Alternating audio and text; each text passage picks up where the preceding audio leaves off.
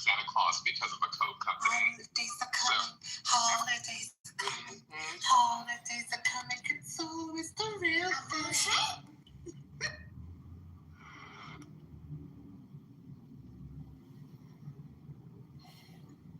For me, it wasn't Christmas until those fucking Coca-Cola polar bears came on TV and those little Jingle Bell Hershey Kisses came on the TV. That was Christmas for me.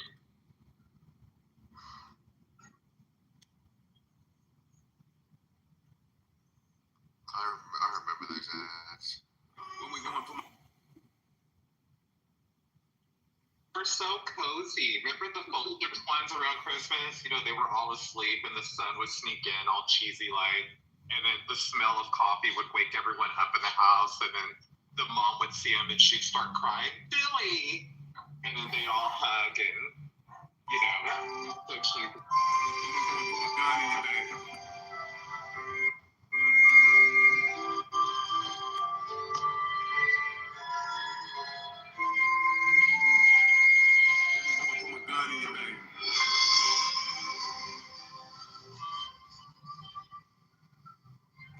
I do, honey.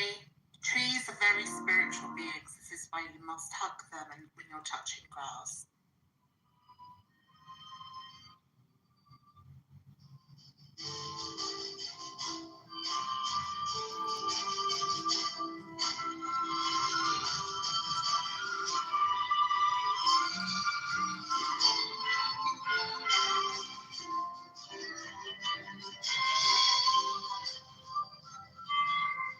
This is the San Antonio Youth Philharmonic Orchestra. My daughter's a violinist in here. I was going to say, stuff like this sounds like Christmas to me. This feels like Christmas. Like, I love orchestra type music like this. How pretty.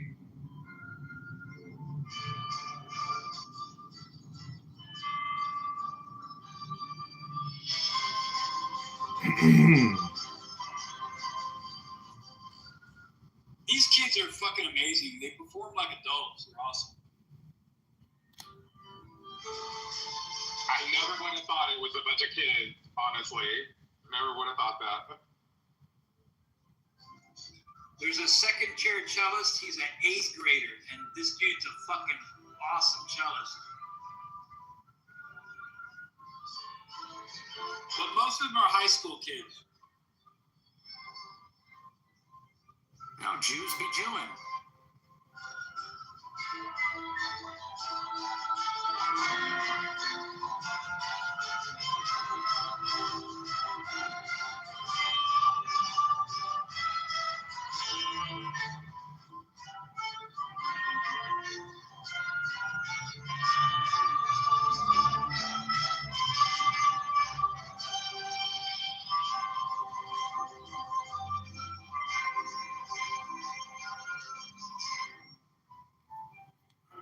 The pianist is a hired pro, though. They invited them.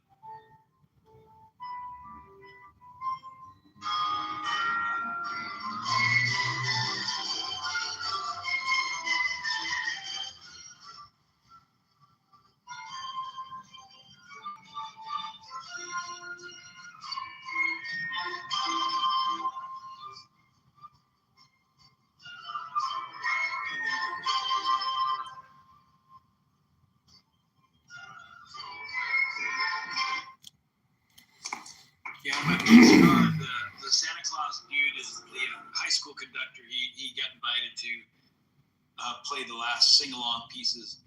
They did like Dreidel, Dreidel, Dreidel, Jingle Bells, and a lot of other songs. It was pretty fun. Great show, great concert.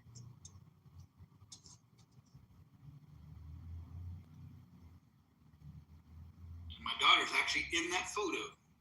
I bet you like the Trans-Siberian Orchestra Christmas album.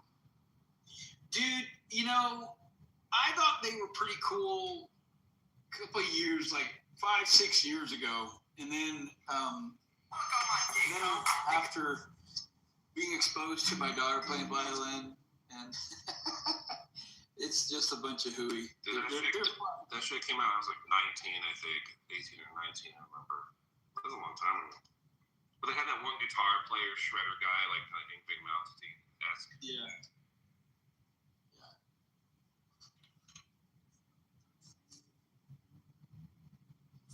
the time, it was. I mean, I wasn't into it myself. But I look back on it with a sentimental value. Yeah.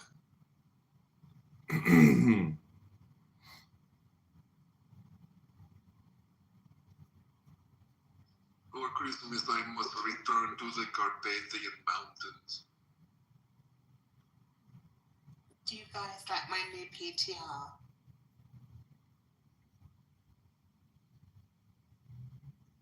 Oh, nice. Can't you be a nice, sexy Miss Santa Claus? No, I'm a doll. I love it. Come on.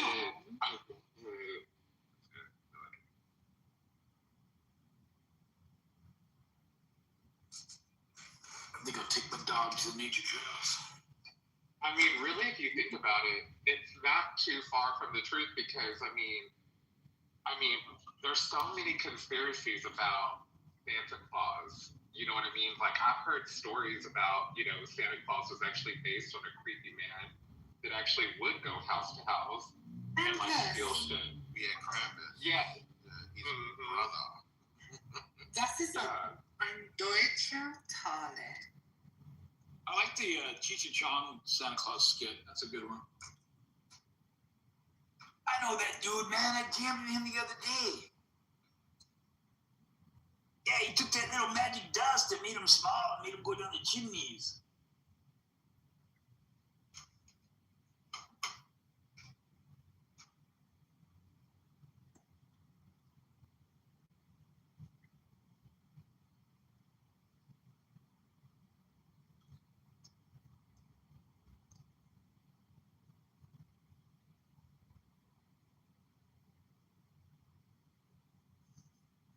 Heavenly Father, we come together on Christmas Eve. We ask that you open our hearts and come into us and give us the gift of your Holy Spirit. We thank you for your sacrifice in taking away our sins and washing us clean, especially from chlamydia. You are and always will be the most powerful being that is limited. We love you and we ask this in Jesus' name. Amen. I'll say.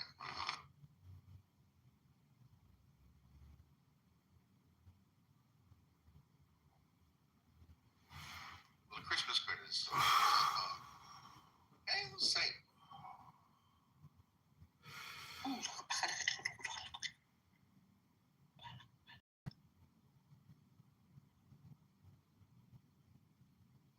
Isn't this when the underpants gnomes come to steal your underwear?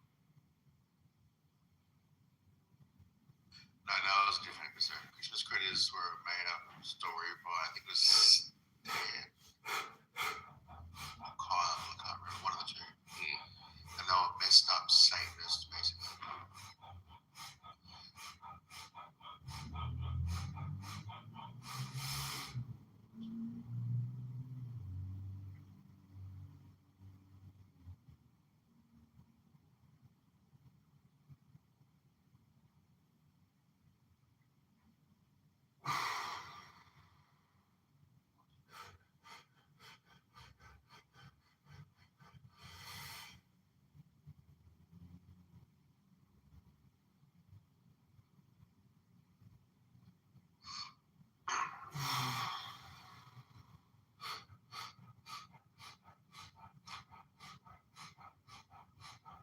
I guess, like, there was StubHub had to apologize after an error led to potential concert goers to believe that a popular heavy metal band, Lamb of God, was playing in Spartanburg, South Carolina, rather than a Christian spiritual about the birth of Jesus Christ.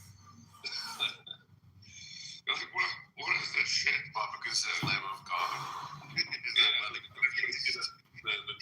heavy metal band, Lamb of God.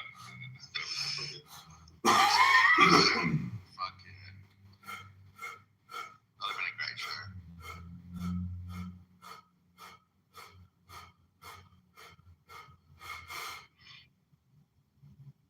I had a friend in school that was obsessed with that band. I mean, obsessed with Lamb of God. But he was also obsessed with, like, Dimebag Darrell, like Pantera. all that shit. What was it? Black Label Society. Geez. Yeah. It's Duck Wild band. Duck Wild, yeah, guitarist. Yes, I know the type. It's like that kind of. Don't you say 5 finger term? They opened for Metallica when I saw them a couple years ago, and I was like, I'm not gonna miss that one. You know what band I refuse to say is actually good, and that's System of a Down. Fuck that band. What? Sorry. I hate System of a Down. I think they're so annoying. Is it the singer? I just think they're just overrated. Like, they're good, but they're just not as popular worthy as I think they get. Like, I'm like, man, please. Like, there's way better. Like Armenian metal. His solo stuff is weird. Sort of funky. Yeah, he's He has solo a cafe that he owns in Los Angeles. It's like this is a coffee and stuff. Yeah, like a proper cafe. Oh, cafe. Oh, yeah. I'd rather listen Do y'all to remember the band? Fox's fucking than listen to heavy What was that? metal. What was happening? That's Enigma. I'm a proper heavy metal musician. You gotta watch I what is know, proper I know.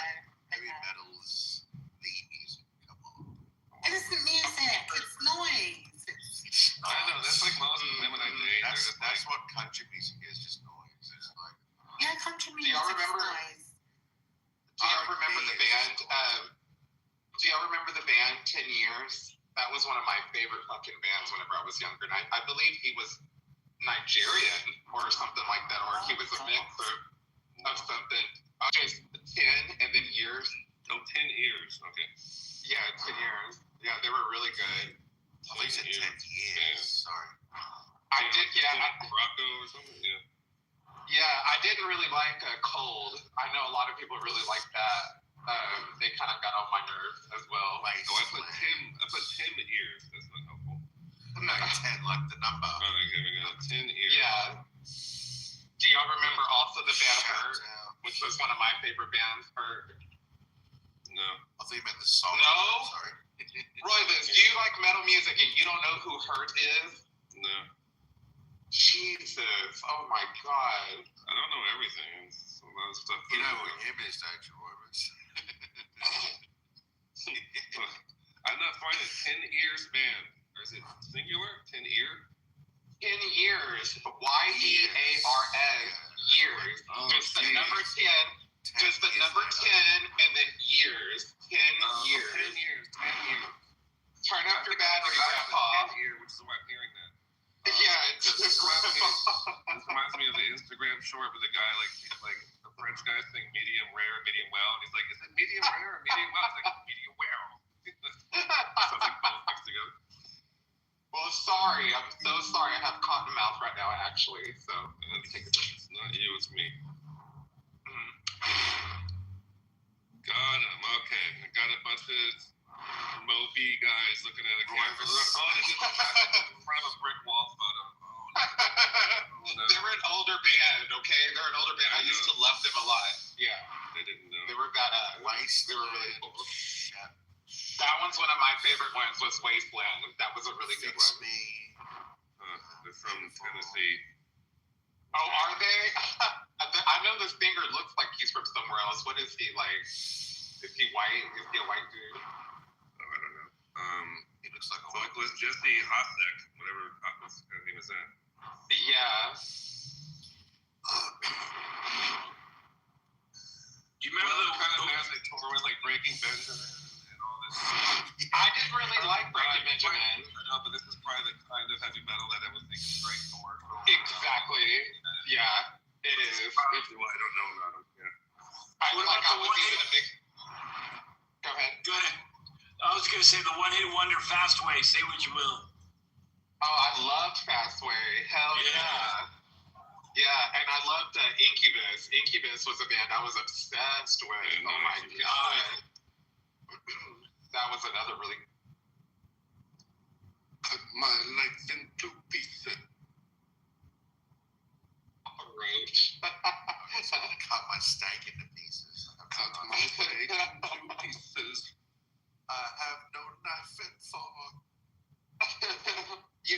Rock came out, and I knew he was going to be exactly how he turned out now. I knew it. I never liked him when he came out, and I never liked him now. Hell yeah, fuck that dude.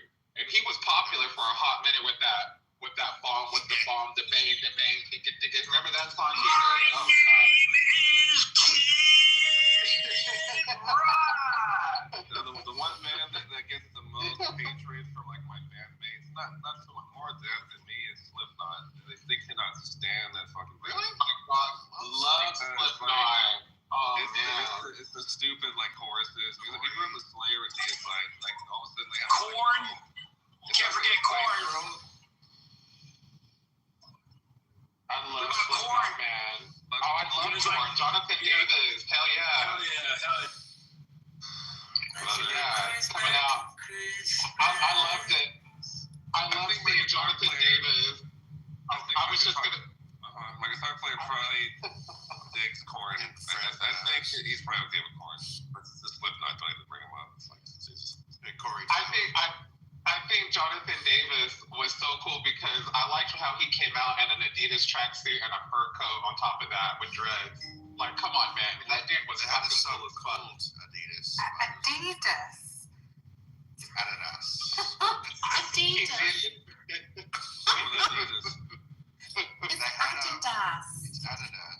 It's not okay. The Americans. If I say that, I'll get shot. What's your English straight? If I say Adidas, I'll just get shot. Yeah. Adidas. I like that though. I might stop calling it that. Do you really not say it like that? No, it's Adidas. Yeah, but you can't tell me. Wait, no, you're not. This is like the movie Gaslighting, where you're like, we say Oh, wait. as well, Australia. You can't say you haven't heard it said Adidas before, right? I have. I was playing dumb. Yeah. It's like when you hear Welcome to the world of women. All day I dream about sexist. All day I dream about sexist. All day.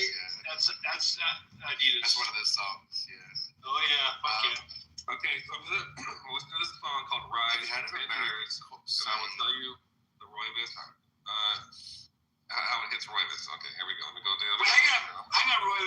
Buster was saying something. Go, Buster. Go. I was just saying how Americans say caramel, they say caramel sometimes. Oh yeah.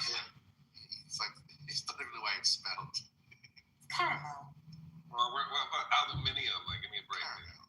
It is actually aluminum, believe it or not. And the British changed it from aluminum to aluminium to make it sound more like Proper. Greeky, I suppose, or whatever, I don't know. Greek.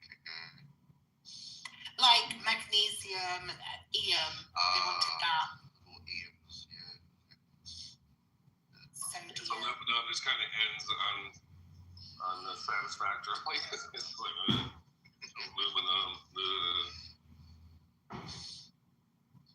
What are you doing today, Roy? It's aluminum. We're so lazy in the UK though. We call aluminum foil, we call it tin foil. It's not even tin. Alfoil. We call it alfoil. Like, yeah. In Australia. Yeah, I've heard it called tin foil before. I think my mom said that a couple times. I have. Yeah. We say alfoil. Shorten it up. Hey, I just got a package, and it's what I bought myself for Christmas, and I just uploaded it as my PTR. That was my Christmas present to myself that I just got. Isn't that adorable? It's fucking awesome, isn't it, Enigma? Swarovski. Swarovski. Oh, nice. Yeah. I love them, man. That's like one of my favorite brands. Okay. You gotta be careful with it. You don't break it or anything, because. Yeah, I'm not gonna wear this Wear it on occasions, sort of thing. Exactly. This is going in my little safety box I have. Good idea. Yeah.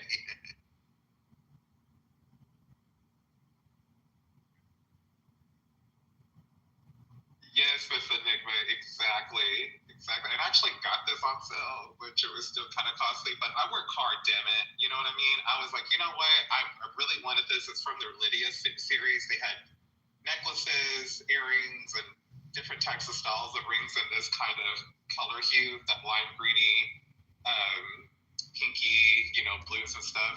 And this was like one of the last ones in my size. So I did it while the iron was hot. I was like, let's do it. So, hey, Merry Christmas.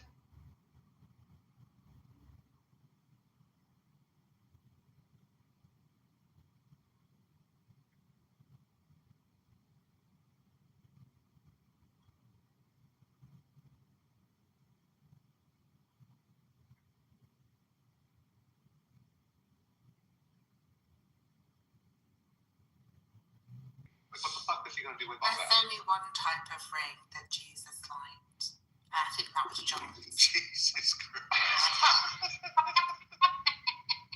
Wait, what? I don't get that. John's ring? Why John's ring? Do you get it? He's fuzz. Wait, Tron Lee. Wait, no. Not John Lee. Yeah, because No. John was the disciple that Jesus loved the most. So I was just saying that John's ring piece was probably the thing that Jesus loved the most. Yeah. He's talking about his butt. His butthole. His butthole. His butt ring. Butt ring.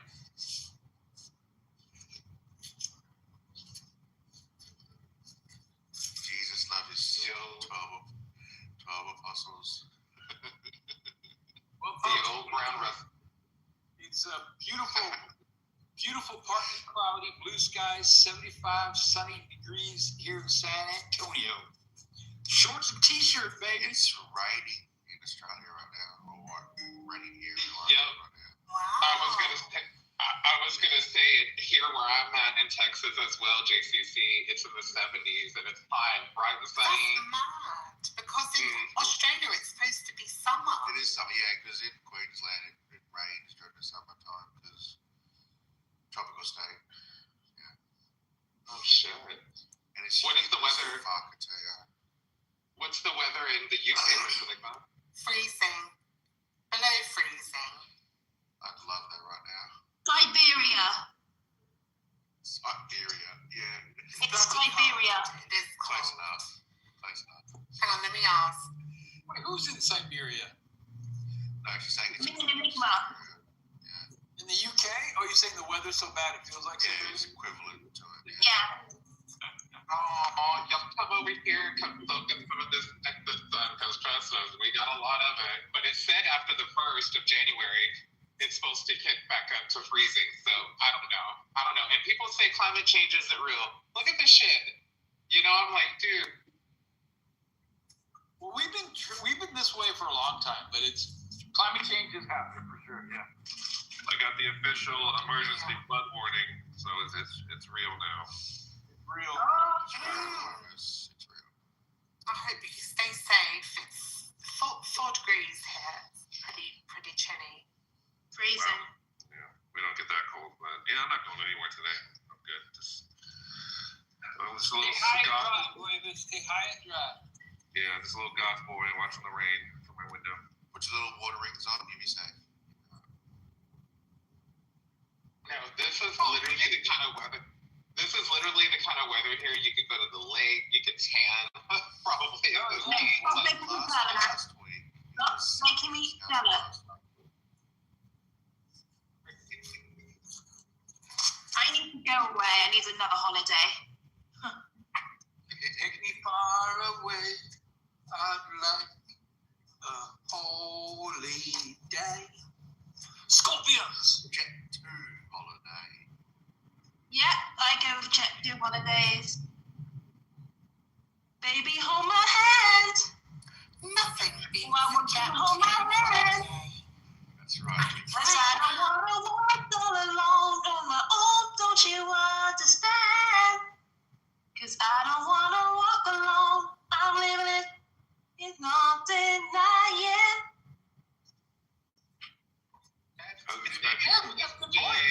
I love that. Yes. That's good. Singing. Start singing. You look mine. Yeah, she puts everyone to shame, including me. I'm so tone deaf, it's unreal. Oh she is not. No, she's not. Oh, fuck She off with your can face. too. Oh, Yes, don't. no, she can. Yes, No. she's pretty good too. She's pretty damn good. Because I'm the one that sounds like. you're not told. Yeah. I bet you Thank you, Roy the List. Exactly.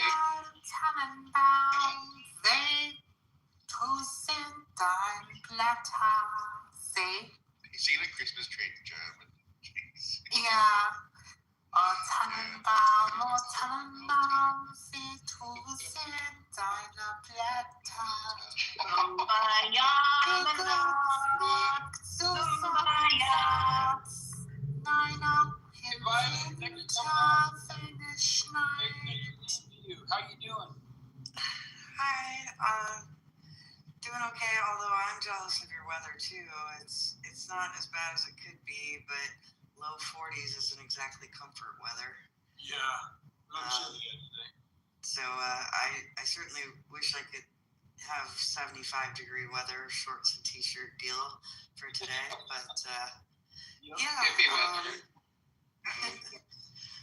I'm doing okay. How are you? I'm doing great. I just ran to my daughter walking the East Trails with me. I'm gonna say hi to her.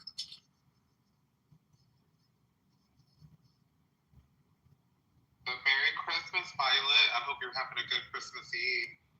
Thank you, Barbie. Merry Christmas to you and everybody. My husband's family has a Christmas Eve party every year. Fun libations for the adults and fun little activities for the kids. And so I got some chores done this morning, and now I have some time to kill before I need to get all primed up for the party. Sounds like fun though. I'm sure there's going to be some over 21 beverage. So hell yeah, some of that. Maybe some ganja. Well, I'm bringing the ganja part. I'm a binge drinker alcoholic. If I have one, I have like 20, and then I end up telling everybody, I love you, man. So I avoid drinking these days, but I'm bringing the ganja, that's for sure. Gummies and smoke. Hell yeah, that's awesome. That's awesome. I know. I just tried a holiday drink. It was champagne with cranberry juice. Have y'all had that with like a little bit of like some sparkling juice or whatever that they mix with it? And it was really good, actually. I was like, not bad. Juice, and I know they do orange juice with champagne, but never really thought about cranberry juice.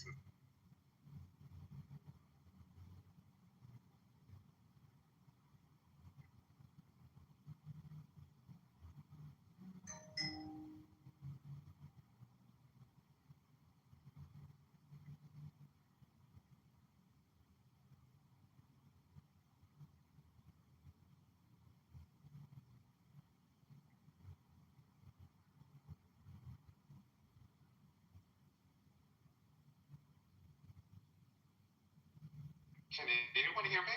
Are we still here? Yeah. Oh, okay. Okay, good.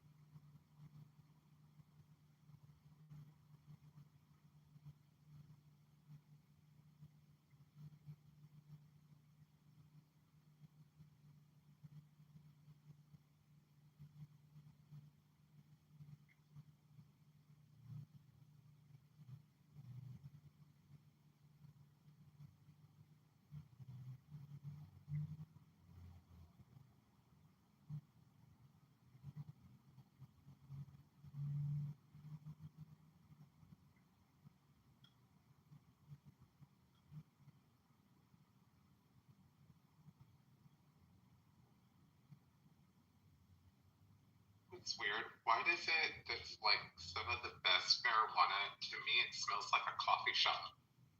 Does weed not ever smell like a coffee shop to y'all, kind of?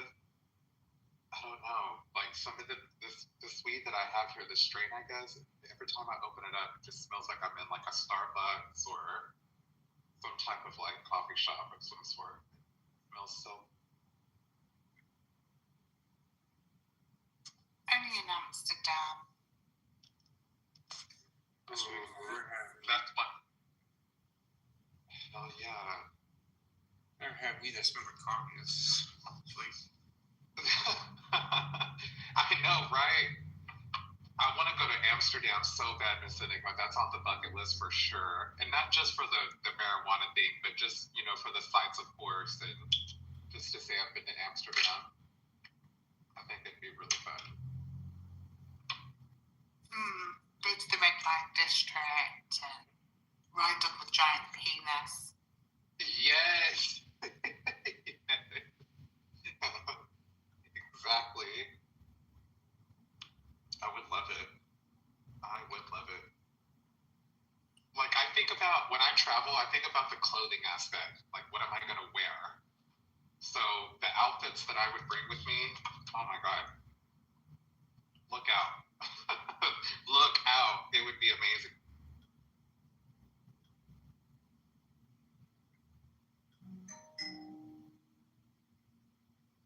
The clothes I'm wearing to the party tonight are new ones. This will be the first time I've worn them out. I got a new pair of knee-high leather boots and a cute little gray skirt. So I'm going to wear those tonight with all the uncomfortable undergarments that go with it. Ooh, we love an uncomfortable garment moment. That means the outfit's really cute when the garments have to be uncomfortable. Yeah. Right? Everything that makes you look really good in women's clothing is usually the most uncomfortable items. And you know what's crazy? And you're a cis woman saying this, and I brought this up before. They're like, oh, Danielle, it's because you're not a real woman. And I'm like, no, women's clothing is fucking hella uncomfortable. So uncomfortable. Like, it's not fair that men's clothing have all the pockets, all the extra waist space, the thicker fabric. Like, women's clothing is so thin. It's thin, it's mini, or it's cropped. No pockets. And it's like, and then sometimes it's so fitted and thin that you have to wear a thong, or you have to wear no underwear underneath it or something, because then you're going to have, panty lines all throughout the fucking pants or something. Like, it's just, it's a nightmare. It's a nightmare. And that's interesting for a while, because I had really skinny legs, and so pants always looked really baggy on me, specifically as a guy, because of that. Yeah. It'll happen, but I have noticed the thicker fabric, and I know a lot of girls that do shop in the men's department for the fabric change, because it's a little bit thicker cotton in the men's side than it is in the women's. I shop solely in the women's, and I'm okay with it. I just learned to live with it, but yeah, you have to wear the undergarments with it, and that's the pain. Yeah, dude. Literally. Skinny jeans. Like, my waist is so small, so if I do skinny jeans, I have to go in the women's section to do skinny jeans. Like, the men's are too big for me, so it's like, okay. That's awesome. Hell yeah. I like 2 pairs of skinny jeans. I don't wear skinny jeans that much, but when I do, they're women's. I used to wear Show off my BBL. I was just gonna say, I know a few men that wear women's clothing. There was a time when I could fit into a 26-inch waist. I didn't even know they made that size for men, but it was like, there's a time, and I'm 6'1", so yeah. But I always, damn, you're skinny. Well, right now I fit 28-inch waist right now, so. You're still hella fucking skinny though. crazy skinny, dude. I haven't been 32. I'm still 32, maybe 33. But I've been that since high school. More or less. Yeah. Pretty much since high school, I've always been less than 150 pounds, so. I'm 5'10", and I'm about a size 6 or a size 7, and in women's jeans. And I can sometimes wear a 0, sometimes. I don't really know what that of the equivalency of a men's waist though, unfortunately. But yeah, I worked my ass off, man, to get this small. I was always Wait, hold on, so we don't know, or at least I don't know any of these women numbers. And then Enigma says she's 9 stone. Women numbers. It's like how good is your math? 14 pounds. So like 14 times 9. 14 times 9. That's 126. 126 pounds. There you go. I'm heavy. Oh, wow. Yeah, you're. Wait, how tall are you? Jeez. I'm only 5'4". Literally, she is so skinny now. Literally, me and her could literally share clothes. We could share clothes, most definitely. That would be awesome, Miss Enigma. I would totally raid your wardrobe. Let me wear some of your clothes, girl. Well, if you could take some of my tits, I don't have so much backache.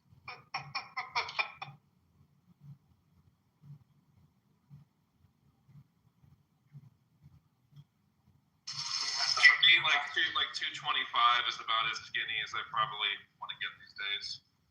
That's any less than that, it starts to get a little too much. Well, you're really tall though. You're really tall though, and you're like you've got like that bulk thing. So yeah, that's a pretty good weight there. 225. That's pretty lean for you. Yeah, you're like what 68, Rivas? Nah, I'm what? 4. You're like 6'8". You're like 6'7". 6'7". You're 6'7". I thought you were like 6'7". 6'5". Yeah, basketball players. I like right barefoot with to the crown of my head is exactly 6'7". Like no more, no less. So, yeah. Yeah, I'm.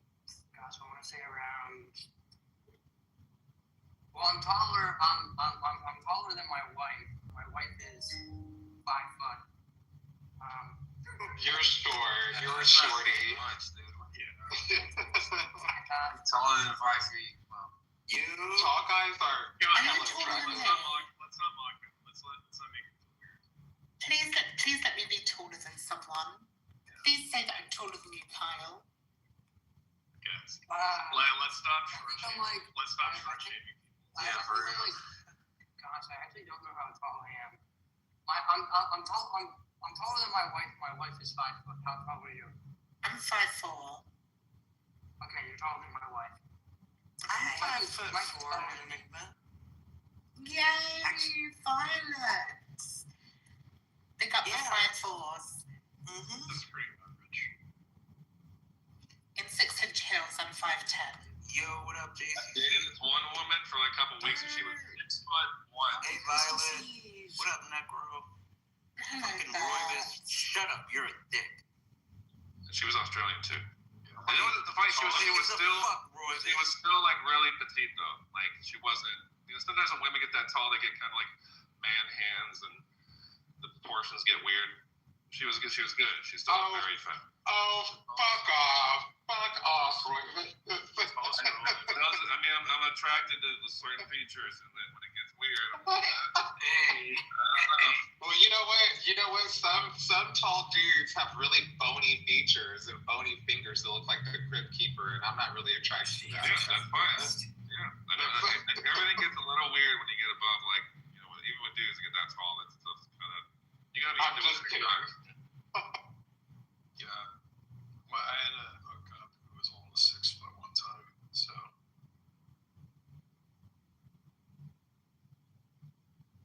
That's the one thing I pride myself on, is that I have as stubby as hands. Not that they're attractive, but they're really stubby, and I can't stand it. And I used to pop them a lot, so I have wide knuckles from popping my knuckles so much.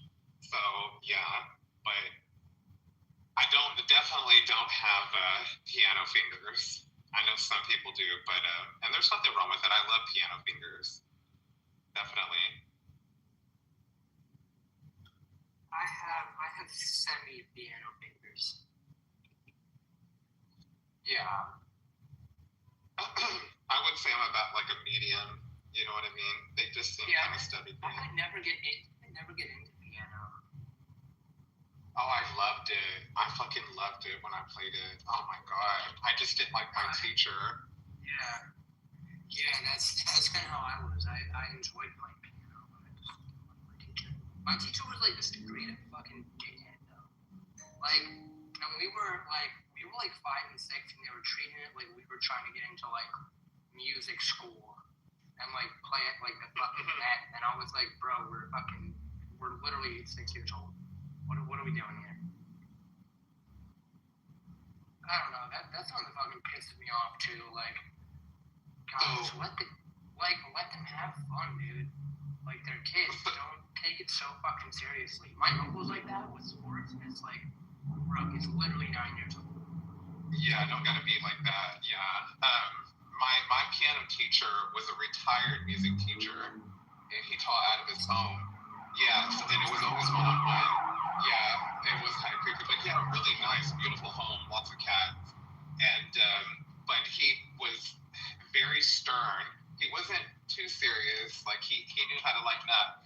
But he had this little stick. I think it was like a paint mixing stick or whatever. But he would like move your knuckle or your fingers into place with it. And then sometimes if you still missed your key, he would like hit your pinky or hit that knuckle, and he would go that one. Yeah. Move that one and stuff like that. So it was always really hard. And I remember one time he made me cry because I felt so pressured. And he told me, he goes, well, if you're going to cry, then you're not taking it serious. He goes, then it's not your passion. He goes, I'll only teach kids that have a passion for piano. And I had to shut the fuck up and continue playing, so he was a little rough. That actually sucks. Yeah, I mean, I remember, like, I played baseball for a long time because I would go work out in a facility. And one of the exercises was the place that I was at called it banding, but it's basically like a rubber band on a wall, right? And the whole point of it is to get your motion and just to get used to the motion. And I remember they were like, I would do them after school, right? We would go after school, and these were long. Like the first hour was just that alone. And I remember, like, and it was like once a week we had to do that. And we didn't know like when we were gonna do it. Some day it would be a Monday, like the next day would be a fucking Friday. And I hated those days when the guy was like, all right, we're gonna do banding, and I'm just like, oh, this is gonna be fucking fun. Because it was just like it's nice to like get emotion like that, so it's consistent. But like it's just fucking boring when you do that for hours. It's like, what am I learning? Like I know like it was consistency, but it just became fucking annoying for me. And I think that was one of the reasons that I just quit. I just didn't like it. It just wasn't enjoyable for me. Mm-hmm. Like I did dance class too, and I was in gymnastics because I was in jamborees, and I was, quote unquote, the only boy in jamborees, because jamborees is an all-girl thing, but you had to be in jamborees to be a cheerleader.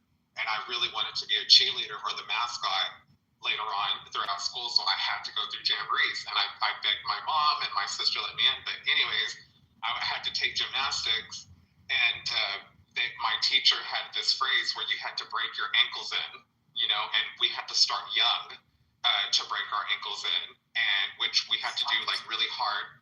Yeah, we had to do really hard exercises and workouts and like dance moves and stuff that would potentially like twist your ankle around and shit and pop it. And I would cry because of that, and I couldn't handle it. Dance class was just not for me. My sister did ballet for a year, and one of the things was like just dance and pirouette, and like dude, there were how is this like, because like she would come in, like take off her shoes,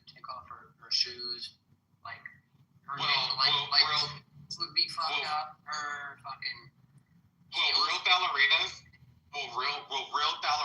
like real ballerinas on stage, although pretty on stage, they do not have pretty feet at all. Ballerina feet is real, for real. Yeah, I felt bad. I was just like, this is not fucking normal. And she started, gosh, I want to say around like 5 or 6, and she did it up until I want to say like 8 or 9. I want to say I don't remember, but it's like I just couldn't imagine doing that shit. Like it's just You like have to start young. why Yeah, torture yourself. you have to start young. My niece is in dance and she loves it, and she's very, very, very flexible. So I'm glad that she's got that gene that me and my sister have, and my oldest brother. My oldest brother's really flexible too, but she's really flexible, and she can do cartwheels and back handspins and all that stuff, and you know the splits, and I can actually still do the splits, you know, and I'm 39, so.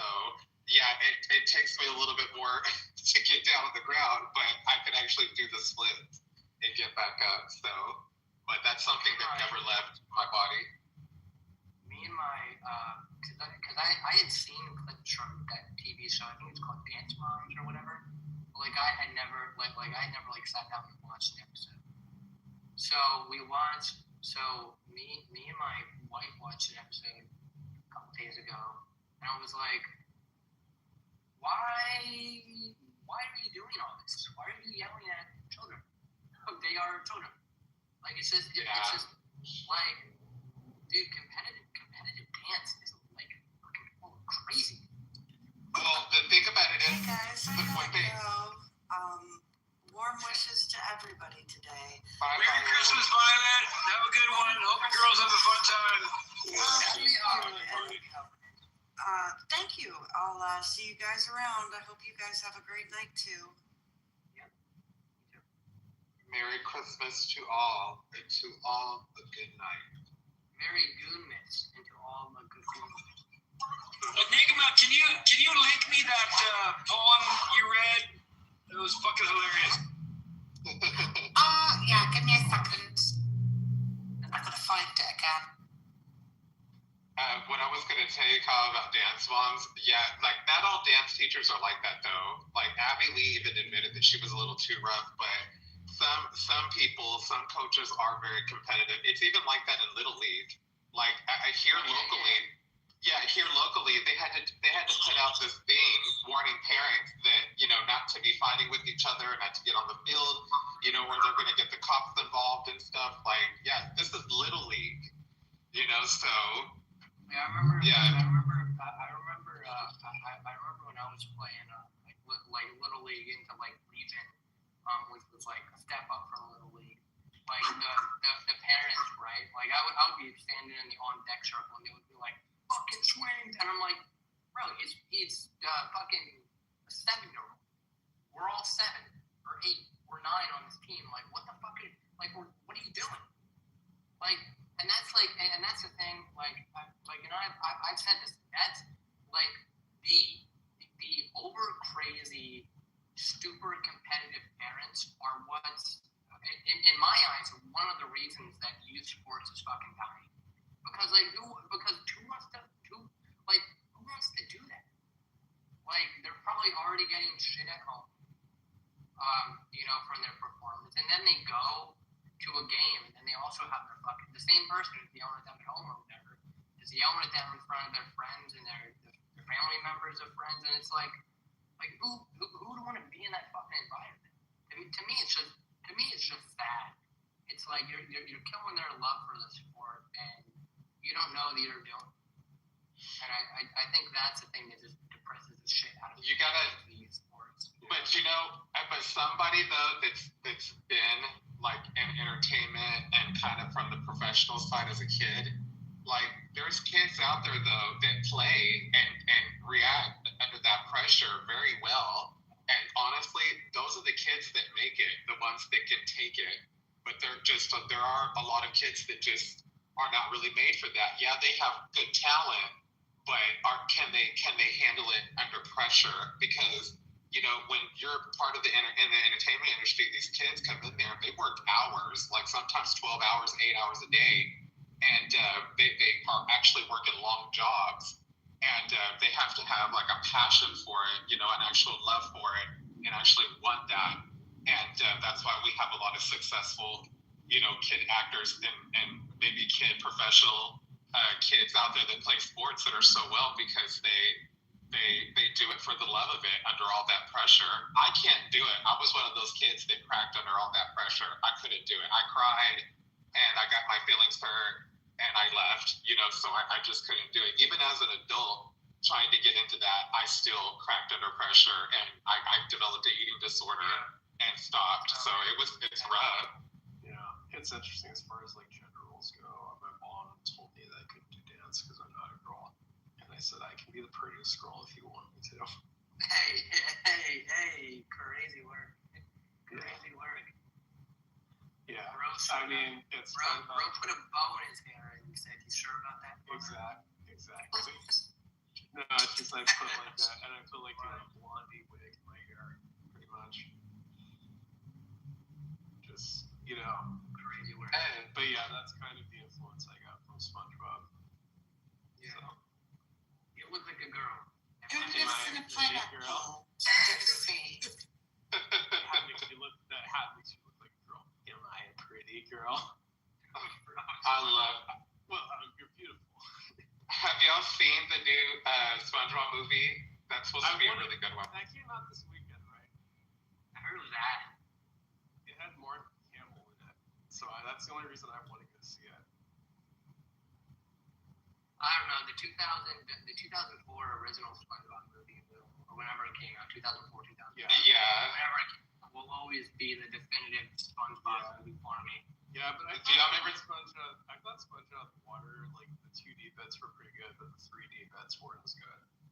Oh yeah, SpongeBob out of Water was okay. Yeah. Do you remember the Game Boy game, the Golden Spatula? I think I still have that somewhere. I love that game. I just liked how like the Sponge out of the Water when you had it, where like SpongeBob was torturing Plankton by his laugh because Mr. Krabs told him a stupid joke. Where he's like, Jimmy, back my formula. That's where I was like, Jimmy, back my formula. Oh, I get it. I like Pearl. Pearl's my favorite. I love her. Stop it, you're embarrassing me, Dad.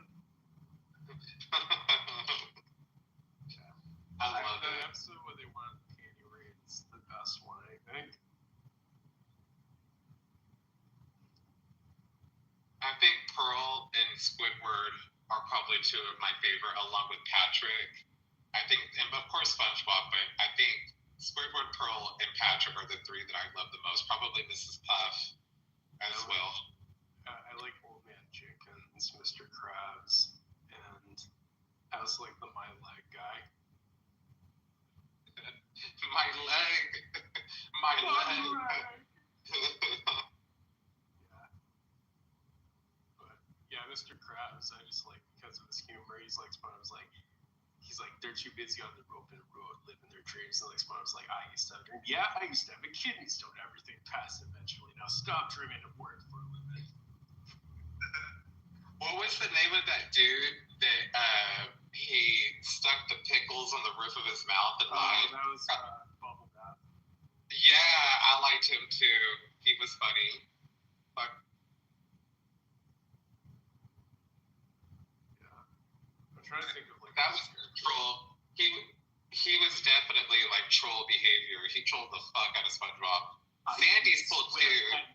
Back. Yeah. I love Sandy too. I forgot my fellow Texan, Sandy Cheek. She's a squirrel from Texas, so hell yeah. Let's see. She's clearly Oklahoman.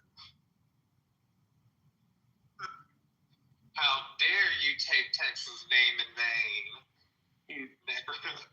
Yeah. He's like, yeah, what's so great about double taxes? What did you say?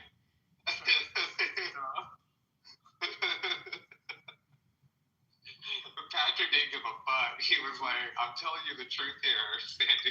Like, yeah. The Texas is dumb. And then they're trying to impersonate Texas, and Patrick's like, get a dog, you little one, get a dog.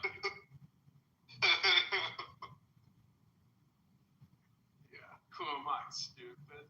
No, I'm Texas. What's the difference? Texas! Oh, man. I love that. I love fucking SpongeBob.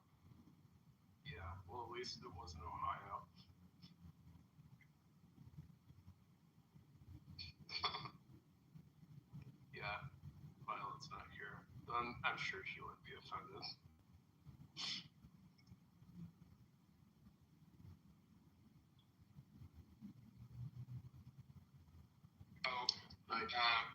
Why don't we need to bring some opposing people in here. Let's get a little controversy up in here. Feels so empty without me. It just feels so empty without a little controversy, doesn't it, Miss Enigma? No. That sounds like an Eminem. It is. Alhamdulillah. He's like, we need a Hi, Elizabeth. because it feels so empty without me. Yeah, exactly. Yeah. Man, Eminem was hot back in the day. I used to have a crush on him too. Like when he did Superman, that album or whatever. That was like. That was the Eminem show. Marshall's Yeah, better yeah. looking now, though. Agreed. Miss Older. Do you Enigma. think he's kind of he's filled out a little bit? He looks good? Mm-hmm. I liked when he did the song Till I Collapse.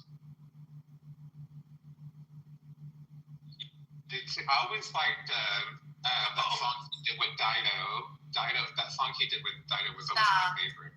Oh, wait, the one that got me. Yeah, great duet. Actually, the one that got me hooked on him was He's in got particular the music video. Yeah, that was Stan.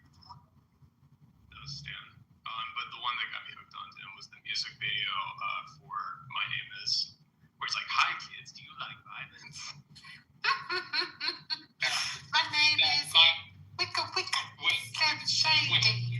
When he first came out with that, like when I tell you that song was every fucking where, oh my god, I was in school and I remember that song being in everyone's car, every fucking radio station played that stupid fucking song forever. It was so played. Oh god damn. It was such an influence on my childhood. Have you ever heard Eminem sing? What? Have you ever heard Eminem sing? So Not actually sing. he did a duet with Pink. So he helped her get like the rap thing, and she helped him with the singing. It's called Revenge, I think, the song. In the latest, what's it called, Elusive Target in Hitman Codename 47, Marshall Mathers hires Hitman Codename 47 to kill Slim Shady, which was just a great, a great, what is it, when somebody shows up, it's not an homage. God, what is it called? Cameo by Slim Shady. Yeah. He was really, really great at like creating like little cinematography, little things to watch and stuff. Like I really liked it when he did a lot of work with D12 and did Purple Pills, that song that was really popular and stuff. Like he really fucking mixed around with like, the drugs and the killing. Like what was it? That song Guilty Conscience that he did with Dr. Dre. That was a really good one.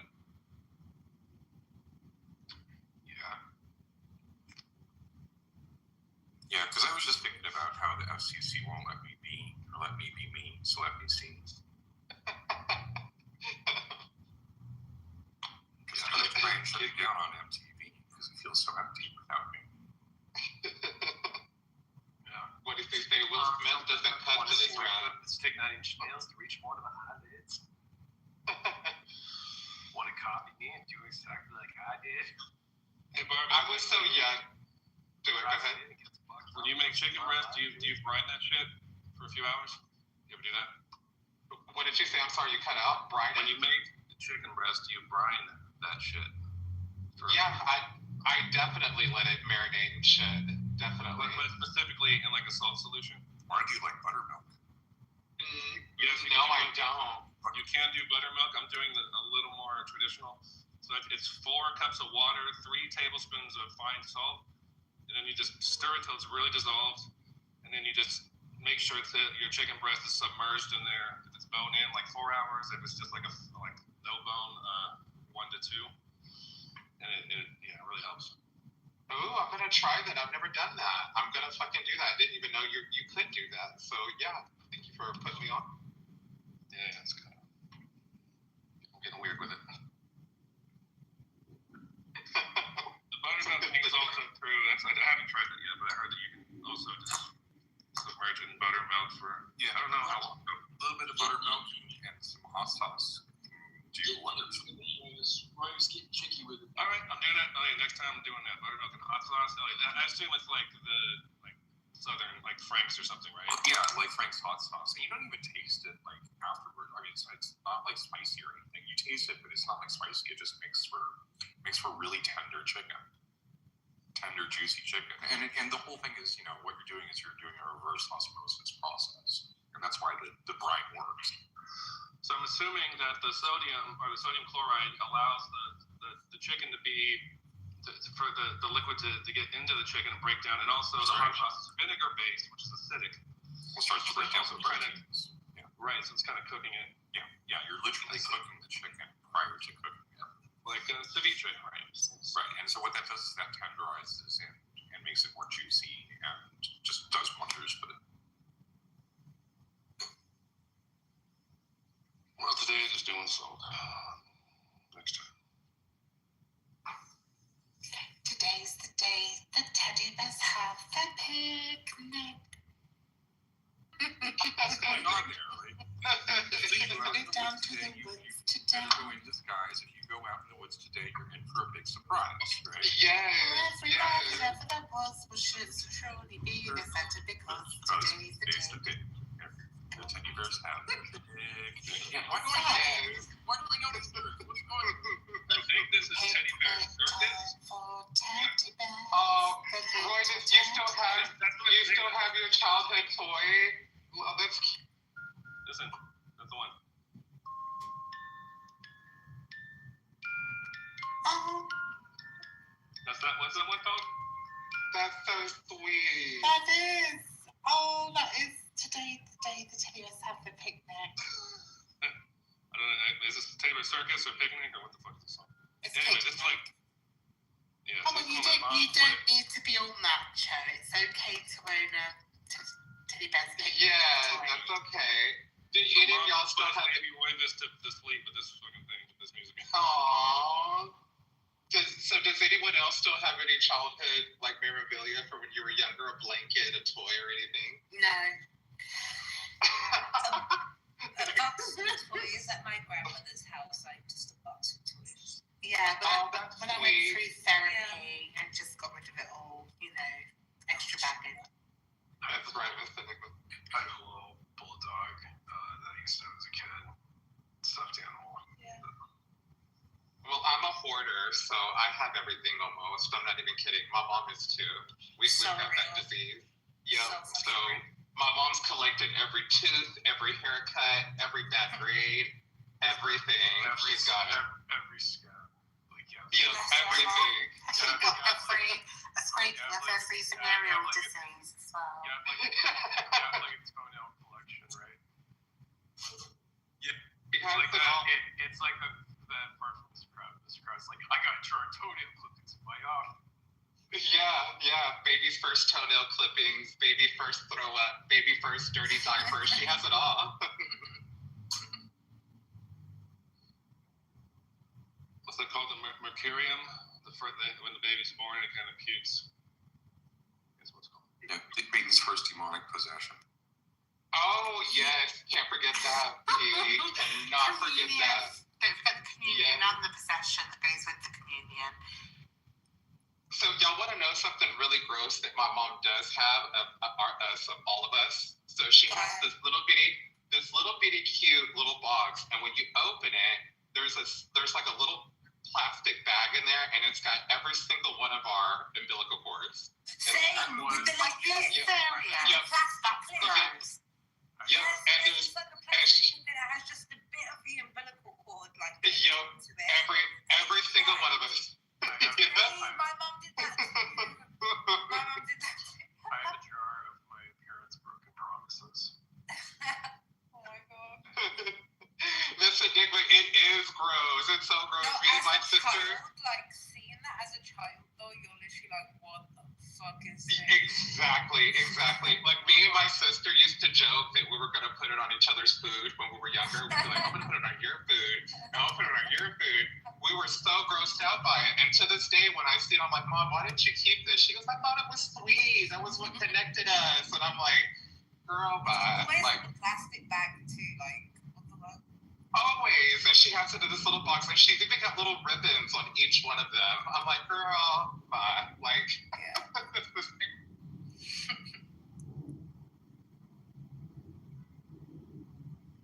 I'm gonna crumble them up and put them in a joint, and I'm gonna smoke it with my siblings and see if we can't talk to our ancestors. When you do it, you're going to say ashes to ashes, dust to dust.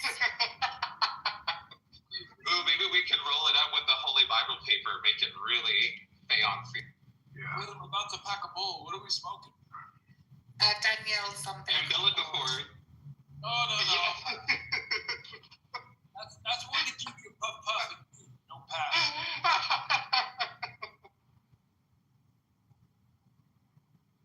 Hell no.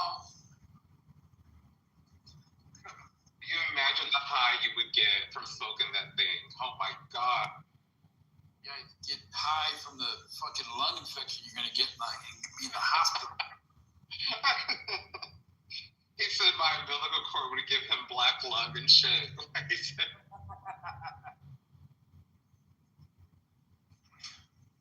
You'll have an alien come out of your lungs later. Can you imagine? That is so gross. I remember that, what was it, on How High, that movie where they smoked their dead friend and he would come back to life to like help them cheat on tests and shit. Wasn't that How High? Yeah, that's like literally the greatest smoking movie ever. That's a funny ass movie. I can't remember that one. Yeah. Man, this last Halloween, do y'all remember Idle Hands? Do you remember what? Idle Hands with, I forgot his name, but Seth Green is in it. I know Royvis remembers this movie. Royvis, you remember Idle Hands? Mm-mm. No? Oh my God. That was a fucking weird-ass movie about that kid that had his hand chopped off and his hand came to life and was like killing people and shit. But like Seth Green was in it and shit. I don't know. It's a stoner movie. I need to. They took that from the Addams Family. Come on. They totally ripped it off for real. That's handy. I found my dad's Blu-rays of Life of Brian and Meaning of Life last night. I was smoking some boxes. Hell yeah. It's very exciting. The Life of Brian. What is that? This is what I'm telling you. Sacrilege that you don't know. The second movie from, I think. We want Brian. We want Brian. Piss off. He's been a very naughty boy. He said Jehovah. But No, stop. yeah, it's like it's basically like a biblical comedy. I don't know how else to put it. And it's Monty Python humor. It's Oh, very how shall we piss off? Is that the one with Mr. Dickus Biggus in it? yeah. I got a friend of mine named He had a cousin, you know. Northeast. Wait, no, it was Incontinental Buttocks. Truth be told, I hated Monty Python. That is not my sense of What is humor. wrong? Yeah. Yeah, all good, but I know. my dad raised me on that shit, so I just. The horses. When they were doing the horses with the coconut, that was hilarious. I pissed myself. What is that? Damn it! Search for the Holy Grail. Yeah, that was The fight, the night scene. I've cut your arm off. Get the flesh wound. It's a flesh wound. Get back here! I'll bite your knickers off. We are the knights who saved me. To be honest, I was more into Mel Brooks films than I was into Monty Python. Oh yeah, Blazing Saddles, dude. Yeah. Or History of the World Part 1. That's a good one. 12 Chairs, the one about That's Dostoevsky. That's a great one. Blazing Saddles, the best one. Not as well known, but 12 Chairs is hilarious. You don't need Young Frankenstein. Can I just say to Honey Badger, Merry Christmas, my brother from another mother. I hope Jesus blesses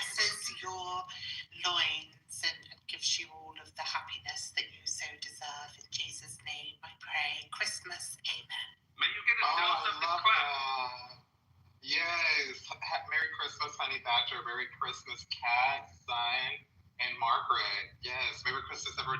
Who was that? Oliver Twist. Merry Christmas, Merry Christmas. Please, sir, I want some more. I think you're thinking of Tiny Tim. Christmas Carol. Yeah, Tiny Tiny Tim. Tim. Tiny Tim, the Screw. Hey, Miss Enigma, I drank at this pub in Trafalgar Square called the Marquee, and that's where Charles Dickens used to go. I've been Like a to the Charles Dickens. Marquee. Yeah, it's right by that hotel. I stayed there. Gosh. Yeah, stayed there. Have you ever been to Leicester Square? Yep. Have you been to Soho? No, I was just there to work at Abbey Road Studios. Oh, you should have gone to Soho. They do the best frozen yogurt. Yeah, but I did see like an incredible cheese shop they have there. I could look it up if you want to know, but it's like they don't have anything like that at least in my city. You know, just the wheels of cheese, like the varieties, and I was like, my mind was blown. I just got butter, and it was like from a farm, and I would just eat the butter by itself. I wouldn't even like put it on anything. Oh no, what's wrong with you? I was obsessed. I was like stupid American, right? That was in my hotel that no one knew. I was drinking a little like wine bottles that they have in the hotel. But yeah, and I saw that Oscar Wilde statue they have there. That was right there. Yeah. How far away is that, like from where you are? Just like minutes. Don't tell me where you are. About an hour and 15 minutes away. Oh, so that would have been I wouldn't have had time.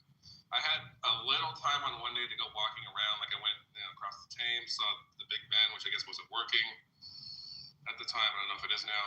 And so I walked across that bridge, went to the other side a little bit, came back around, but other than that, it was just working hotel, and so a lot of Tower Bridge, you mean? yeah, whatever that was. Yeah. And my plane was late, so I lost a half day of walking around and being a tourist. I lost that. It was like a 6-hour delay because of the plane's computer was malfunctioning or something. It's like, oh great, can't we take on this fucking thing? So I lost some time. Yeah. Anyway. Hang on a second. Just there's a room out in the hallway. Why are powerful, conscious black men not to people? Agreed. Because they believe in the flat earth, is that what? No, it's because they're just egotistical maniacs that think that they can dominate women. Yeah, they kind of think, I know the type of dude, like, not really, like, special about them, but they just have this arrogance. Like, they just show up and everyone's supposed to be amazed, you know, and it's just, I don't get it. It must be frustrating. What is BHI, honey? Come and tell me. Black Hebrew. Oh, Israelite. Israelite, yeah. Okay. So you don't forget yourself into with that one. Mm-hmm. It's very special. Honey Badger, I listened to your message on Fools for Christ Ministry. It was fucking hilarious. The one he left on my one, Theist versus Atheist, that made me piss myself as well. Just having some fun. Did you see the one that I put on there? Yes, thank you so much. The night before Christmas, yeah. Very beautiful, very touching. It's all very nice. I mean, look, earlier my gal just left to go because she does hair and she has like 4 clients today, so she's working on Christmas Eve. And she's like, the holidays, blah blah. I'm like, think about it, because all the music and all the stuff, like, it just shows like how hard humans have worked at like taking the cold and dreary and trying to brighten it up and make it, fun and warm and festive throughout the ages. That's all we're experiencing. The darkest, coldest days,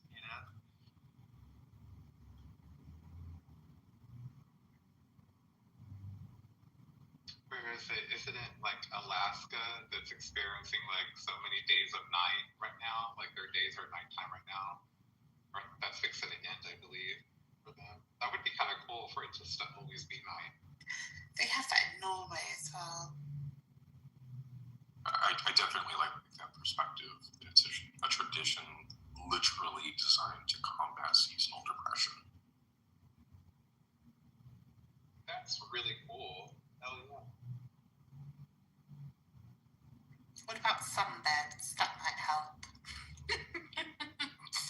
No, it'll give you cancer. Don't go on them. What about kissing my ass? I'm not that good.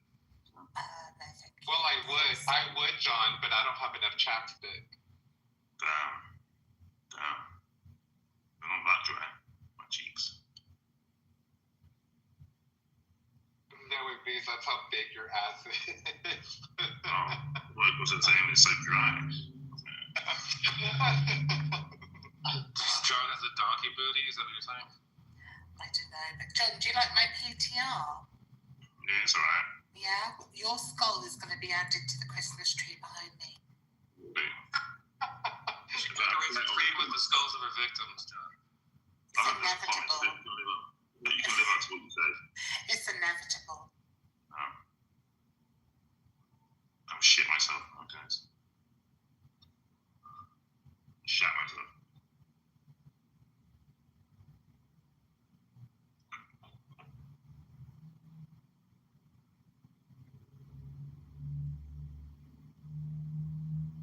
Well, this seems like a fun, boisterous room on Christmas Eve. Wow. Well, Merry Christmas. It's good to see everyone's in the good spirits. What is a spirit? I don't give a shit. It's good to see everyone's in the good fucking mood, isn't it? Happy day. I'm in a good mood. Think I'm chilled. Thank you, honey. Okay. You're chilled. Happy good fucking holiday. You can send some rum my way. That'd be fun. Send some rum. I thought you. Tom, tom, tom. What does it mean? Do y'all know what it means to make spirits bright? What the fuck does that mean? I don't Making know. spirits bright. What does that mean? I think it's literally the reference, but like the attempt to combat holiday depression, right? Yeah, that's probably what it is. We're gonna combat this whole thing where we're all fucking depressed. Come on, baby, light my fire. That'll get your spirit right. Well, you take a cocktail, which is spirits, and you light it on fire. Ever had like a flaming margarita? That's Oh yeah. Right. Yeah. Oh, I do love No, but margaritas. see, A little bit of that's exactly right. A little bit of I- wild, or just like, yeah. some wild turkey. Chuck tequila into the bonfire. I think about like those monks who lit themselves on fire in Vietnam. That'll make spirits. I'll take some wild turkey. That'd be great. Wild Turkey 101, light that shit and shoot it. There you go. That's a lit spirit. Roll one up and light it. There you go. That's a lit spirit. Make a little old fashioned with that. Haley, are you a Christian? Haley? Hello, Haley. Please come up. Share this. I used to drink that Bacardi 151 when I was a kid. Oh my god, so disgusting. I could never do it now. Haley laughed. Back, I think it was the Never again.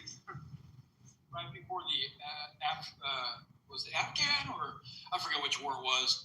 The F-111 was a popular fighter jet, right? And so me and a fellow bartender, we took a B-52 shot and made it into an F-111 by adding a little bit of rum, one Bacardi 151 on top and lighting it. There you go, flaming F-111, baby. And it tasted really good.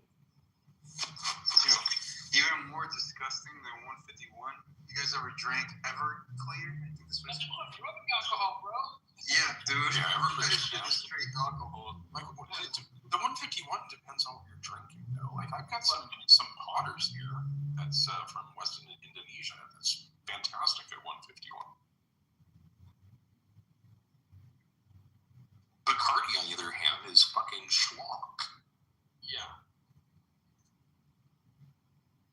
And there's a reason for it. You know, they distill it up to 98% or whatever, and then water it down, and it's just and flavor it, and it's just fucking nasty, right? And with like the West Indonesia shit, like you know, they distill it to 150 or 151, and then barrel it for 2 years, and so it's actually like drinkable.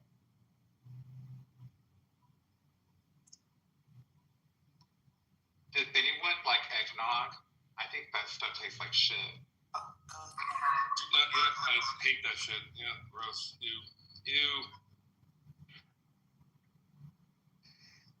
Holy shit, I got some good fucking movies I got from Dad. This shit. I got fucking Criterion Collection, Crumb, the documentary about artist Crumb, A Seventh Seal, Bergman movie, fucking Wings of Desire, Vim Vendors. These are valuable too. They like DVDs aren't worth shit, but the Criterion one specifically, people still collect them. Hell yeah, they are. Like, I'm a Disney adult. I don't really give a fuck, but I have all of my Disney movies, VHSs, and their little cartridge things from whenever I was really little. And we're talking Aladdin, Little Mermaid, Bambi. I have them. I'm just gonna tell you that those are not gonna sell very well. As soon as Disney Plus came out, like they just stopped selling. You know, it's unfortunate. I have like a complete Disney box as well, and So you're telling me I just T-wide Beanie Baby myself all these years? Yeah, because of Disney Plus, right? Oh, that sucks. Well, not that I was gonna cash on them, because I will never part with these anyway. But then it's anyway. Then that's fine.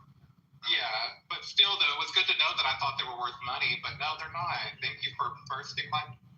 Don't take my word for it. That's what I heard when I was going around selling my own stuff. Yes. This is just my city. Maybe it's different for you. No, you're probably right. That seems about right. I know the only thing right now that's really valuable there's a lot of like N64 like original games like Zelda, Donkey Kong, Mario Kart and stuff. Like the Mario Kart that I bought was like $100 and something. Like good luck getting that out there. So hard to find some of that stuff. But movie wise, I don't know. Like that's a good question. What movies are really hard to find right now? I know The Cosby Show. They say that's really hard to get on DVD. I believe. I haven't looked into that right now because if they canceled it, they're not showing it at all right now. I think that people are desperate to get rid of that shit right now. One of my absolute favorite movies ever, The Fall by Tarsem Singh, is literally impossible to find. It's not on streaming. It's not on DVD. It's not available anywhere. Oh wow! I've never heard of that. Oh, it's a beautiful movie. It's absolutely stunningly beautiful. What's it called? Incredible movie. It's called The Fall, and it's about a stunt guy. It's a modern movie, but it's filmed like a period piece, and it's beautiful. Right? It's about a guy who he's a stuntman in the 1930s at the birth of moving pictures, and he takes a fall off of a railroad track. And breaks his leg and ends up in a hospital. And the story is told through. Sorry, Rivas, you got a really hot mic there. The story is told. It's really interesting. The story is told with him in the hospital speaking to like a 5-year-old girl. And the 5-year-old girl is so small that she really can't follow a script. And so it's mostly ad-libbed. And the whole movie is about the story that he tells the little girl. And so on one hand, you're hearing his narration. And it's an incredible story, and it's filmed in New Zealand, and it's got the most amazing practical effects you've ever seen. And it's just stunningly an amazing movie. But what's incredible about the storytelling is while you're hearing his narration, you're seeing on the screen in the visuals the girl's interpretation of what he's saying, which is oftentimes different than what you would expect. Like he will say Indian, and he'll make it clear that he's talking about like an American Indian, and what we'll see is a dot on their forehead in Hindi, right? That type of thing, right? And so there's this constant dissonance happening between the story, the audio storytelling, and the visual masterpiece of cinematography that's going on. You know, it's an incredible movie. I absolutely recommend it. I found it. The Fall by Tarsem. I have. It's Lee Pace. Yeah, by Lee Pace. Absolutely. Yeah, Lee Pace. Wow. I've just found it. I'm very naughty. I go on a streaming website that. I do too. But it's on there. If you want me to link it to you, T. Oh, I've got my copy. I'm just saying that it's famously a very hard movie to find. It's streaming, a a pirate streaming is basically the only place you can go to watch the movie, and it is one of the best movies I've ever watched. Well, I'm gonna watch it. It looks In a good. hospital on the outskirts of 1920s LA, an injured stuntman begins to tell a fellow patient, a girl with a broken arm, a fantastic story about 5 mythical heroes. Yeah? That's correct. That's it. That's the one. That's the And one. it's in India. It's filmed in India and the It's United filmed all over the States. world. Yeah. It looks beautifully shot with It all is- the red It and is stuff. on location all over the world. Practical effects. No CGI, no CG. It is stunning as a piece of cinematography.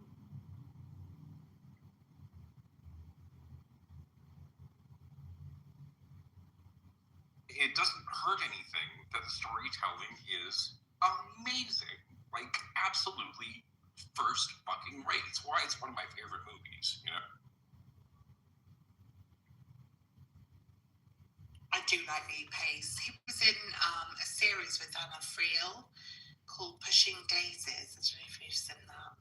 Oh, he's amazing in this. That Like, filmography was absolutely amazing as well. It was just so colourful. It's about a guy who makes cakes and pies, but he has this ability to touch people who are dead, to wake them up, but he's never allowed to touch them again, otherwise they'll die permanently. It's really good. So if you haven't seen it, it was only on for 2 seasons, I think. It's called Pushing Daisies. It's very good. I liked it. yeah, so I'm gonna write that one down too. I just wanted to say real quick on the thing about Lee Pace. Have y'all seen Soldier's Girl with Lee Pace? He plays a trans. amazing. Yeah, a trans woman. That's like one of my favorite fucking movies.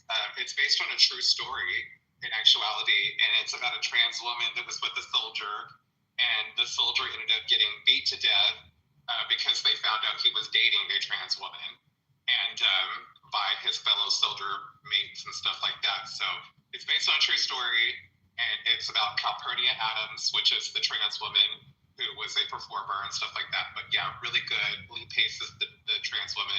Soldier's Girl. Well, that's what a lot of what makes, you know, The Fall so amazing is because the little girl is incapable of reading a script. She's just told to improv. And so the chemistry between Lee Pace and the little girl drives, it carries, right? And the whole thing is you know, he, for his part, stayed in the hospital bed and did not leave the hospital bed for all of filming except when she left the room. And so the entire time she was under the impression that he was really injured, right? It was that type of movie making that they did that really made this movie just sell, you know? I love movies that put a lot of effort into what you're looking at, you know, as the visual, as the consumer. You know, movies like this, you know, deserve a lot of, you know, praise and, you know, awards and stuff because of the time and the effort they put in to make it look so great. That movie with Tilda Swinton, We Need to Talk About Kevin, I think that was a very well shot movie, really cool. Oh, that was dark. Yeah, I thought it was very well shot. The cinematography, you really, the coloring of the movie and the way certain scenes where you feel like the depression, the stress, like you just feel it. And I love it when people can do that just by visual. Like you can just feel it. Even with C.D. Gilbert Grape, I think they did a really good job for that time era, making you feel, you know, the depression, the Codependency as well. It was very, like just feeling awkward. There was a horror film called The Babadook. I think it's Australian. I want to say it's Australian. I don't know.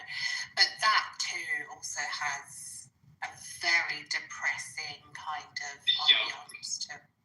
Yes, it does. Yeah, exactly, Miss Enigma. It's that feeling, right? It kind of gives me the vibe of when I'm talking to Andrew in his room kind of feeling. Or Kadesh. Or Kadesh, or Resistance, or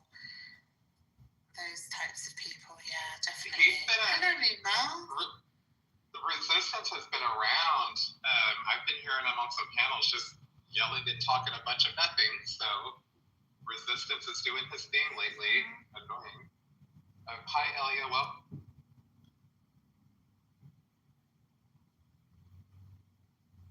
Hey, what's going on? Being Amelia, enjoying the conversation. Team, what film were we talking about? I just got the conversation. we're talking about two girls in one cup, or three girls in one cup. Have you ever seen that? No, we're talking about the Fall by Lee Lee The Tartt Fall versus- about Adolf versus- Hitler, right? I'm sorry, what's that? The Fall about Adolf Hitler? No, just the Fall. It's called Downfall. With Bruno Ganz playing Hitler. It's Downfall. Yeah. Yeah, not Downfall. Yeah. As well. The That's another Fall. one, apparently. The Fall Yeah, was The Fall, all right. 2008, but there was also a TV series with Gillian Anderson, who plays Scully from The X-Files, called The Fall, with the guy that played Christian Grey. Yes. Yeah, that was really good. That 3-part was good. series. If you haven't seen it, go and watch it. Yeah, I've definitely done a parody of the famous scene where Hitler from Downfall is losing the war. Right? Oh, there's so many things on that. Yeah, there's so many like what are they like? He's like losing his shit. It's like unfortunately we're out of matcha flavored Kit Kats. So Exactly. Yeah. I've definitely done Have y'all ever seen The Pianist with that's a Roman Polanski movie, I believe. Oh That's a gosh, really good that film depressed the fuck out of me. I was gonna say it's kind of on that verge of that feeling of depressed and stuff because it's just awful. But such a beautiful cinematography though. The way it was filmed and the coloring of it was just really great as far as the filming perspective. What I just found was my favorite, what I think underrated 80s movies, Buckaroo Banzai with Peter Weller. Oh yeah, and John that's Lithgow. a great one. Fucking have it. Yeah, I'm like, I'm gonna watch this tonight. It's such a good. I don't know why it's like to me. It's like science fiction, comedy, weird. It hits so many. It's like its own genre. Yeah, I mean Barbarella, Flash Gordon, all of those. They were amazing. Yep. Ice Pirates. Fucking Pirates. Do y'all remember a fish named Wanda? Oh yeah, That movie? John Cleese. I love that Python movie. guy in it. John Cleese from Monty Python. Yeah. That's all The good. fish named that and what was it when Harry met Sally? Those are two of my favorite. Billy Crystal. Yeah. Yeah. This isn't what it looks like.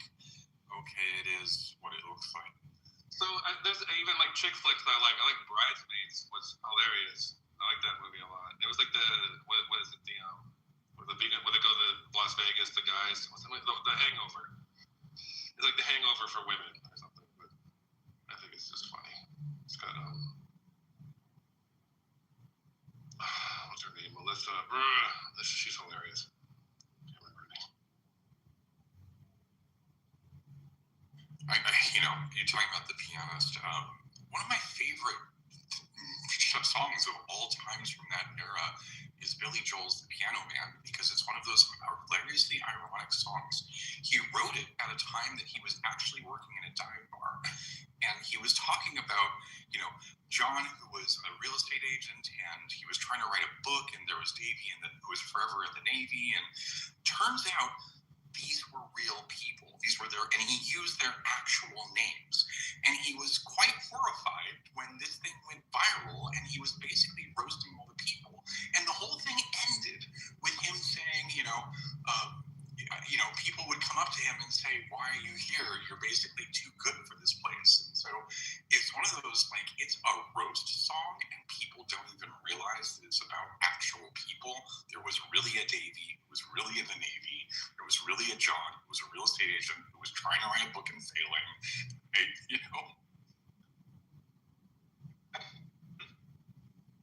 Do y'all remember that movie? With Philip Seymour Hoffman and what's her name? He played a priest, and I think it was Meryl Streep.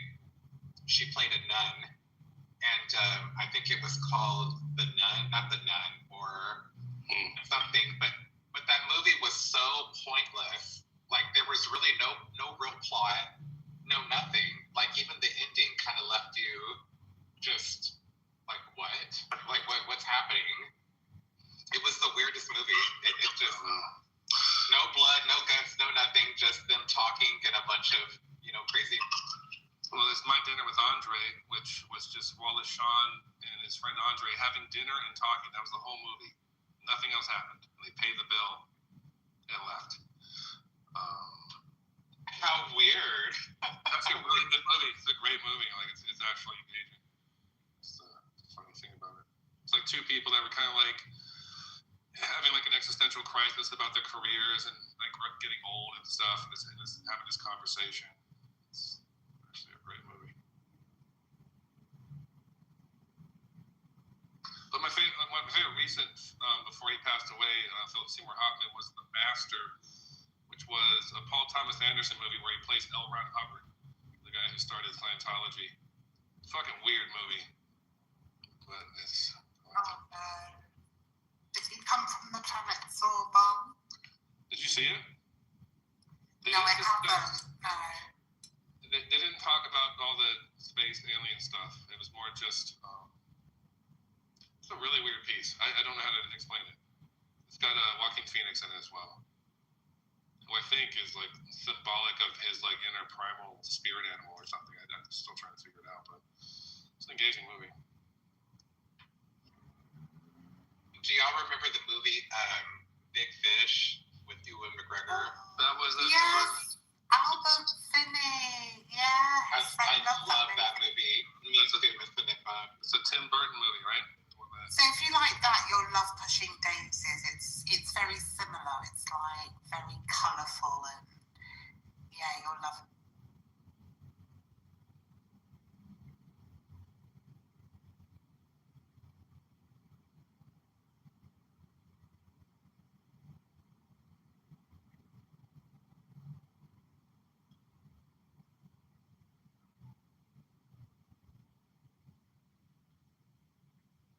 What about Simon Birch?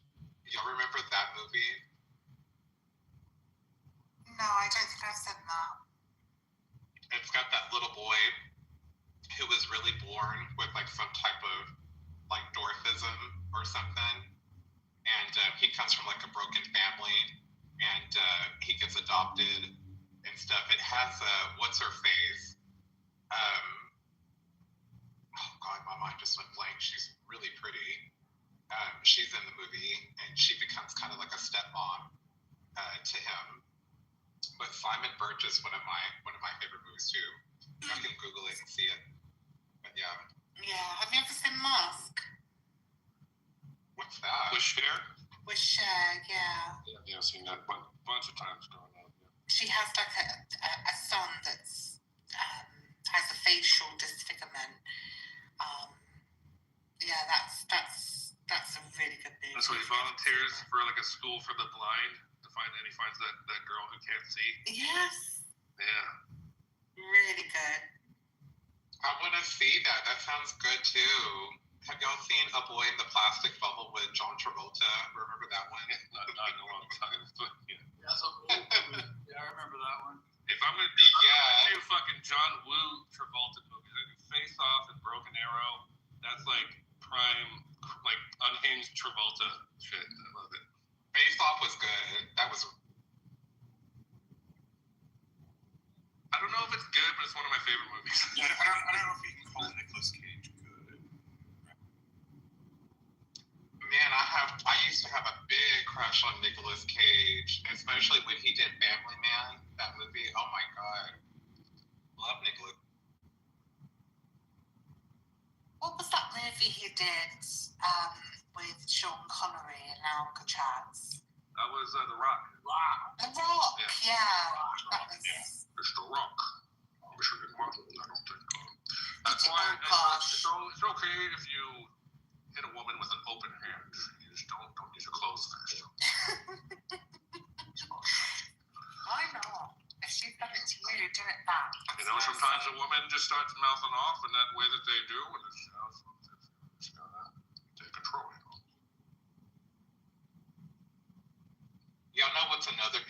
shot movie, but really sad. There Will Be Blood. Yeah, I think it's got. Yeah, that's a very.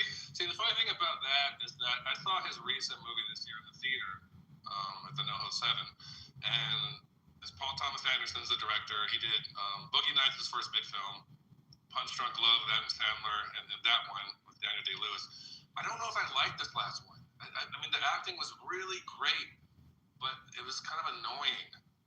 Like, I don't know. Like, if I need to, like, process it or see it again, I'm just kind of like, Man, this dude in the audience said There Will Be Blood would be overrated. I can kind of see that, but man, it's so sad when that little boy loses his hearing. Like, I literally teared up because, I mean, can you imagine that poor kid? I don't think it's overrated. I think it's probably appropriately rated. I don't know. I think it's a great movie. It's a good movie, you know. It's really good. And I also like it when he goes into that bar and he's all, "Good evening, gentlemen. Good evening. Good evening." I don't know. A milkshake. Yeah. It's so good. All the way. It's so fucking good, man. I don't see how anyone doesn't like that movie. If y'all haven't seen There Will Be Blood, go fucking see it. It's so.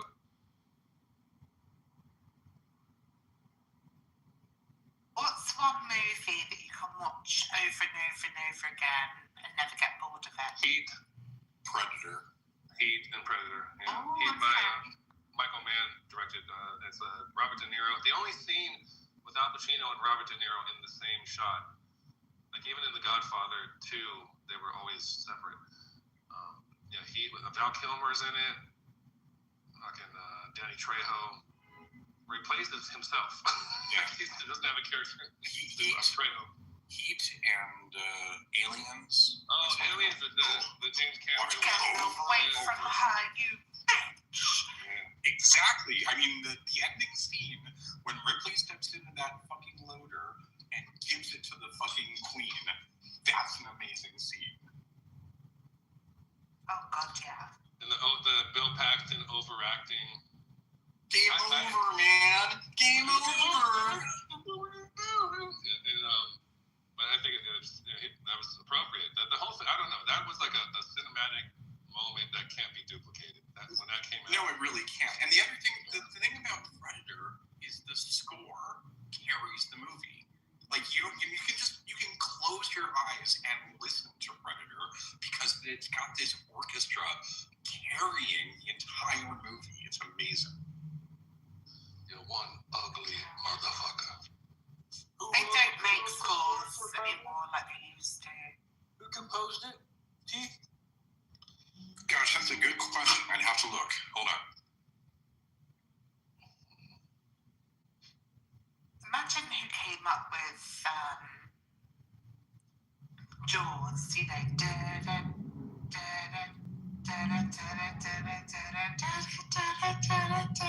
A lot of that shit was like old Jerry Goldsmith stuff. Like he did Planet of the Apes. A lot of really famous movie themes were Jerry Goldsmith. If you look him up, you'll see what I'm talking about. Oh, unsurprising. Alan Silvestri did Predator. Yeah, there you go. Unsurprising, right? I mean, it's like saying that Danny Elfman did a movie, right? Truth be told, when I was younger, my dad used to watch Jaws when it would come on TV, and it used to freak me the fuck out. I was so scared of Jaws. It's like a Roy Scheider. My favorite Roy Scheider movie is probably Sorcerer, which is a William Friedkin movie, which is about these these criminals, and they go into hiding in Managua, right? And so they get this job transporting nitroglycerin because they need to stop an oil rig from being on fire. And the only way to do it is to blow it up. But the dynamite sticks they weren't turned. And so the nitroglycerin leaked out. So they have to transport these highly volatile boxes, this nitroglycerin in these crazy trucks across like jungles and crazy terrain. And it's just, that's all it is. But something about it is like one of my favorite fucking movies.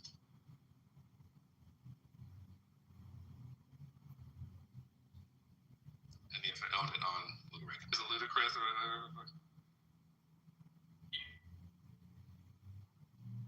It's just a thing. It's just how it is. It's like watching Face Off and not watching Con Air right afterwards. Yeah. Right. I mean, tomorrow I'm going to be watching Die Hard followed by Die Hard 3 because that's the correct succession. Oh, Jeremy, skip the second one. The one with Jeremy Irons. The second one. Great. Yeah. I think we will go straight to withdrawal. I have an advent calendar, and Hans Gruber's at the 24th. He's at the bottom of the Nakatomi Tower. Rest in peace, Alan Rickman.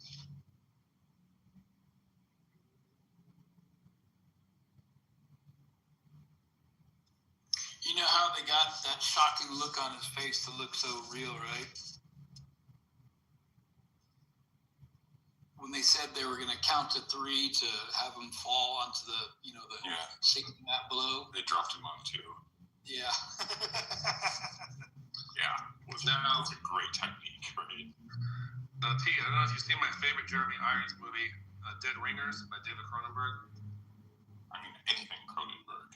That one.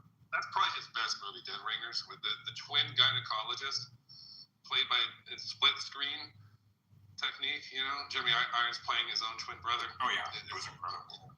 It's fucking incredible. Oh, do you know what? So disturbing.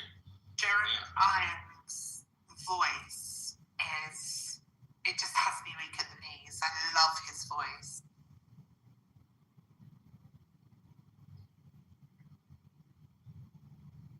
I better have that shit somewhere.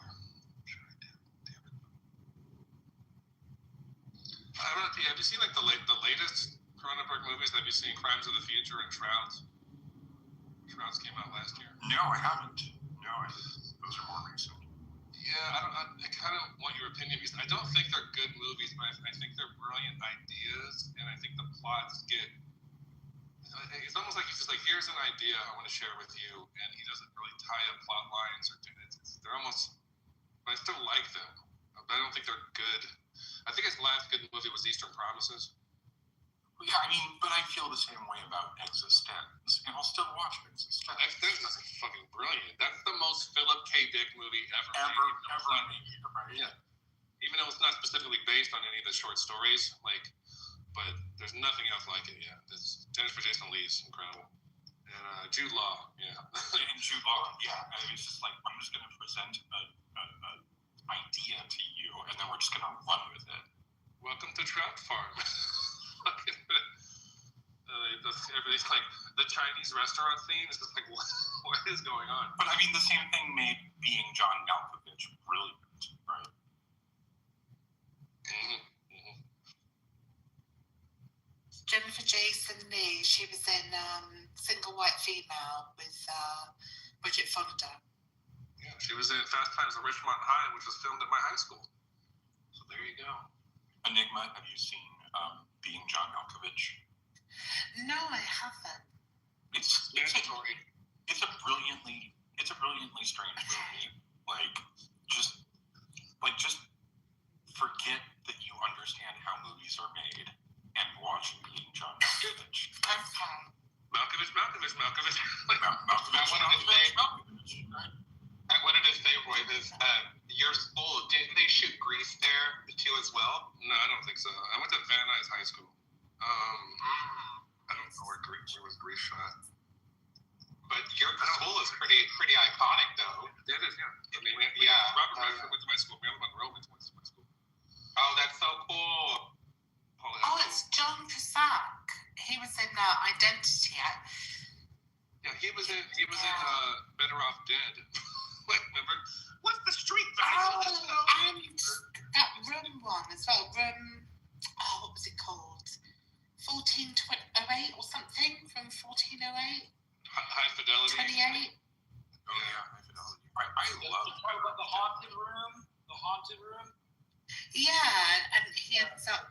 Yeah, I won't spoil it if you want to watch it. What's weird is that there was this biopic about Brian Wilson from the Beach Boys where he played the older Brian Wilson, and for some reason I didn't hate the movie. I hated the Elton John one so much, but that one I thought they did a good job, even though it was like, why John Cusack as Brian Wilson? I was like, yeah, he's not a great actor though, is he? I mean, the only film that I really liked him in was Identity. even that was, B-rated. You're talking about someone that was in Con Air, so I don't know. No, I'm sorry, but no.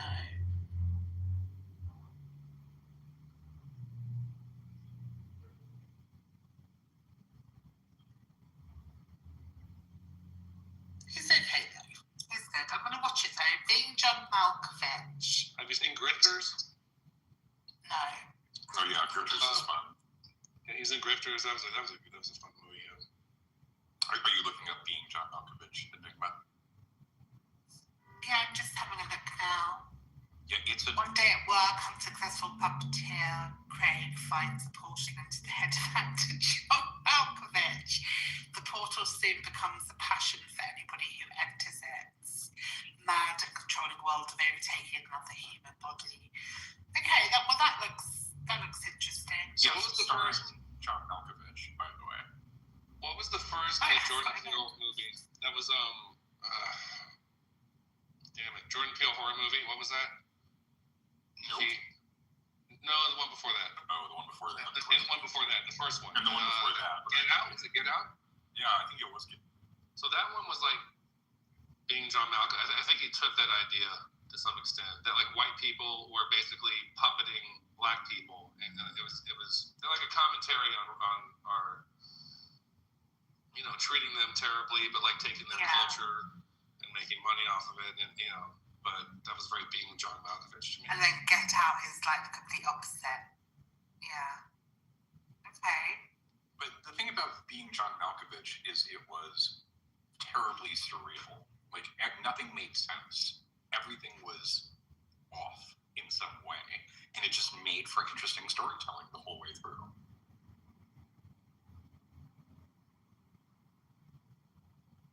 Sort of a Twin Peaks Fire Walk With Me vibe.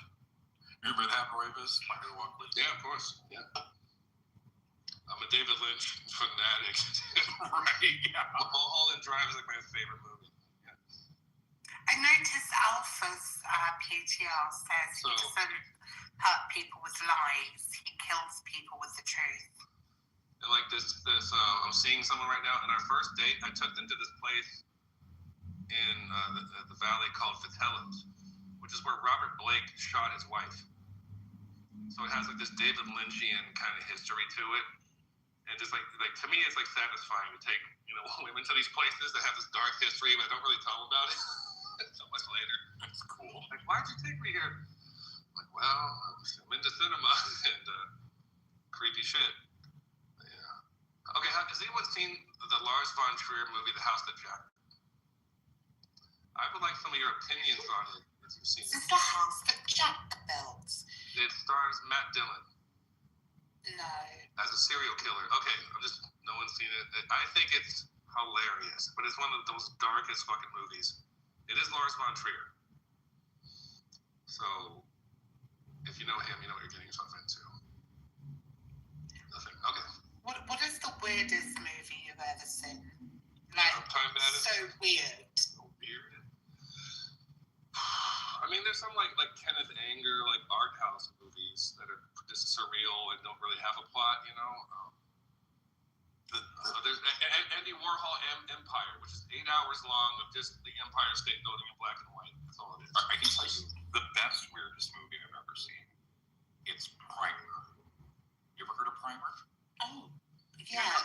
It's a Vince movie about time travel, right? Yes. Yeah. And it's weird because it often features dialogue which has two and three people speaking at the same time. And the first I went into this movie completely blind, and the first 15 minutes I was like, okay, this is either ridiculously dumb or strangely brilliant, and I'm not sure which yet. And then about 45 minutes in, the plot twist happens, and I'm going, okay, this is actually just genius. It's pure genius, but it's weird. It's different than anything you've ever seen before. I would say Chris Nolan's Memento with Guy Pearce was also maybe in that vein, which like when you go into it, when it first came out, I watched it and I was like, I've never seen anything like this. Anyone seen Memento? Oh, Memento is one of my favorite. That's a good one. The memory loss one is writing things down. Yeah. Real good movie. Because the very That's not weird though, is it? Why is it weird? Well, the structure of it was different. the very premise is, how do you tell a story where the reader does not remember what just happened in the story? And then the answer is, you tell the story backwards. And that's Memento. And it's brilliant. It gives you a taste of the memory loss. I think one of the weirdest films that I've ever seen was Tommy the Musical. Oh yeah, that is a weird one. It's a good one though. It's a good one though. Yeah, it's got Tina Turner in it. What about Clockwork Orange? Isn't that Oh yeah, that's good? odd. That's What well. It's good. Stinky wink and eggy winks. See, but if I want to watch Clockwork Orange, I'll just go watch Equilibrium. You know? Right. All the Strangers. Or The Strangers, yeah. I feel like there's better renditions of Clockwork Orange. I feel like Equilibrium was the best rendition of Clockwork Orange ever. What's my favorite Kubrick movie? I'm trying to think. Probably Full Metal Jacket. If I had to really. Barry Lyndon. No, I don't know. Piles. Full Metal Jacket. That's on Piles, isn't it? I'll. Yeah. Me so horny. You love you long time. Is that the one with, this is my weapon, this is my gun, this is Yeah, my That's exactly right.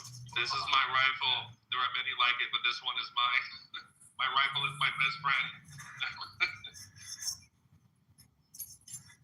Oh yeah. What's your major malfunction, numbnut? Didn't mommy and daddy show you enough attention when you were a child? I still love Stripes. Movie, like the metal and like industrial metal scene is sampled. So many, like Ministry did it, fucking Fear Factory. So Oh yeah. I still love Stripes. Stripes is the best. Stripes is a lot of fun. Yeah.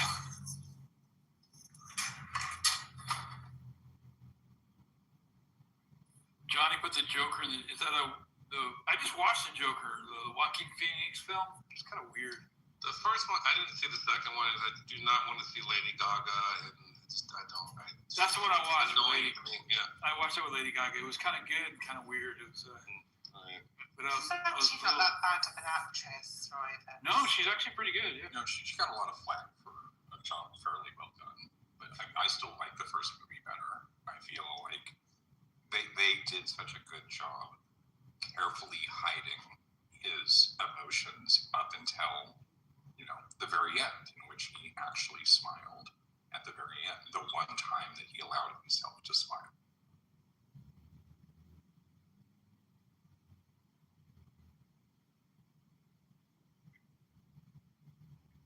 What about the Dark Crystal? Yeah, Sagra. Yeah. Agra, right? They had to build that thing, her device. They had to build it, right? Fucking Jim Henson. Yeah. I remember being 7 in theaters with my dad watching The Dark Crystal, and my dad, leans over to me and goes, "They had to build that." I'm going, "Yeah, that's CGI, right?"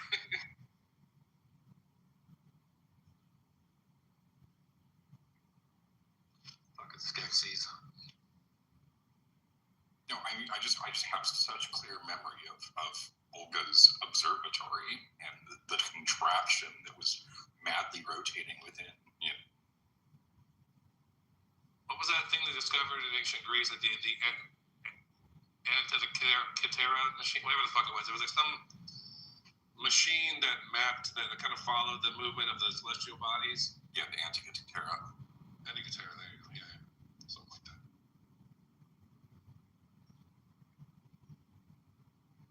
The Labyrinth was good too, featuring David Bowie throwing the baby in the air. Little horsey. Little horsey. Oh, you a little horsey. Let it all down. You remind me of the Babe.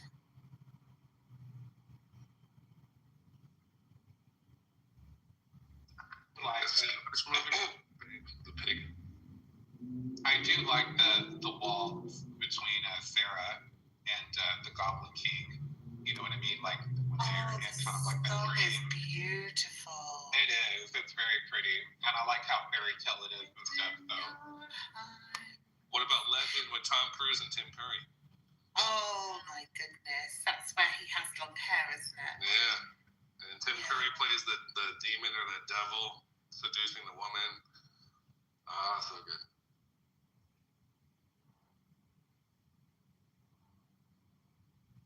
Stabs him with a fucking unicorn horn. The never-ending story. Never-ending story. I love that movie. And The nothing. That's the thing that makes me laugh, right? When people say, "Oh, you believe the world came from nothing," you know, stupid idea. But in the movie, the nothing, it's actually quite terrifying because it gets rid of everything. Mm-hmm. That's right. The black hole. I just found out that a production company just got the green light to redo the Neverending Story. So they're just gonna come out. How can you? I know. You can't. It's fine. Jeez, these remakes are pissing me off. Make something new. Have a new idea.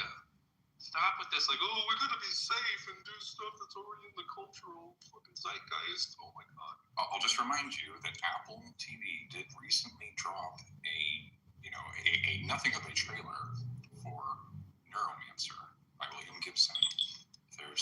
This is a story that has sat on top of all stories that has never been touched as a movie. The closest we got was this weird New Rose Hotel, which is barely watchable because the whole movie basically repeats itself in the second half. It was literally unwatchable. Johnny Mnemonic is the closest thing we've ever gotten to an adaptation of a William Gibson short story. But we've never gotten Neuromancer.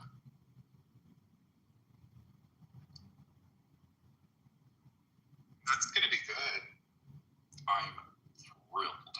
I can't wait to see what they do with the Bible of cyberpunk. You guys seen Scanner Darkly? Yeah, Darkly, yes. Here's a rare one with Bill Paxton. You might not have heard of, called it The Dark Backwards. Judd Nelson plays a failed comedian. It's the most. I should have said that one. That's a weird movie, but no one knows about it. It's got this scene with Bill Paxton with two severely obese women having a threesome and eating dog food. It's like shit like it's bonkers. Yeah. Have you guys seen Donnie Darko? Mm-hmm. That was another weird movie. Yeah, with the fucking.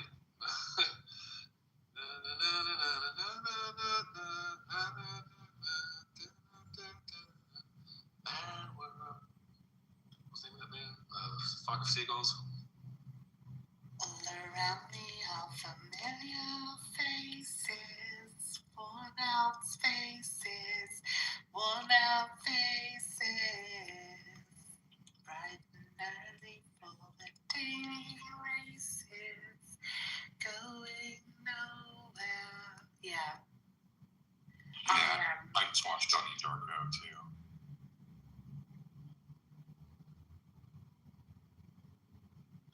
Do y'all remember that movie SLC Punk? Oh yeah. I used to love SLC Punk. I used to watch that movie and Trainspotting back to back a lot. Oh my god! So. Have anyone seen SFW? So fucking what? Oh, it's sort of If you look it up, you probably recognize it. Yeah. That movie kind of went obscure really fast. I thought it was pretty good. Yeah, that's how I remember. Like I remember watching it like a long time ago. Yeah, these people get like held hostage in a convenience store, and then the one guy that survives becomes like a celebrity, and he has this whole fucked up existential crisis about it. Yeah. What's your favorite Tim Burton movie? Edward Scissorhands. Yeah, mine too. I would have to say the same. Without even thinking about it, Edward Scissorhands. Really? I think mine would be Coraline. That wasn't his movie. Wasn't it? No. Oh no! You're thinking of Nightmare Before I Christmas. love It's like similar animation style. No, I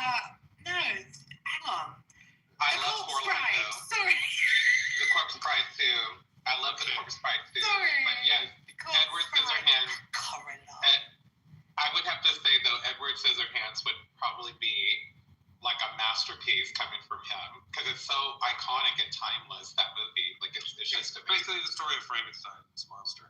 Yeah, that's what it is.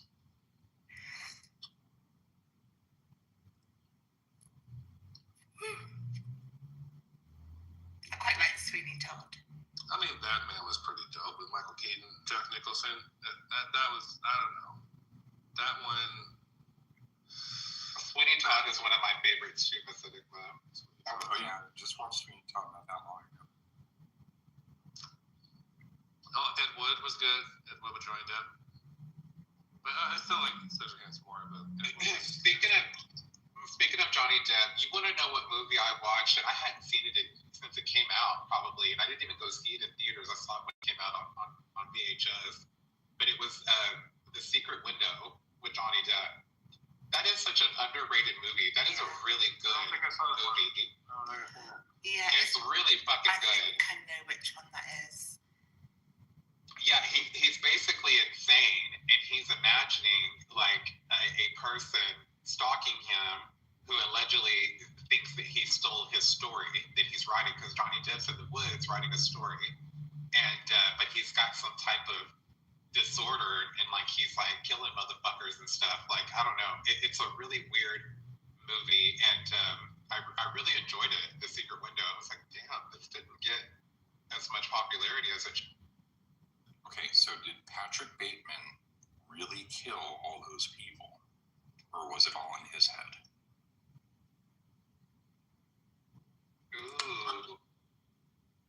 You know what I'm talking about? Yeah, I think it was all in his head too. Right? Yeah, I was gonna say all in his head. You're talking about American Psycho, right? Psycho, of course. Yeah. Yeah. Here we go. Let me give you a lesson here. So basically, get on like a slight hillbilly accent and don't move your bottom teeth, okay? Just kind of talk like this. Go to the Matthew McConaughey impersonation pretty well. I think you should try it. An impersonation. I love that. This is how you An impersonation. This is how you do McConaughey. Just hold your bottom teeth still. You just don't move your jaw.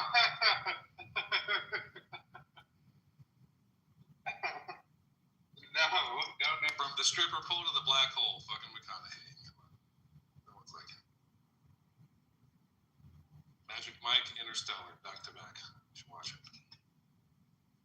The Dazed and Confused, man. Dazed and Confused. Mm-hmm.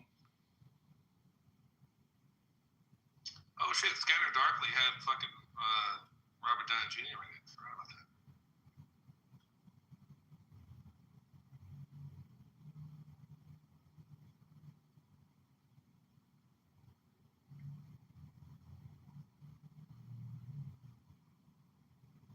Robert Downey Jr. was in a really good movie called Chances Are with Sybil Shepherd.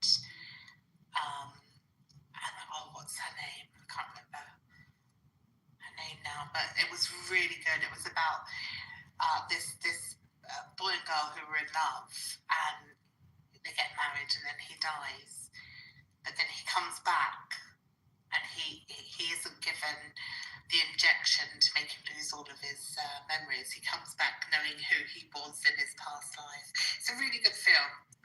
Nice little rom-com. I've never seen that one. I've seen it's an old one with I think it's Robert Downey Jr. Less Than Zero. Do you remember that movie? Oh yeah, definitely. Mm-hmm. That's another good one too. Some of my old favorites are Taxi Driver, 1976. Robert. Are you talking to me? Exactly. Right. You talking to me? You talking to me? You talking to me? Exactly. Oh, come on. The Shining. Absolutely amazing movie. Johnny, that's your interest. Johnny, come on up. Here's Johnny. I'm not gonna hurt you, Wendy. I'm just gonna beat your fucking brains in.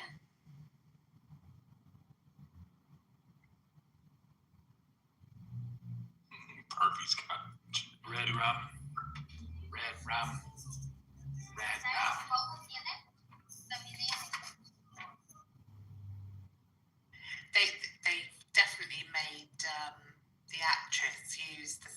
Stanislavski method. You know, she said that the director was just horrible to her and made her a blithery mess because that's how he wanted her to appear.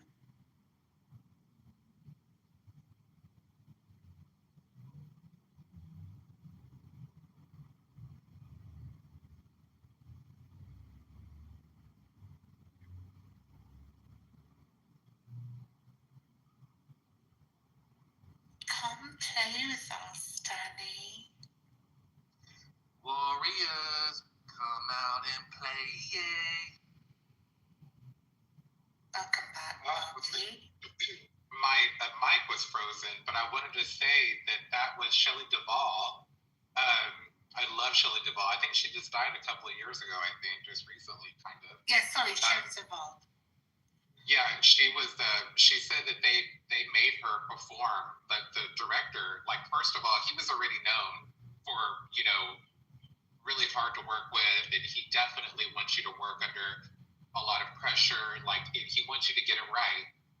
And that was her first time really getting out of her box and really being like an actress. And for her first time, she did really good, and for being that serious of an actress. She played that really frazzled look very well in her face. I mean, come on, it's olive oil, for crying out loud. But yeah, the misogyny, and even Jack Nicholson, they were very, very mean to her. Like, they wanted her to feel sad a lot, so they would talk shit to her. Like, they were always cutting it, telling her to get it right and stuff, and she wasn't feeling very well. She was under the weather, and yeah, it was rough for Shelley Duvall. I feel bad for her, but it was such a great movie. You've got Lee Pace from The Fall in your PTR, Barbie. I love it. Yeah, I saw that, and I was like, ooh, he is hot. I love Lee Pace. Oh, you're gonna, if you've never seen this movie, you're gonna love this movie. This is Lee's best role ever. I'm gonna watch it for sure. I'm gonna find it. I'm gonna watch it. This looks amazing. I really like all the different. Lee Pace, he looks different in that photo. He looks in very that photo, he looks like Lee Pace and a little bit like Channing Tatum. Yeah, he looks very feminine. Yeah. Like he's taking on some feminine traits, and it's amazing. It's transformative as a character. I agree. I've always thought Lee Pace had that capability to get in touch with his feminine side, even bodily, like his movements. Sometimes, like when he did Soldier's Girl as a trans woman, I mean, I think he did wonderful representing trans women. I thought he did it beautifully. He didn't overdo the dramatics, and he didn't overdo, the acting for being trans, a trans woman. So he's very diverse and chameleon-like. So Lee Pace is definitely a heavy-hitting actor. Like, he definitely needs more credit. Well, it's incredible because he plays the guy in the bed with the broken legs who's telling the story. He also plays the hero of the story that he's telling, right? And so he's playing all these different roles throughout and because the girl's idea of what the story is changes, and she'll make suggestions, and he'll follow her suggestions, the character keeps changing, right? And so it is beautiful the whole way through.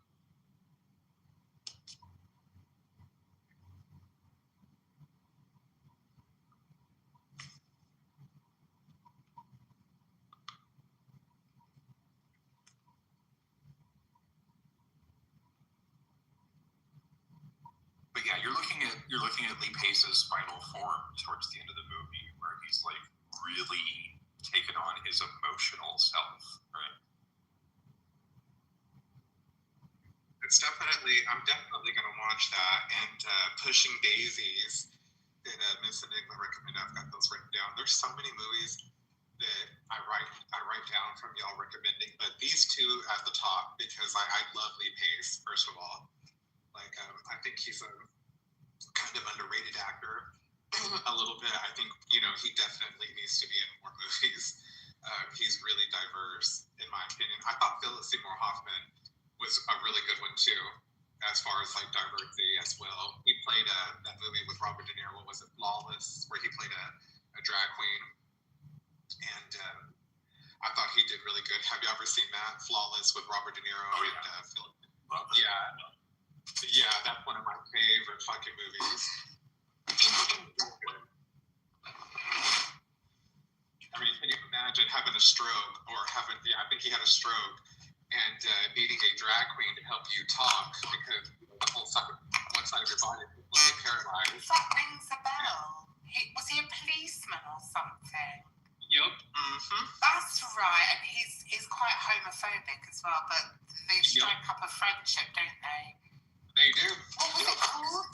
Flawless. Flawless. Thank you. Mm-hmm.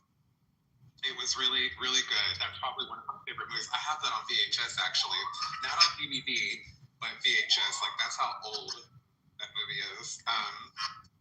What's another, like, good one that's out there? You can't go wrong with Tu Wong Fu. Have y'all seen Tu Wong Fu? Absolutely. Tu Wong Fu Is that the one with Patrick Swayze? Yeah, yeah. Wesley Snipes? Yeah, and John Leguizamo. Yeah. Yes, that's the one where they go something like I can't remember her name, but she's being beaten up by her husband, and they say that she works out or something. She's like, she works out a lot. They're like, we have something to tell you because they were fixing to out her, and because she was beating the fuck out of her husband, Vita was, and which was Patrick Swayze's character. And Noxzema cut off Chi-Chi and was all like, we have something to tell you. And Noxzema goes, Vita works out. Vita works out a lot. It's like, yeah, Vita does work out. So, and what's fucked up is that in the movie, you see that this cop sexually harasses Vita, by putting his hand down her pants and was going to sexually assault her, until he found out that, she was a dude and he passed out, and stuff. So, it's kind of just a really fucked up movie about misogyny and how dudes can be sometimes. What about, is it Priscilla? Oh, I love Priscilla, Queen of the Desert. Yeah. Queen of the Desert. Yes. Another queer film is, what is it, with Olivia Newton-John, I just went blank. Grease? Xanadu. You ever seen Xanadu? With Olivia? Yes. Remember watching all of like those and like the Full Monty around the same time for some reason? Yeah. The Full Monty. Do you remember the Full Monty? Where the guys get with Robert Carlyle. They get more comfortable with like being naked through progressing through the movie until the very end of the movie, where they finally take their clothes off. They're queuing up in the job centre to get their gyros and they're dancing their routine. Yeah, that's funny. I love it. A lot of queer movies. See, I know they're not just queer movies, but I mean, a lot of movies that are really like, queer pop culture-y, really, really big cult classics of these. I know a lot of movies, period. Like, I have encyclopedic knowledge of movies. I do too, actually. I'm not really good with a lot of names and dates, but with movies, if you can describe them to me, I'm really good. I used to work at a video store in my early 20s, and it was right when Redbox was just kicking in. And I had to learn that whole store. I loved working at the video store. Fucking loved it. And and it was the hot movie at the time, right before it closed down, was the Fifth Kind with what's her name? Movie the Fourth Kind. I'm sorry, the Fourth Kind. It just came out. Mila Jovovich, that's right. It had just came out. That was the hot movie at that time. And, Wait, you're talking about The Fifth Element? No, The Fourth Kind. The Fourth Kind. Alien abduction. The Fifth Element. She's also in The Fifth Element too. Yeah. She is, yeah. She is. Big bada boom. Chicken, good chicken, good. Tanku. I like those girls. Tanku. Yeah, I love the Fifth Element. But yeah, The Fourth Klein was the movie that I quit at. And the Redbox kicked their ass. You know, they came through and they took out all the classic video stores. So, yeah, we were one of them at that time. It was really, really sad at that time. Was that like Blockbusters? Well, the video store I worked at was like a local Homeland, but yeah, it was like a Blockbuster. But Redbox is not like a Blockbuster. Redbox is different. No, it's not. It's a DVD rental place. Right. It's a red machine in front of like Walmarts or dollar stores or gas stations. It's like a vending machine for DVDs. Yep, exactly. And you rent it and then you watch it for a couple of days and then you bring it back to the Redbox and you return it. So, Yeah, I used to love Redbox, but I mean, I definitely love queer movies. Some of my favorite are like My Own Private Idaho or Maurice with Hugh Grant, right? Or Heavenly Creatures, for example. Like, these are great movies, right? those are good movies. Have you seen Prayers for Bobby? I always go on about this movie. It really touches me big time. I love that It's movie. a good movie. You know what's a movie I haven't seen in, well, I saw it not too long ago, but I hadn't seen it in a long time. Runaway Bride. Do y'all remember that? Oh, with Julia Roberts and Richard Gere. Yes. I love that movie, little rom-com. Yeah. Notting Hill with Hugh Grant, like you say. Hugh Grant is a really good actor. Headway with the Henry. Sisters. Oh, we could be sisters. Yeah. Remember My Best Friend's Wedding? That movie was so fucking funny. Oh, yes, when they start singing in the Yes. in the restaurant. Me and you, Mr. Diggle, could fit right in. We come. Yeah. Me and you, Mr. Diggle, could fit right in with that family singing. Oh my god.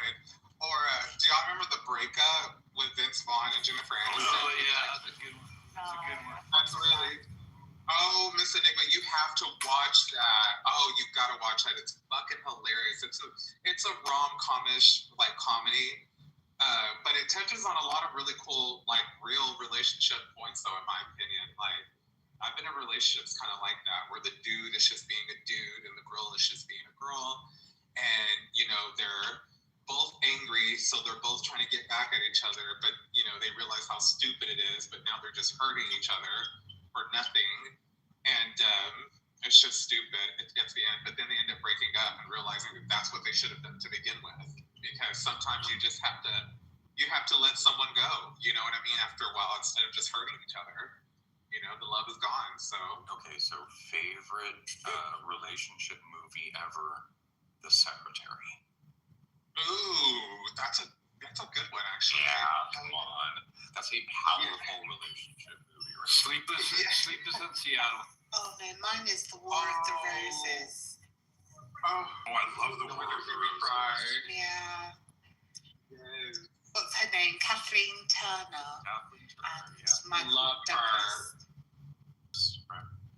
No, with Patricia Arquette and Christian Slater. Oh, sorry. What am I thinking of? True Blood. Is it? No. True Blood. What am I thinking of? With Jamie Lee Curtis and Arnold Schwarzenegger? It's got True in it. Oh, that was The Sixth Day, wasn't it? No. No, it wasn't. You know what? I could just Google this. Hold on, let me see. It's got a really famous scene, and oh god, it's got the guy from Roseanne Barr's show. Not John. No, not him. True Lies. True Lies. That's what I'm thinking. Yes. True Lies. Yes, and his secret agent. In which Arnold Schwarzenegger and Jamie Lee Curtis, like, they don't know, but Arnold does, but Jamie Lee Curtis doesn't know, right? And she goes in and she destroys her fucking dress, right?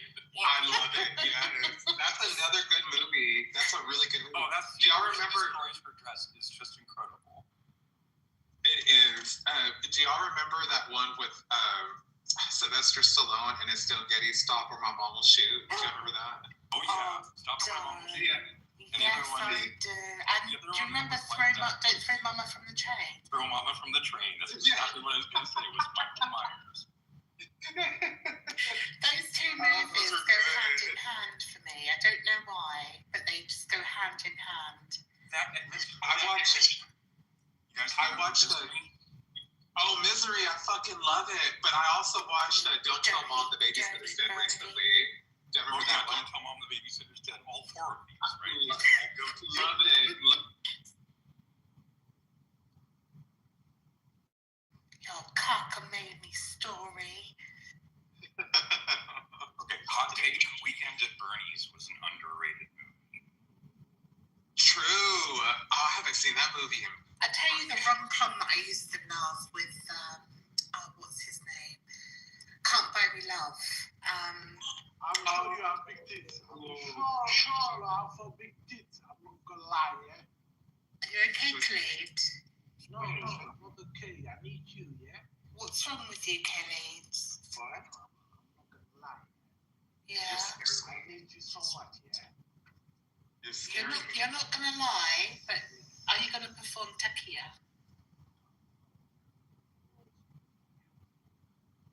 Well, this is what you do to fix that. You pull down your pants, and you grab your penis, and you put it in a blender, and that should get your mind off of needing any woman ever again. I've heard you. See, I've heard you. Hold on, I need pinky pussy. You have pinky pussy? No, I don't. No, I have a gray. I have a blue waffle. Yeah, I have a gray one. Yeah, you speak that, please. I've got a green tuna. He left. Yeah. That's what did it, the green tuna. What's wrong with people? So nasty. So What's fucking wrong with people?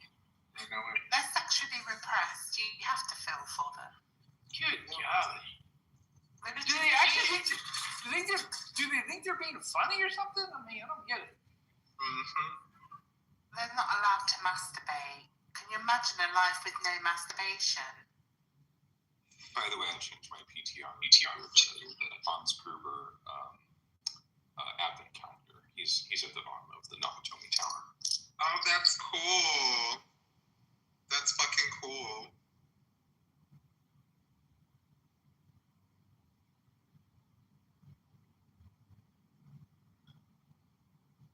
Yeah, as around here it's not Christmas until Hans falls from the Nakatomi Tower. Oh, Karen. Yeah, concept. It's a bad thing, Karen. I was like, what the hell is Christmas that? movie, and I will die on that hill hard. No, I'm in agreement. It is. All the music is Christmassy. It literally takes place at a Christmas party.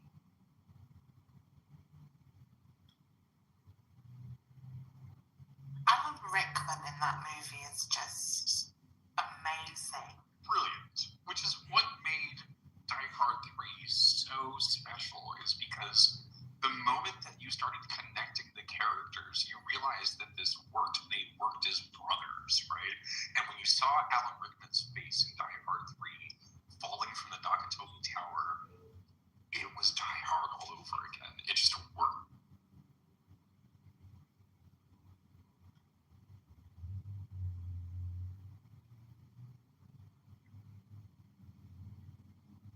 It's the same thing that made Terminator 2 amazing, right? It was Arnold Schwarzenegger showing up with the shotgun, and then it was a Terminator movie, right? Oh, definitely. Yeah. That's a good one. Like, You are one ugly motherfucker. I finally take off the mask. Is that the one he goes, give me your clothes? Yeah, it worked because Arnold Schwarzenegger shows up with a shotgun, right? Get down if you come with me if you want to live, right? I mean, it was just amazing. Hasta la vista, baby. Which Terminator was it where Arnold takes off the helmet of the Predator and sees his face. That's where he says, "You're one ugly mother." That's Predator, the original. The original. That's the first one? Yeah, that's the first one. Holy shit. Yeah, no, that was. I thought that happened when they were in the city. I thought they were in the city. No, they The were in first the one jungle. Oh, is that what he sees in the jungle? Yeah. Okay. I'm not good at remembering everything like you folks are. I've got to be honest, I don't like fusion movies like Freddy versus Jason or Alien versus Predator. I think it completely destroys the franchise. Same as it. I never sat down and watched it because I never wanted to. I never wanted those two genres to be ruined for me. You know? Yeah. Exactly. And I hate remakes. The Nightmare on Elm Street remake, the Poltergeist remake, all of the remakes that they make are just, you can't, I just don't know, you can't compare them. Yeah, I mean, they remade Total Recall. That was terrible. Oh, Now gosh, wasn't it? Now there's a new Running Man. I haven't watched it yet.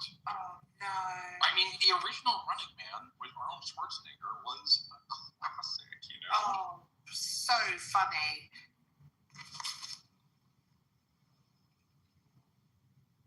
Hey, how's it going?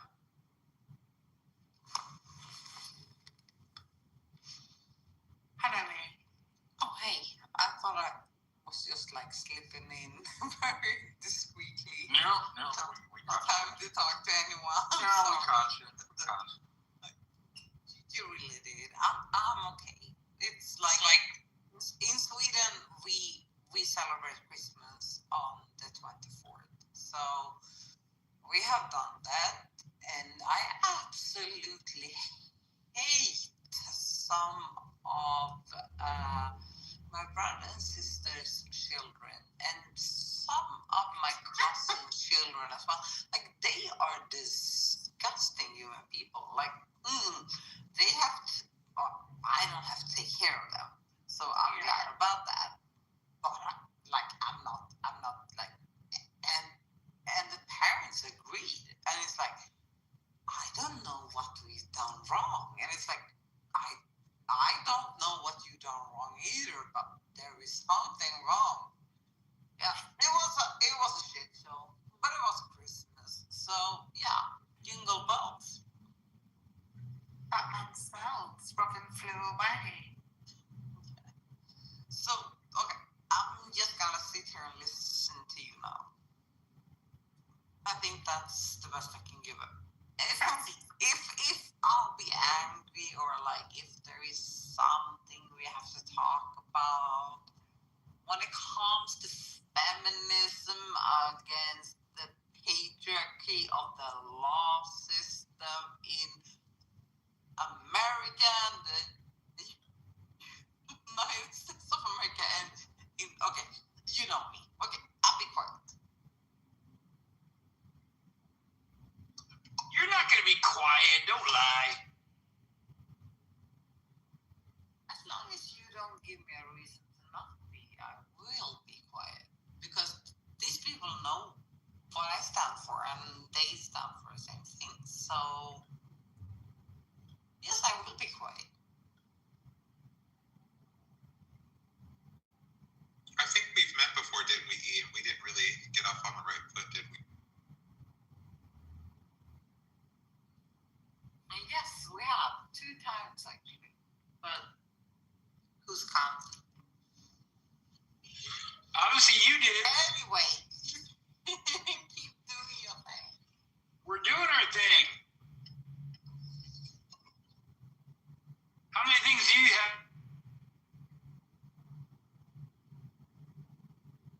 You're in the Matrix, James.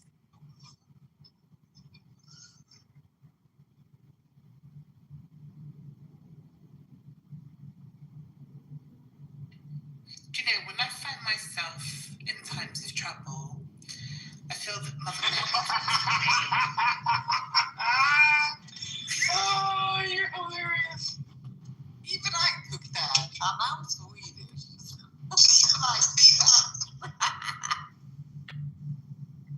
Do you ever speak words of wisdom? Oh, Bobby, let it be. You could probably make a whole sentence Fluffy Bobby. out of song quotes and make it make sense. Yeah, let's do it. Let's try it. Let's play a game. Come on, it's Christmas. Don't be boring. I'm not boring. That's not talking to you. Talk to everyone. I don't believe it. Yeah. You're not Let's fun. play. You are Let's not fun. play. Let's play 5 minutes in heaven. Me and Royvis will start it. Come on, Royvis. Let's go to the closet. I'm just kidding. What the hell is that? What are we doing? Oh, you don't remember that game, 5 minutes in heaven? Kind of weird boarding school thing. I have 2 hours in heaven. I don't have 5. Also, I'm not some 2 pump chump motherfucker. I don't know what. okay, this Well, has this is something to do with Trump, so it has to be. It's a makeout game. That's what it is. Back in the day, it was called 5 minutes. Okay. So you want him to make out with you? Like, is that the ultimate goal? Or like, what is Their it called? brain goes away. They have so many orgasms. They don't know what the fuck Oh, planet. wow. Yeah, Oh, wow. Well, sign me up It's 5 on the minutes, next course, and I don't want to hear anything about it. Get in line. Get in line. Because if Get this in line. one is being abused, I don't want to hear about it. We don't have closets. Sign me up on the next one. In the UK, we don't have closets. We have wardrobes, darling, where you walk through and go to Narnia.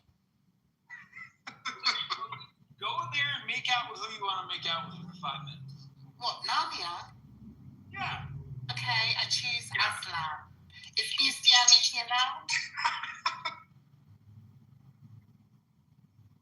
Just give me 5 minutes of love. You do know that Aslan was based off of Jesus.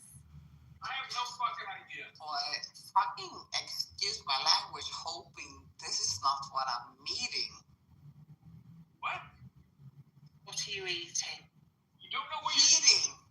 This is supposed to be a divine experience, and I hope it's not him. So Aslan was the lion, and he sacrifices himself to save Lucy, and then rises from the dead 3 days later. Wait, I'm still trying to follow what the hell E was trying to say. I'm also. Hey, Miss Enigma, do you know the jazz musician Charles Mingus? About English people right now. But Miss absolutely. Enigma, do you know the jazz musician Charles Mingus, one of the greatest composers ever? Yes, I do. So he said that when he's with a woman, if she has to keep him erect for 3 days and 3 nights Oh my God. in order to pass the test, right? It's exactly what I'm talking about. Yeah, 3 days. 3 days of a strict Royvis. erection. Haven't I got you on 3 years? Yes, I have 3 years uninterrupted boner for 3 years because of Miss Enigma.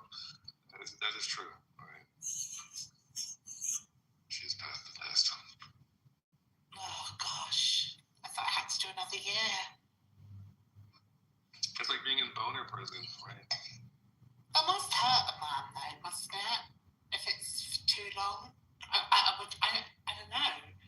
Does it hurt? I mean, you swells with blood, doesn't it? So does it hurt? What are you asking? What hurts? Well, if you have a boner for too long or whatever. Well, yeah. No matter what, if you have something. Well, it dries my eyes out because I don't have enough skin left to blink. It'll cause dying tissue. Do you want to hear a joke? Yeah. How do you know that your eyelashes are connected to your bum hairs? If you pull your bum hairs, your eyes water. Yay. That wasn't funny. Oh my God. Oh dear. Yeah, okay, fair enough. I was going to say fair enough, but anyway, I didn't want you to laugh. I was gonna say, I wonder how many people here actually just pulled their bum.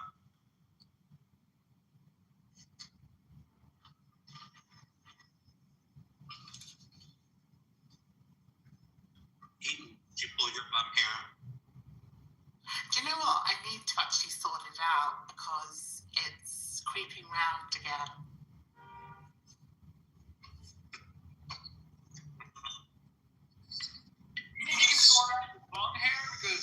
around again? Yes, it does. We have to, You go break to it. get that sorted. What do you call if you do cornrows in your bum hair? What would that be called? Bum fluff.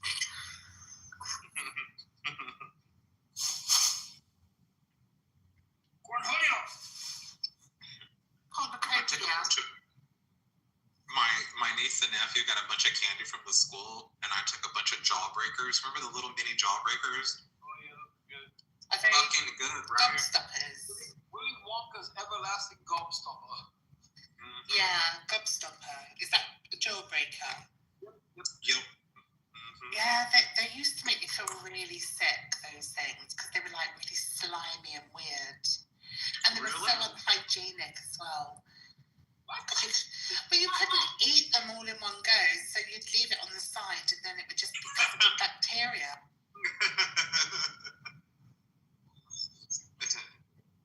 But that's what makes it more delicious, that extra bacteria. Gotta have a little bit of that.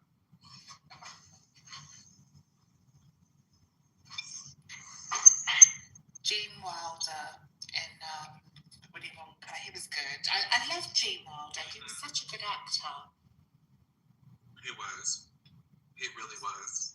See No Evil, Hear No Evil. That was a good movie. That was good, but Gene Wilder was better. He did. Yeah. Oh, I thought Gene Wilder was at his best in Young Frankenstein. Young Frankenstein. Frankenstein. Sorry, Frankenstein. What about Haunted Honeymoon? That was pretty cool. Oh, I love that movie. Yeah, that was good.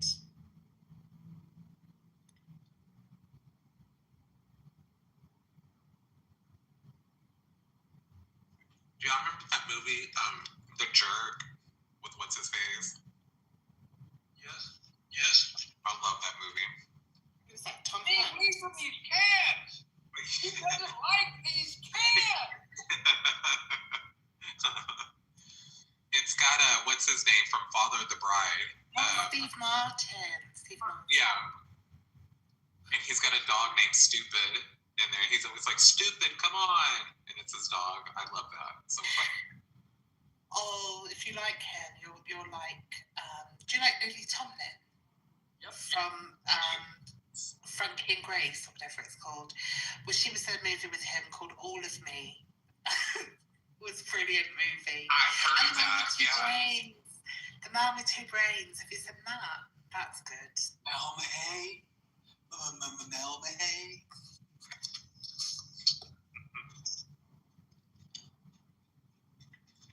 Or that show. I always thought that show with Robin Williams, Morgan Mindy. I always thought that was such a weird show. Yeah, so weird. It was good though. It was hilarious. It was very good. I mean, for my money, Perfect Strangers was better. Oh, I loved, yes, Perfect Strangers. They were very clearly gay, right? True. What was it, Balky and Larry? Balky and Larry, yes. Yeah. Very clearly gay, right?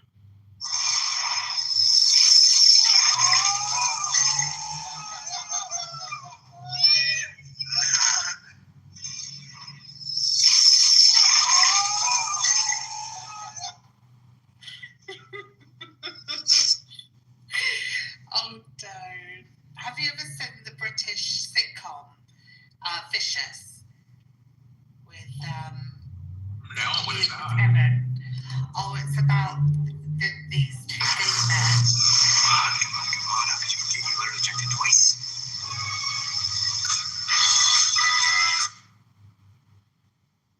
And they absolutely love each other, but they're just so vicious to each other. And they're like, you think that they're just being poisonous to each other, but they really love each other. It's really good. You'll enjoy it. Oh, and it's about two gay men. I love that. Yeah, it's got Gandalf in it from Lord of the Rings. You'll enjoy it. Wasn't he really gay in real life though too? Yes. Sorry, Boris. Guinness, you mean, or who played that? Who played that role? Ian McKellen. He's Obi-Wan Kenobi from the original Star Wars. That's another one I could get into with Star Wars. I've seen them, but I wasn't really like a big Star Wars fan. But I do like it though. Empire Strikes Back is the best one. Like, yeah. Oh, hello, Saturday. Yes. What's up, everyone? Come on up and have a little chitter chat with us. Gia, Larry, Johnny, or Son. Saturday Night Live SNL skits. My sweaty balls. Alec Baldwin. My Shwunny's balls. Yeah. There he is. I think my favorite SNL skit is Ronald Reagan Mastermind, made by Phil Hartman. That's like. I want to Debbie Downer.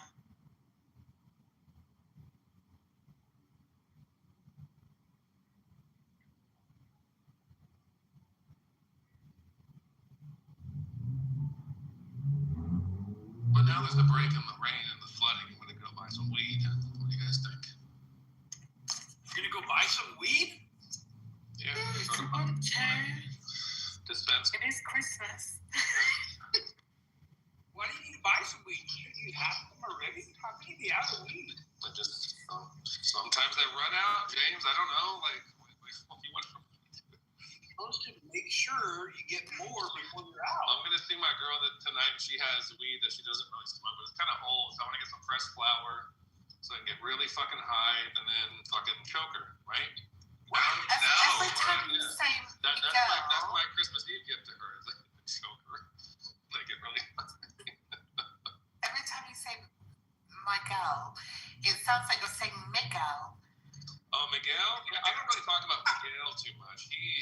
Wow. Miguel. I was given some RSO for Christmas. If y'all don't know what that is, that's Russell Sims oil. Have you ever heard of that? It's supposed to be like pure concentrate. It's supposed to be like pure concentrate. Have you tried it, Royvis? I know. I just get like I like sour diesel. I don't do shatter or fucking concentrates. Yeah, like the last time I got an infused joint, I smoked it and like I was useless. Like she was just like, "You're going to sleep right now? It's only 10 o'clock." I'm like, "I don't know. I don't think I can." Were you useless? No, I was useless. Right? So I was sexually useless. He was so mad. I'm useless. She's like, "This is your fucking purpose in life. This is what you're here to do." And I'm like, "No." Well, RSO.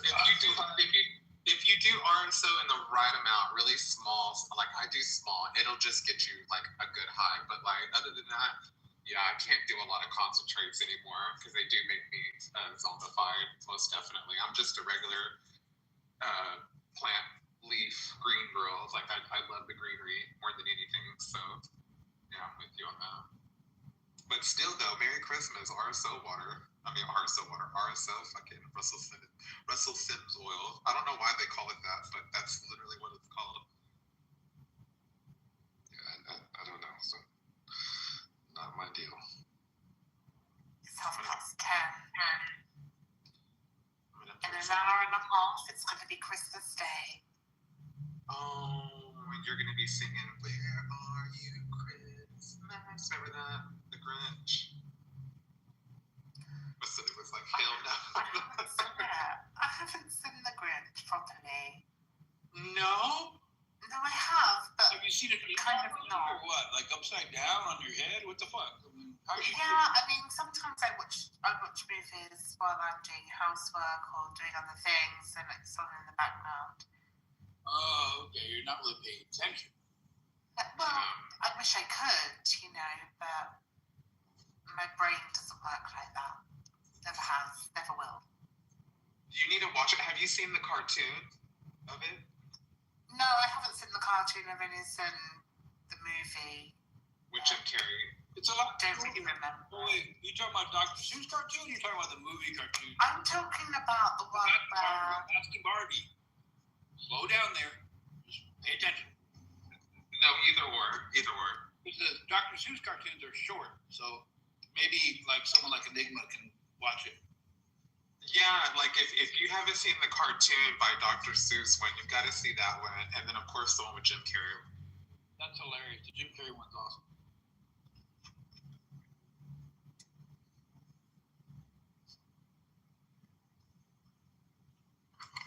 But go ahead, Miss Enigma. Go ahead. What have I done? Oh no, I thought you were wanting to say something. Sorry. Oh, no. I'm good. Thought I'd done something wrong. Yes, you're on the naughty list. Who's all on the naughty list and who's on the nice list? I know everyone here is naughty, so don't even say you're on the nice list. I make my own list, so it doesn't really matter. Look. Santa Claus comes to JC's house. He's like, man, get the fuck out of here. I bought my own gifts, dude. Like, get out. I think we're just lucky that we're not on Schindler's List. Oh no, Miss Enigma. No. Now you're going to be on the God's naughty list. No. I mean, what I don't understand is satire or dark humour. It's just, I don't know, it's just shamed nowadays. I don't mind a bit of dark humour. It's like a shot in the neck, isn't it?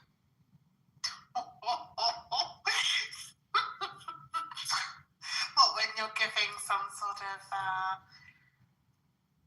don't know, spiel on gang violence? Well, nothing gets your point across about gang violence than a fucking, wild stray bullets in the. Yeah. You talking about gang violence? Bam! I'm talking about Nicki Minaj calling J.D. Vance an assassin to Erica Kirk. Yeah, she did. You know what I understand though is that everybody that's for MAGA or for Turning Point USA, even the Black community that's for this, they're in it for the God point, and they don't realize that this is white nationalism. First of all, so it's not what Nicki Minaj said when she met with Erica Kirk that was offensive. It's the fact that she went to a white nationalist group and showed them so much praise when the Black community and queer community have basically helped to get her to the success that she's at now. So this was kind of like a slap in the face. And then to find out that the reason why she's doing this is because supposedly she was threatened with gun violence by some of Jay-Z's people from Rock Nation. And she doesn't feel very appreciated. The Grammys blackballed her. And she's really upset about her last album flopping. And she says that the Barbs, the gay people that are the Barbs, didn't do their job. So this is her way of punishing her fan base, is by going on to a bigger group, that could possibly get her better ratings and stuff like that. So that's just a conspiracy. I don't know if that's true or not, but who knows? But yeah, that's what was the big hoopla about Nicki Minaj.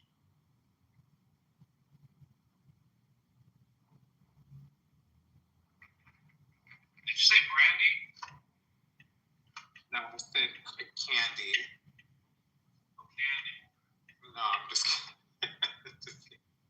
Well, didn't Brandy play Cinderella? I mean, I've worked for Rock Nation. I had a good time. They paid me well. Rock Nation is amazing, right? They gave Rihanna her deal. We have Rihanna. Right. I worked on a Rihanna album with them. We used to, we had dinner together. I was in a mansion in Malibu. I was there for 2.5 months straight. Oh, that's cool. We used to hang out with Jay Brown, his nephew Dominique. What kind of car are you driving, Marcus? Your Bluetooth sucks. This is some shit that I retrofitted, and it's not great.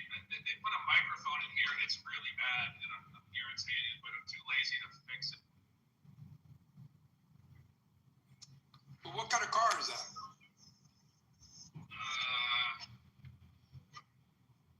It's a good one. You don't know, are you already high, dude? You don't know what the fuck you're driving.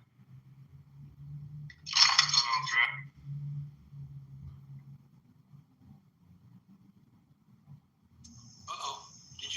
You okay, dude?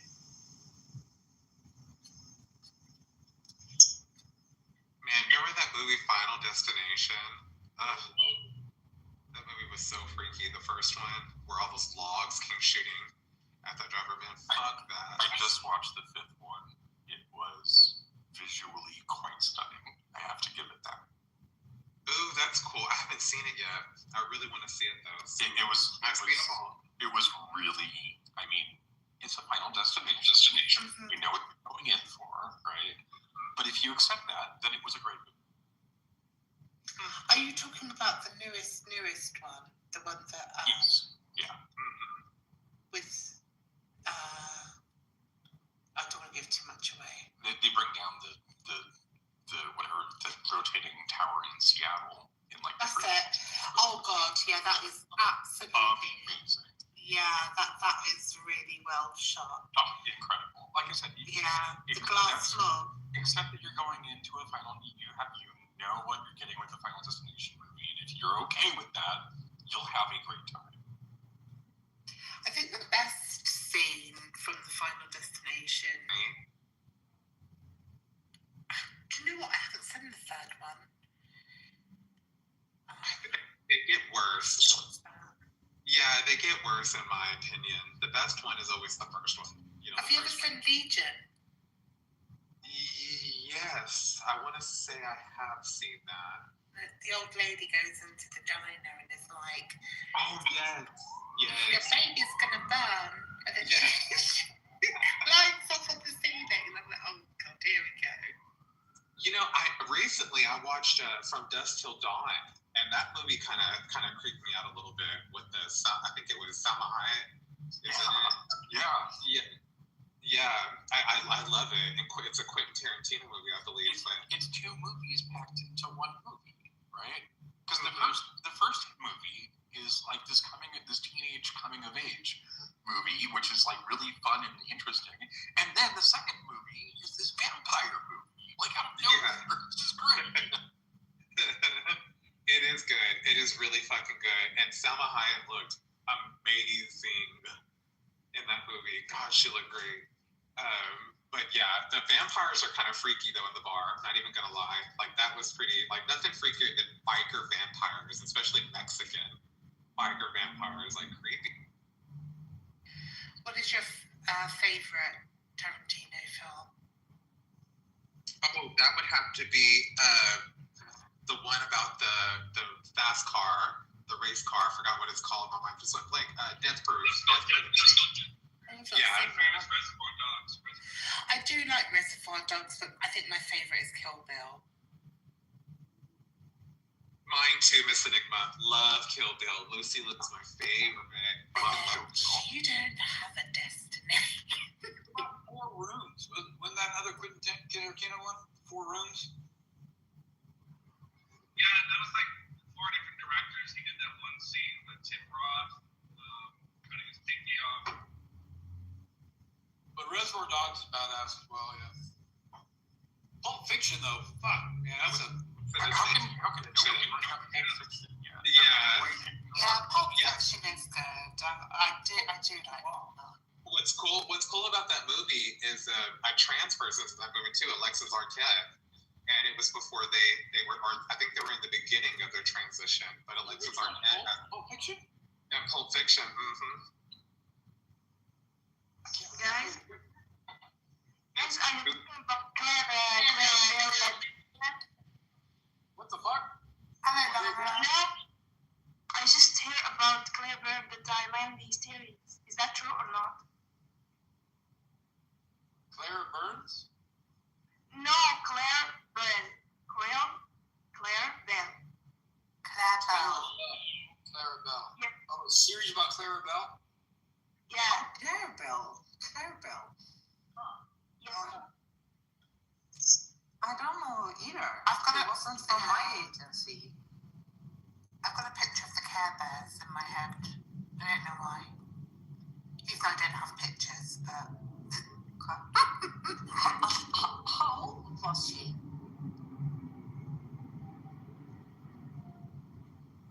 Hello?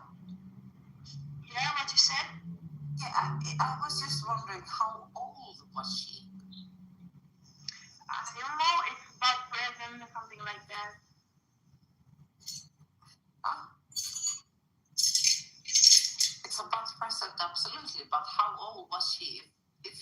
us to seek her out, like understand when she's gone. We need to know how old she was when she began as a model.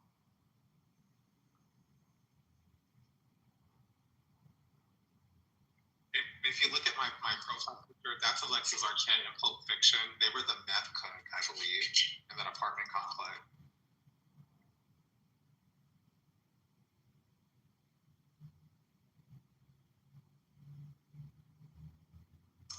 Wait, really? Yep. Isn't that crazy? Fucking crazy, right? That's one of the best scenes too. For real. For real. And I think that was right in the middle. Like he was just fixing to transition and become Alexis Arquette. So yeah. Wow. Is that the scene where they get shot after eating the burger? I'm sorry. Did I break your concentration? Do you mind if I have some of your tasty drink to wash down this tasty burger?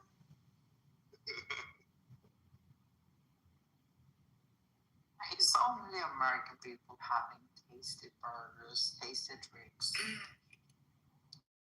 But I do kind of in New York in the late 80s. What's wrong with saying tasty this, tasty that? I'm sorry?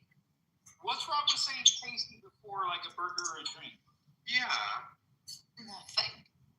Oh, okay. Well, it sounds like you were dissing Americans for saying tasty burger, tasty drink. No, absolutely not. That was not what I was saying at all. Well, good. I was talking about something totally different. Well, you said only Americans say tasty burger, tasty drink, if I heard you correctly. Yeah, well, that was to my cousin, who was in the room with me. Because, because I had to tell her I speak with my agents right now. So, because I do not want to do this Christmas fuck. Her children is ugly as fuck. I do not like them. I do not think it's funny. Like, just kill me. Like, I do not want to go out there. So that's what.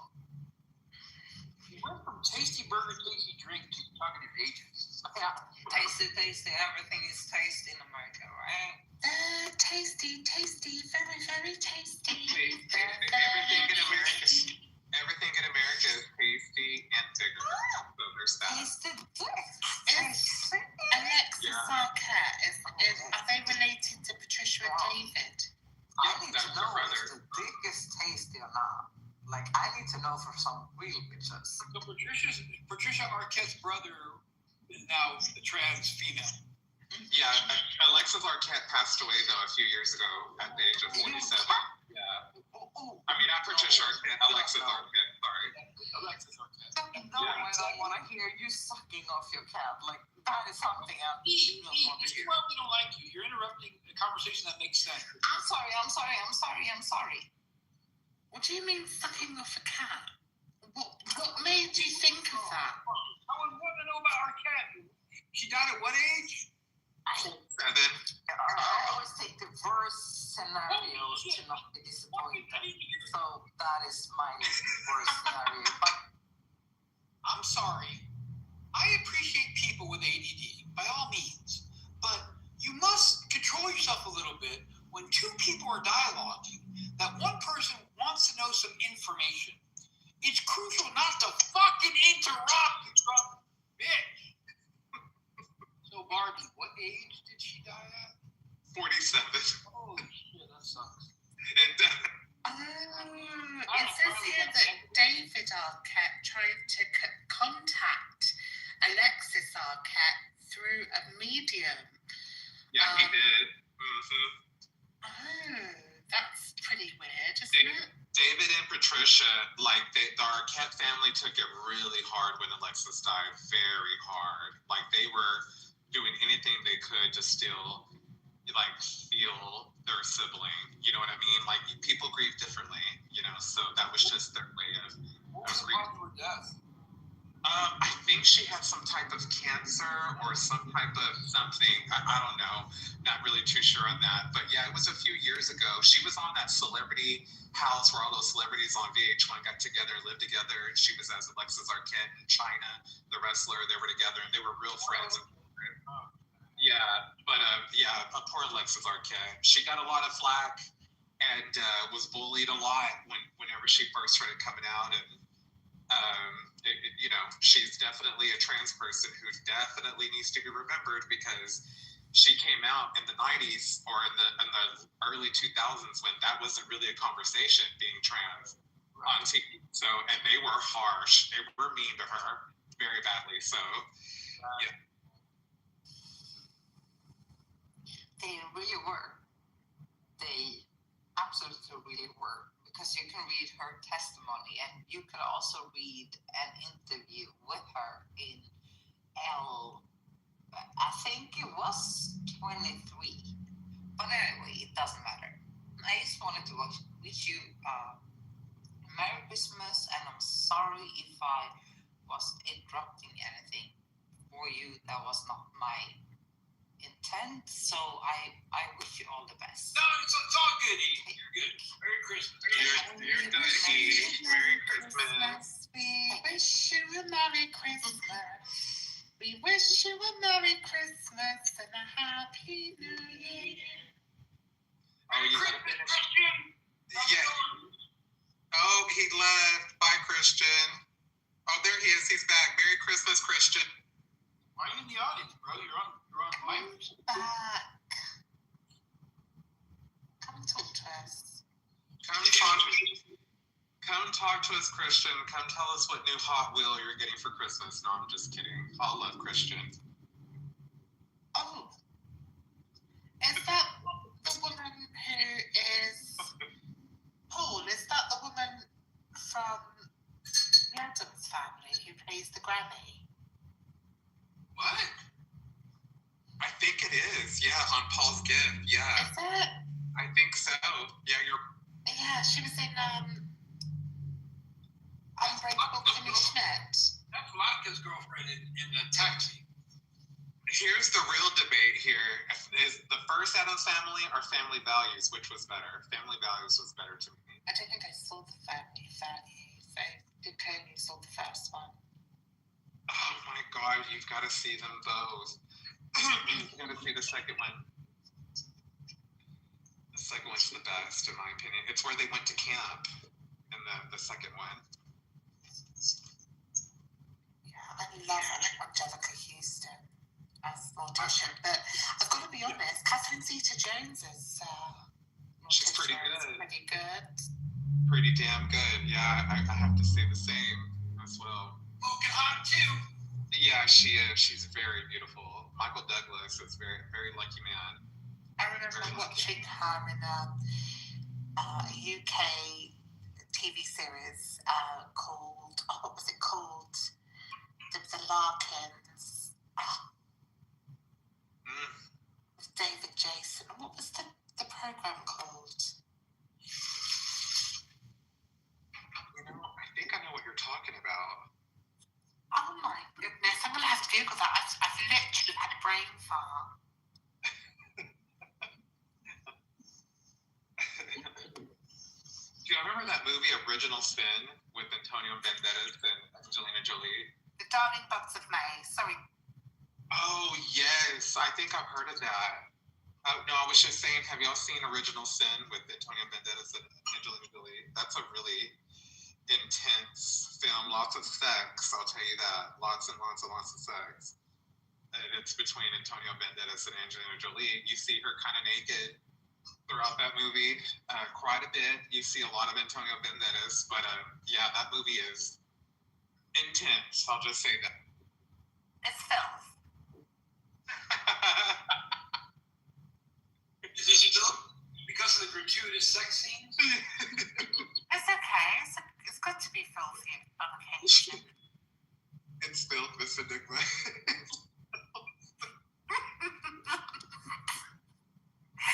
You know me. It's all filth. Disgusting. as innocent but filthy, dirty, just dirty. That reminds me of Bad Santa and Badder Santa. There you go. Oh, I love that. Now that movie's filmed. Yeah, that is with Billy Bob Thornton. Fuck Oh, yeah. Oh yeah. You ain't got shit right for a week. Yeah. Do y'all remember the Bad News Bears? Oh yeah, great movie. I love that movie. Yeah.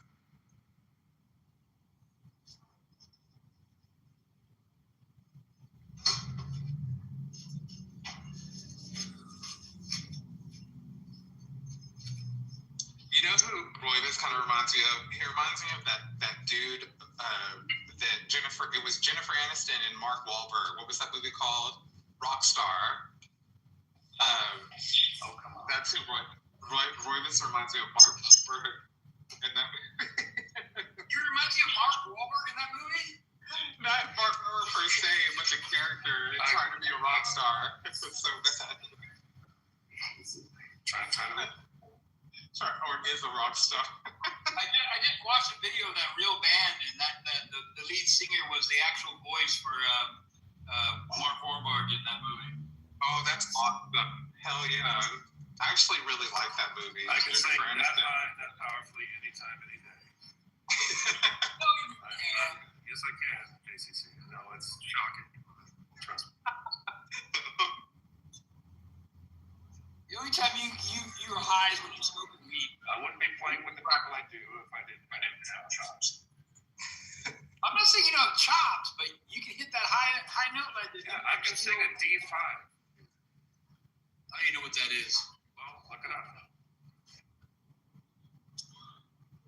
What number D flat? He said D5. Right, that's Oh, high. sorry. That's I think you extremely said high D for a flat.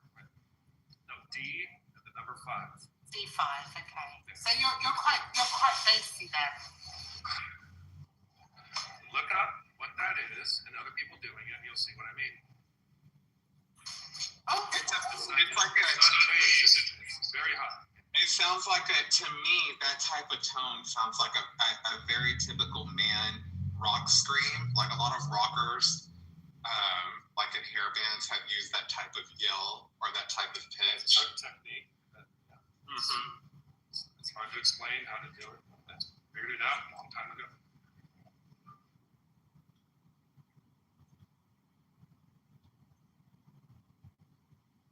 Queen of the Damned was really good. Jonathan Davis did the voice or the singing for that, as well as for the vampire, I believe.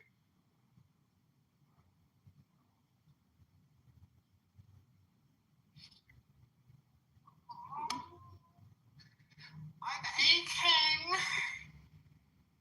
Why are you aching? Yeah, what's It's that? my neck. Um, I need to crack it. Wait, You know, why are you aching? There we go. Why are you aching? I didn't hear it. My neck. My neck is painful. What happened? Nothing. Getting old. So you're aching because you're old. she's not kidding when she says she's 105. I'm 105 too, so. I can injure myself sleeping. Oh That's my how God. I can wake up with a useless back for 2 days just sleeping. Yeah, you must be 130. When I was younger, I used to sleep walk a hell of a lot. And now I just have sleep disorders. But yeah, it was quite dangerous.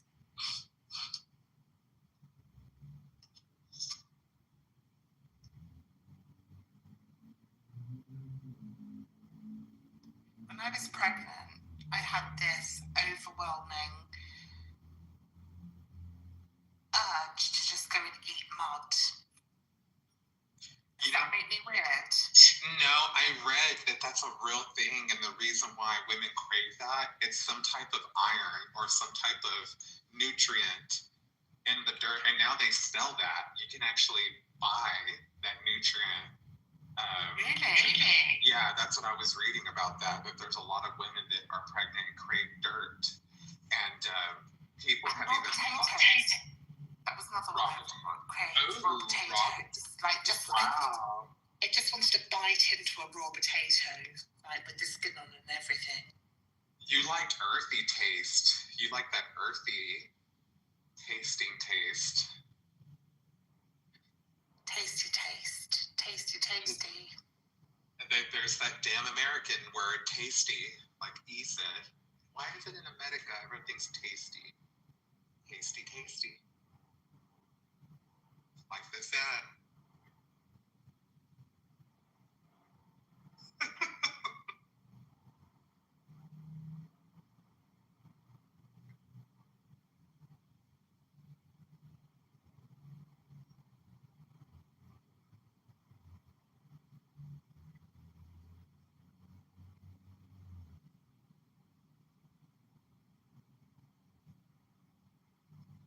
Here's a short clip of that Steelheart band, the real voice behind Mark Wahlberg and Rockstar.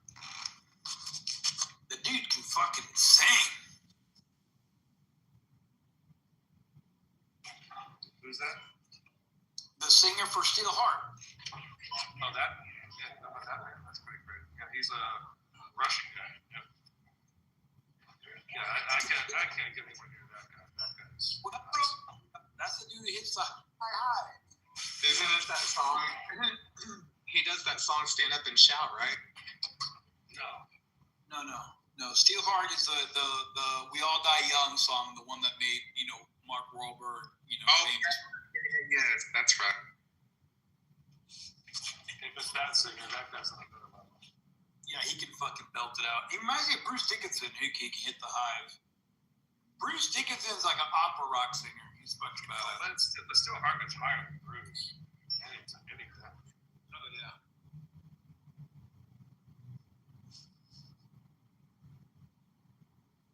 Do y'all guys remember the band Cradle of Filth? Yeah, there's Phil. Yeah, I used to listen to that band quite a bit. Weren't they in? No, that was Cannibal Corpse. Cannibal Corpse was in Ace Ventura, Pet Detective. They were the band that he was moshing through trying to get to that guy about the dolphin. But yeah, Cannibal Corpse is pretty cool too. I used to like them. Cradle Filled, all those scream bands that you can't really fucking understand. Now that's a bunch of noise, Miss Enigma. I will say that and agree with you. That's just a bunch of noise. I mean, it doesn't really make sense. But I do like the operatic, theatrical aspect of it, That's the only thing I really appreciated of it.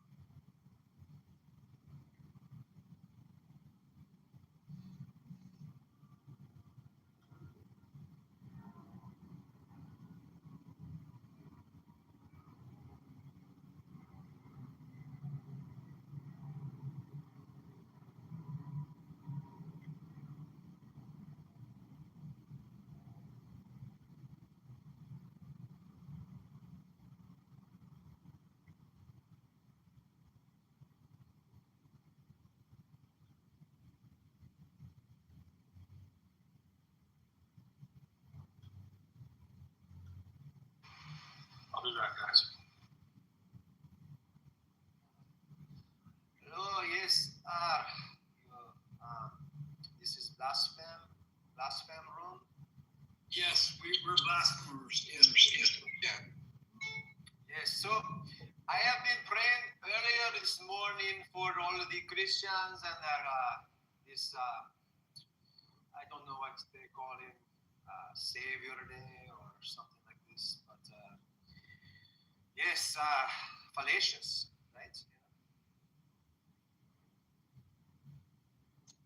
Yep, I agree. Yes, because you guys, right, that, peace be upon him, Muhammad is this one that knows the truth. And for all these guys, it's like outdated, right? So they've got this old virgin guy, carpenter man things, and it's just not very accurate.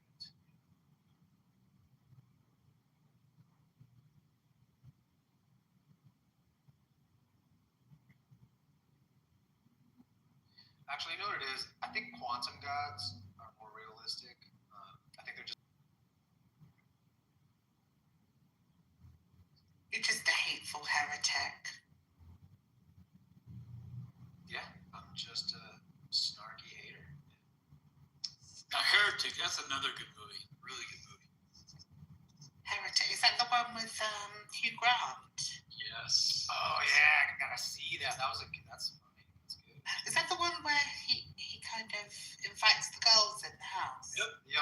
Yeah, I won't say anymore. Another young girl. Yeah, that is good. It's real good. What about did you guys see what's that movie with Paxton? Did you guys talk about that one yet? It's got Matthew McConaughey in it. Yeah, I think we did mention that one. Yeah, that's a good. Frailty. Oh, I haven't seen that movie forever. Frailty is awesome. Hell, is that the one about the possessed axe or something? Freaking awesome. That's great. Yeah. Yeah. What's the worst religious film you've ever seen? Passion of the Christ. The worst? Do you think that was the worst? I haven't even watched any of those. 110%. Out of all the cheesy ones, I think that would have to be What about the Jesus? worst one. All of them. Mary was good. Mary? I agree with you. That one was good. That one really was good. I quite liked Noah as well. Noah was good. I tried to watch it, but I kept falling asleep. I don't know. Some parts just really dragged on me in that movie. It was kind of boring. But I only liked Mary- Noah because all the Christians were up in arms about how they changed a certain narrative. And I thought, yeah, good on you.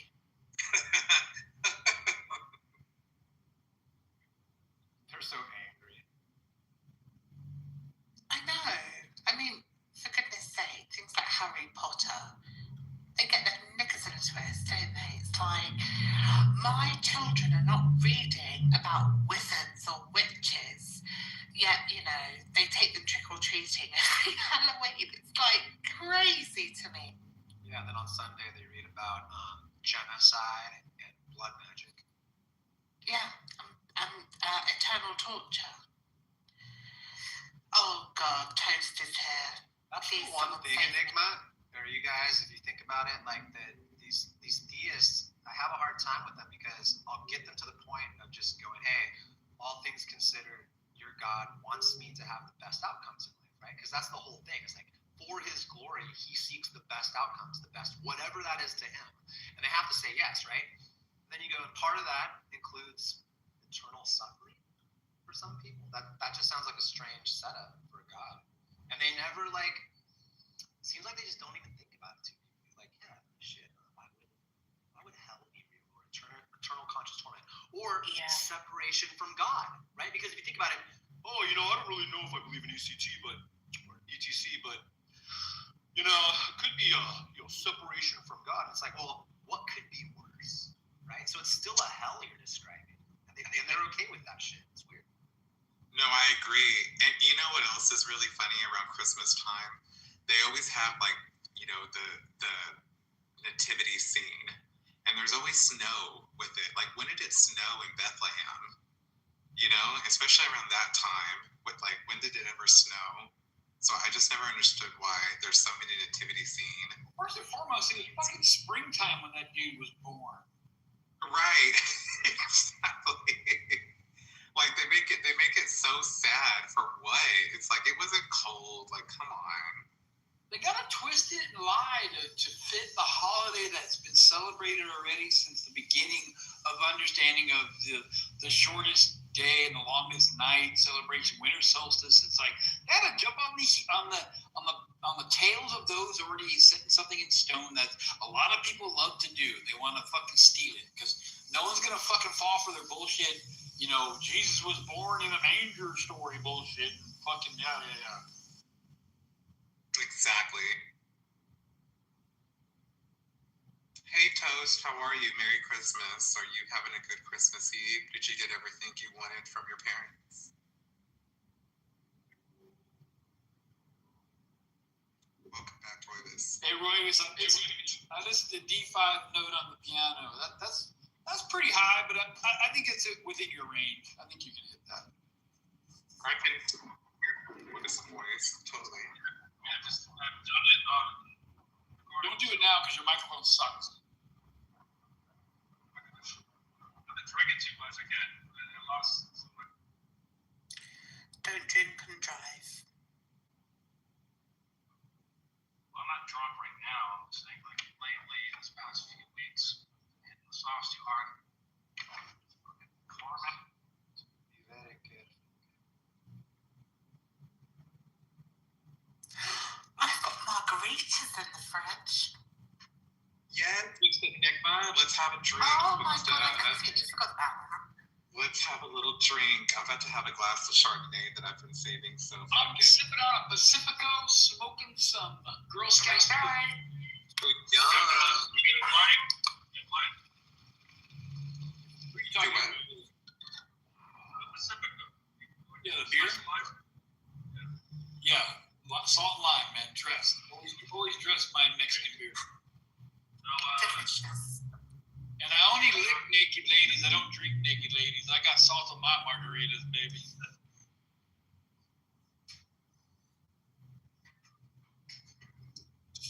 Supposed to go over to my girl's house, so I'm sure we're gonna be hitting the vodka and Vodka? Vodka and gummies? y'all gonna go Christmas caroling? they're flooded. LA's. I bet. I fucking bet. Miss Enigma, we'll have to go Christmas caroling one day and go to everybody's houses here and sing annoying Christmas songs. Yeah.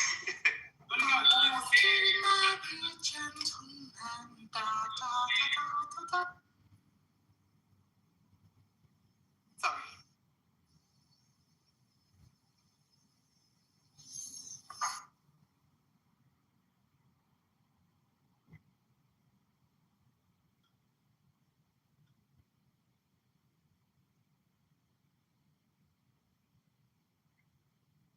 Welcome back, CM.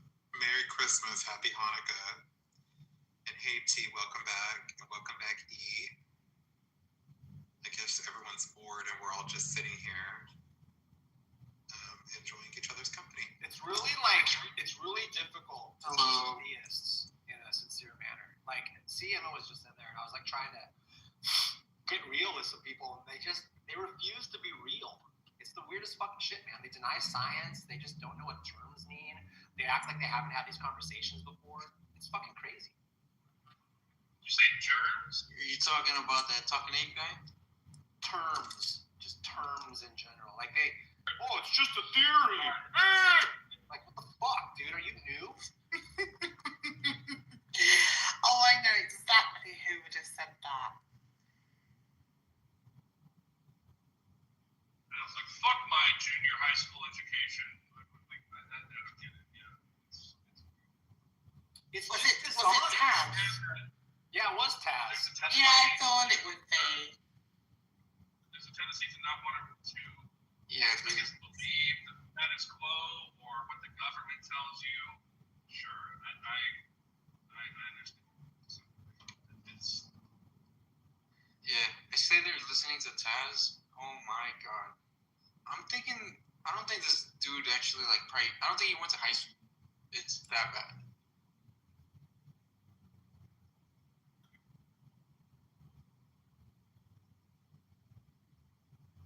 But see, it's not that. Like, at this point of the game, these guys have been on here for at least a few months, and they're having sincere conversations with atheists, which is usually the case. Like, the atheists seem to be pretty yeah, this is just kind of the fact. So, hey, I'll look into that if I'm not right, kind of thing. Like, let me double check. Oh, I don't know.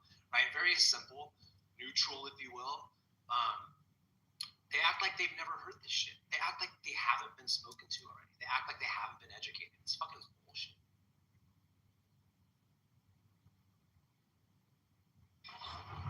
Like, I hated school. I didn't do very well. Yeah, I didn't either. I mean, I did really early on, and then I just said, fuck it. I was distracted by girls, other shit, right? Like, I didn't do well in high school or even college, really. But I got through it all. But, like, I could have been 4-0, right? But I'm not even talking about that. I'm talking about literally in the now. Like, you're learning all the time. Aren't these people learning as they go? They act like they're not learning in these rooms even. It's fucking crazy. I mean, there's people that don't want to learn.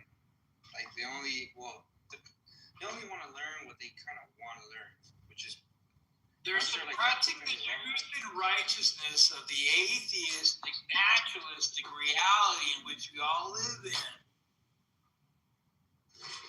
Yeah, he's probably learning like new conspiracies and new reasons why the Jews did 9/11, etc. Shit like that. I don't think he's not learning science. Well, what Honey was talking about, they're not learning with the conversations that they're partaking in because they're not fucking listening. Yeah, it's a weird veil of arrogance that I don't think they understand they're conveying, because they think it's like, oh, I'm so humble because and I don't think it's a weird psychology, dude. I am still like fascinated by this sociology and psychology. It is so weird to me.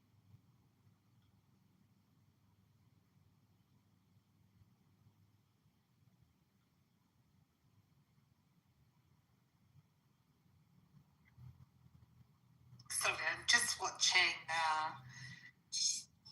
Derek Akora, a so-called psychic medium, saying Mary loves dick. Dick, like he's picking up some sort of thing. Oh, this is hilarious. What is wrong with these people that believe that they can talk to people? I hear dead people. Bring out your dead. I'm not dead yet. Yes, you are. Shut up.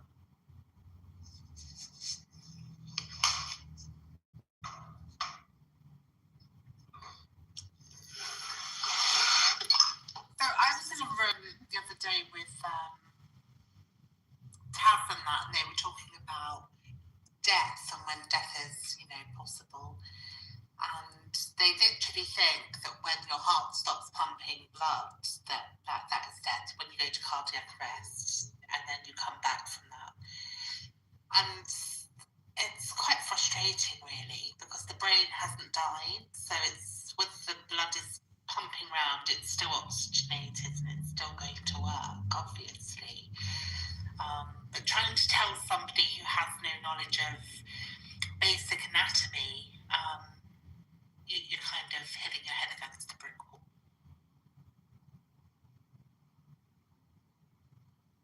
Well, like simply, why are there grown-ass men talking to 300 people in an audience and getting away with shit like humans aren't even animals? Like I'm no animal, right?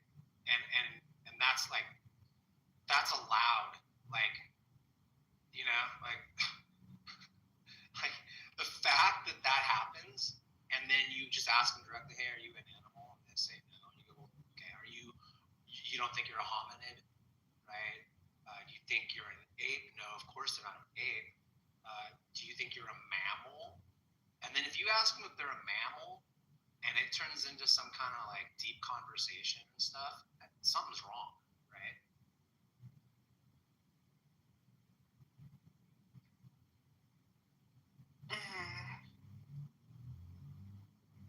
Yeah, I'm definitely not a vegetable. But there's like 300 people just letting it slide.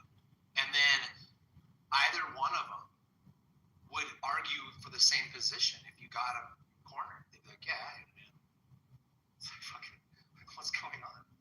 Toast doesn't believe he's an animal, do you, Toast?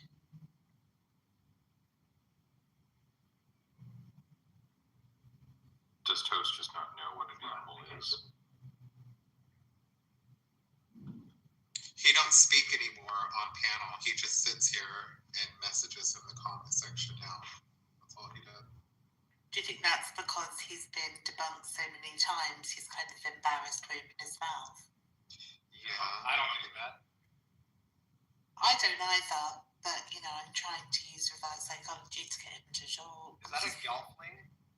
That is It is a gelfling. Nice.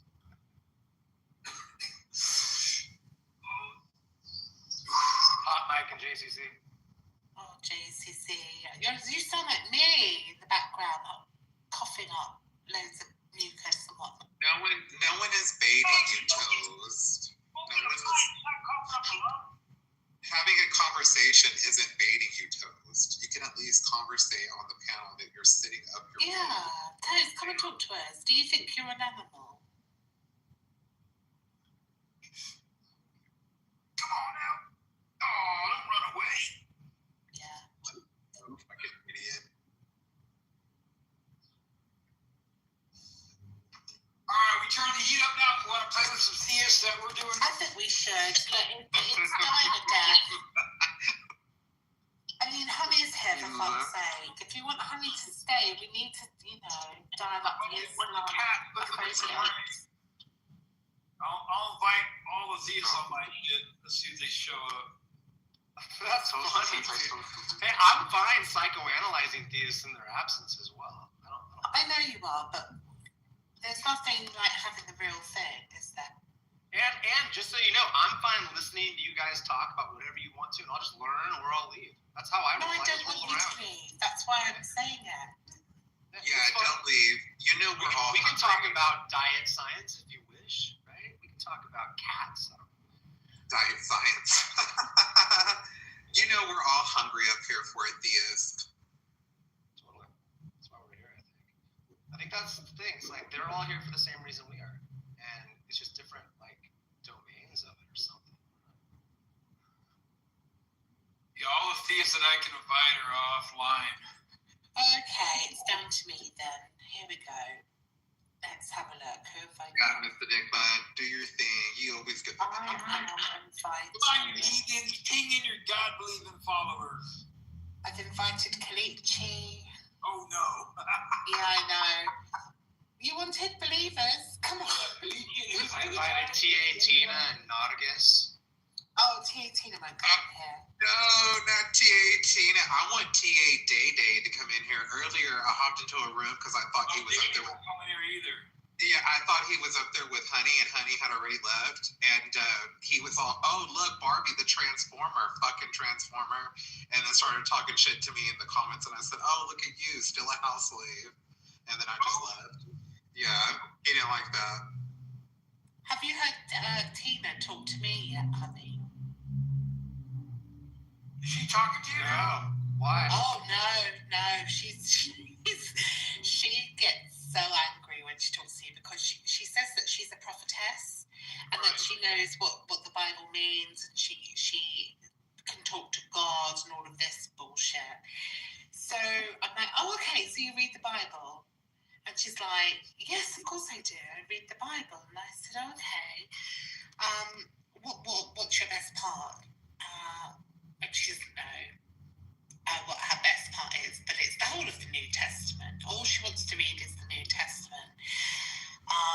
And then, I can pull something out of my hat of knowledge of the Bible. And then she gets really furious. And I mean, she switches from baby voice Tina to wailing banshee Tina. And you have this Honey Ann. Completely and utterly delulu. Honey Ann thinks that she's a reptilian that comes from the planet Nibiru and is part of the Anunnaki. Tina thinks she's half angel, half prophet. I mean, it's madness. I really feel for their delusions, I really do. She even admitted that she hit her kid out of fear. Like, she said that one time her kid got away and, and something had happened. And because she was so scared that something might have happened to him, she said she hit him. And I'm like, why would you hit your kid because you're scared? Yeah, they almost got run over. What was her reason? Why did she hit her kid?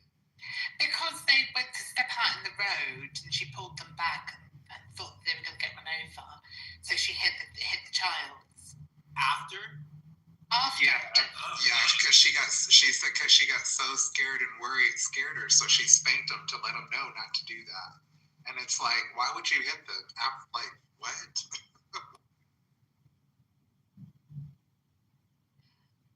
Oh, are the talking apes open? That's an interesting thing. That's crazy.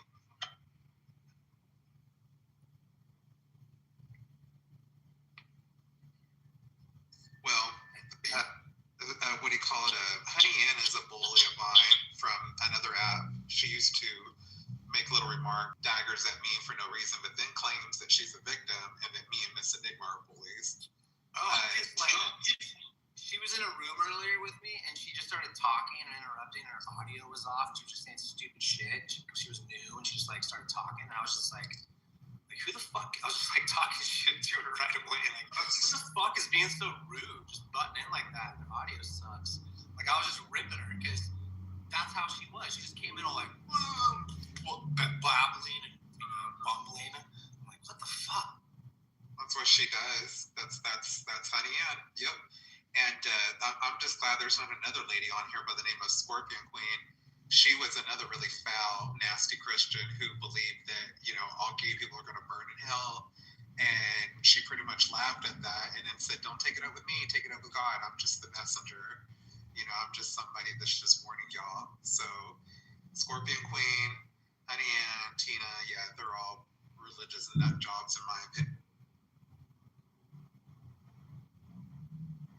You know what I'm like? If somebody goes after somebody I love or care about, it's war. And I always get the last laugh, and that's what annoys people. So they have to resort to lies and whatever.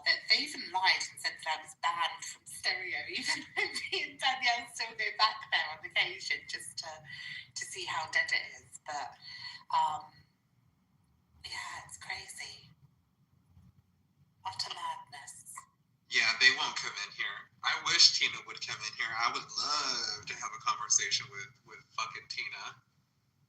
But it probably wouldn't go very well. I'd have to stay on mute because I'd end up cussing her smooth out. I can't stand her. She always uses this gif on me as if that's threatening. And I'm like, bitch, you do realise I'm the one with more melanin. I was going to say, that's a person of color hitting a white girl, so it'd be you hitting her. Like, what a... Oh, I wouldn't hit her. I wouldn't resort to violence. So, no, I'm not a violent person unless, somebody is attacking me physically.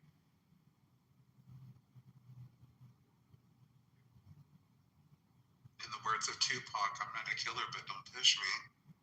The best offense is defense, in the words of Mr. Miyagi.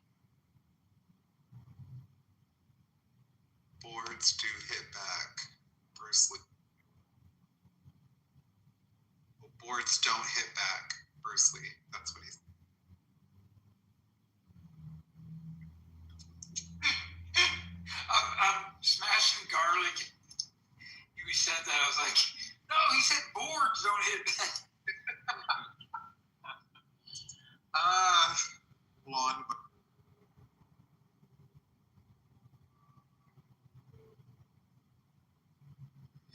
I'll be right back. I'm just going to go and see who's in the Talking Apes room.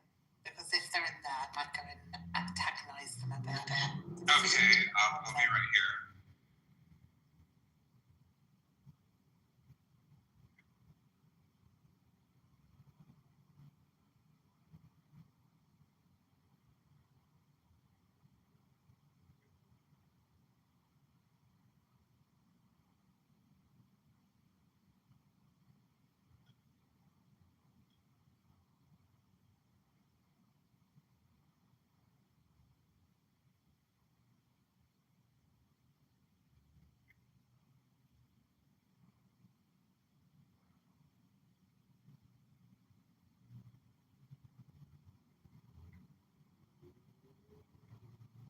Who's up here?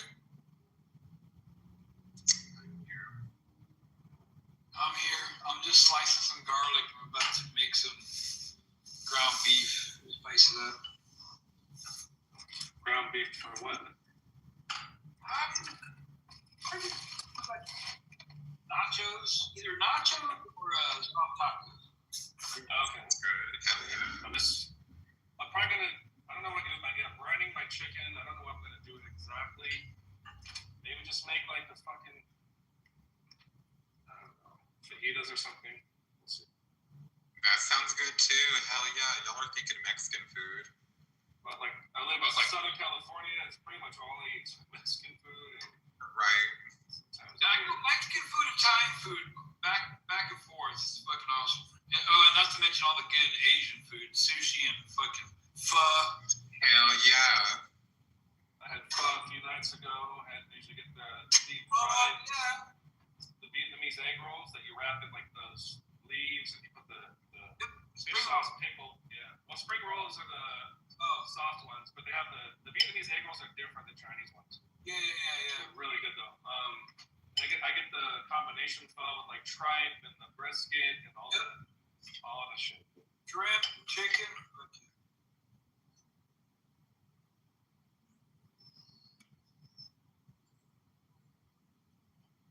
Shrimp is one of my favorite things to eat. I love shrimp. Now there's no shrimp fried rice tomorrow. Scream. You like that scream? Scream.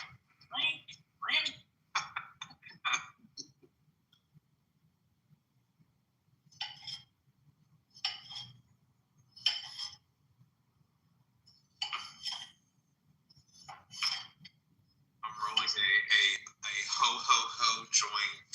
It's made out of like a raw paper, or I'm gonna roll it out of a raw paper, but it's 3 different types of buds, and I don't know exactly what they are, but yeah, I'm just gonna roll something up. I haven't really smoked a joint in a while. I've been smoking out of my bong. That's what I did last night. I used a cone. Right now I'm just smoking nothing but the Girl Scout. It's fucking badass. Hell, I love Girl Scout cookie. That's one of my favorite strands. That Bubba Kush. My buddy grows it, and so I get a lot of it, free. He just so much, and he makes a good, side hustle. That's fucking awesome. Yeah. I've been trying. Organic from seed to bud, badass stuff. Oh, so it's real clean. Hell yeah, I love that.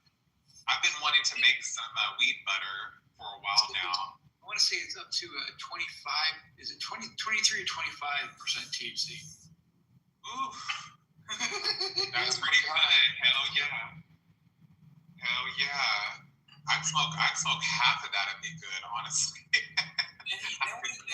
he does a concentrate out of it. He does bubble hash with it, and that shit knocks you out. Oh, I love that. Fuck yeah. That's awesome. I've been getting into concentrates a little bit. I've been trying to stay away from it though, but they're so good. It's just the more you concentrates, it builds your tolerance higher. Yeah, I got hooked on shatter for like the not shatter but wax. The wax. I had a real good rig, and it was man. I was like, I gotta stop doing this and just do the flower. Yeah, like in the late 2000s, I was doing like pretty much sour diesel was my strain, and I'd be able to smoke it all day and get tons of work done.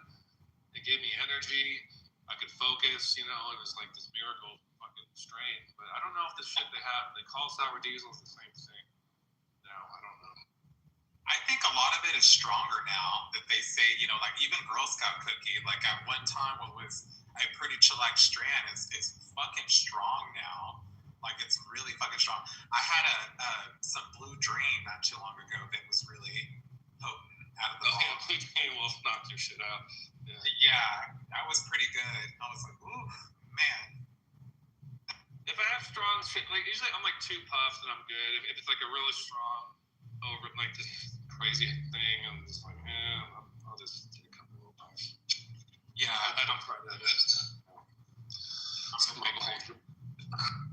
I'm the same way, and I think that's why I have a lot all the time, is because I don't over smoke it, in my opinion. Like, I don't just smoke it all because I have it. Like, I just smoke just a little bit to get me high, and then I just go do other shit for a few hours, and if I want to smoke again, I will. Like, this joint right here that I'm rolling, like, it's, I'll probably take like 3 or 4 puffs off of it and put it away. Literally probably take a couple puffs of it later, and then probably smoke the rest of it tomorrow. That's why I like the glass pipe. You put a little small bowl, take that clean hit, wait a little bit, take another one, See, It sounds like you like fresh hits all the time. Oh, yeah, that fresh. You can taste it every time. It's awesome. Yeah, my brother's like that. He's always cleaning his pipes all the time. He does not like leftover resin because every day. Man, I fucking rag on my buddy. He's got dirty water in his bottle. I'm like, dude. Yeah. Damn, dude. Come on.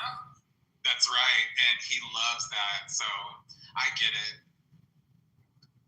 Roybus, what do you smoke out of? Joints or bong? I prefer water pipes. Yeah. It's not a bong. We're kind of like in between the pipe and the water pipes. Oh, dude, I had one for a while and it fucking broke. It pissed me off. It's a big cheap, but yeah, it's hard. Yeah, you have to remember to go out and get another one. And something else to do. Yeah, and me, I only smoke out of glass stuff. I don't like to do this. Yeah, I don't do the silicone or the plastic because I know there's some pretty good silicone products out there, but nah, it's all glass for me.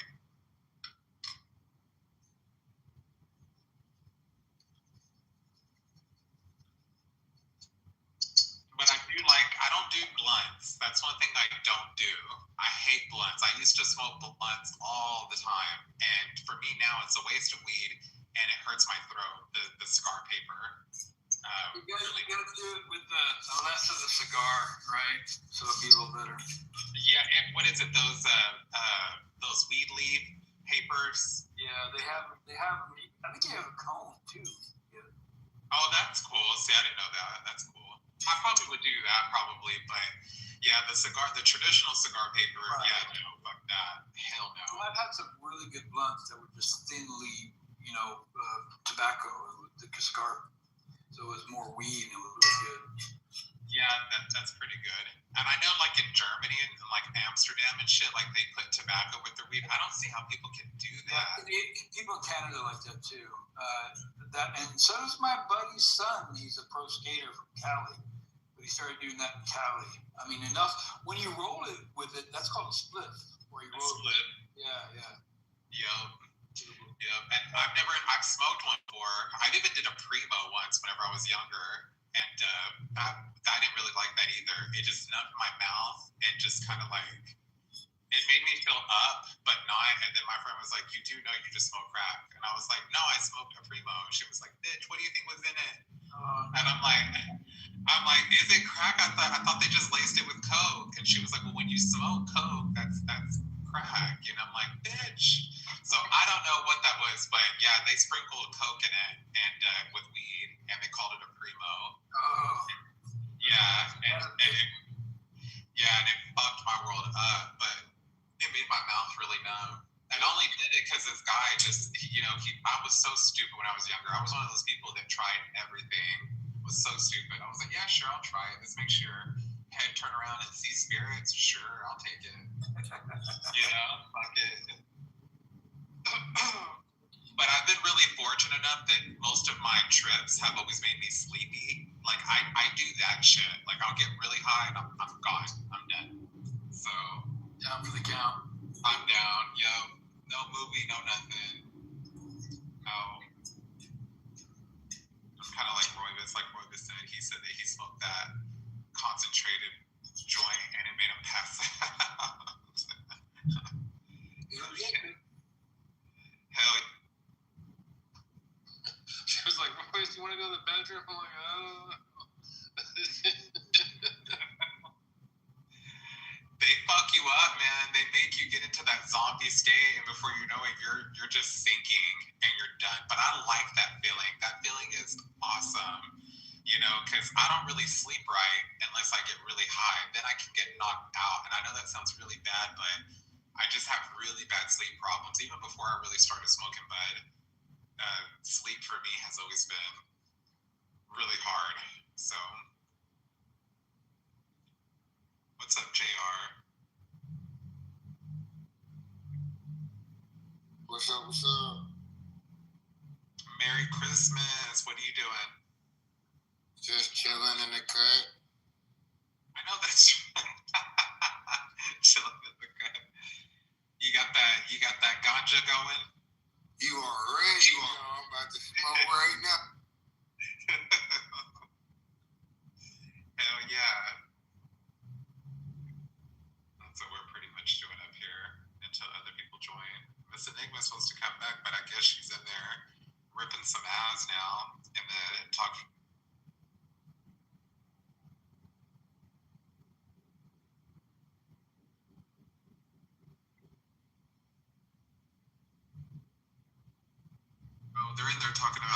evolution versus creation. That's what.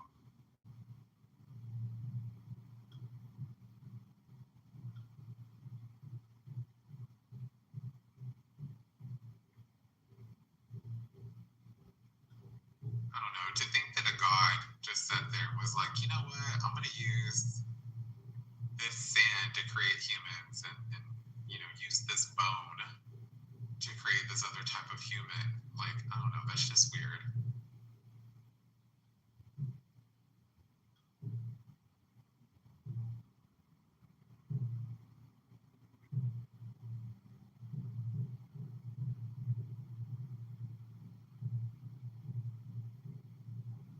Sorry, I'm just over here cracking my lungs up.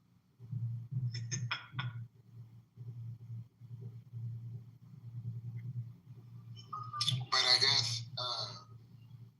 evolution versus creation. I see no signs of either.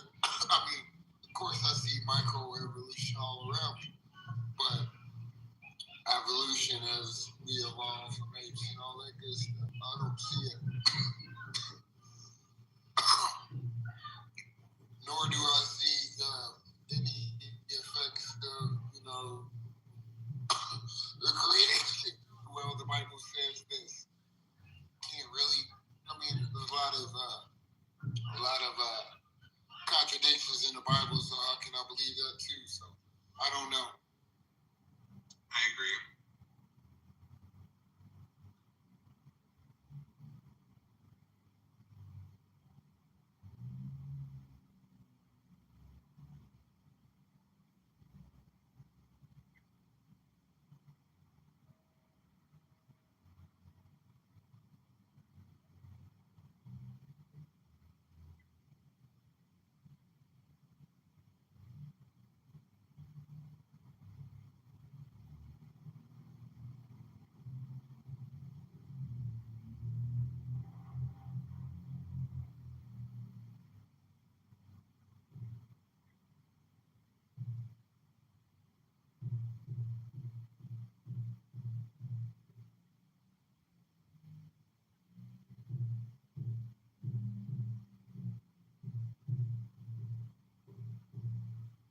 Welcome back, Toast.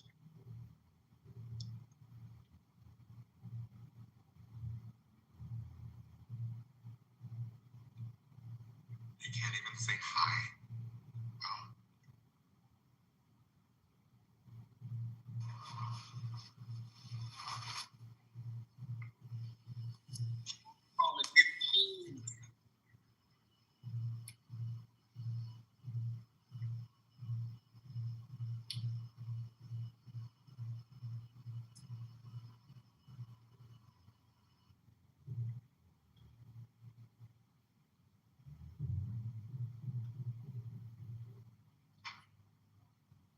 Does anybody live north of Los Angeles? It looks like a river over there. Is anybody close? No, is that California you're talking about? Mr. White, Yeah, Roy was there. Say it again. Oh, yeah, that's right. That's right. In California, ABC showed a river of water flowing through the streets. Thanks. Say it again. The delivery. Is what close to me? North Los Angeles. It's a river. I grew up around there. I grew up in Frogtown. What about it? I'm just saying, it's underwater. It's a river. LA River floods. I mean, that's kind of like why it was constructed in the first place.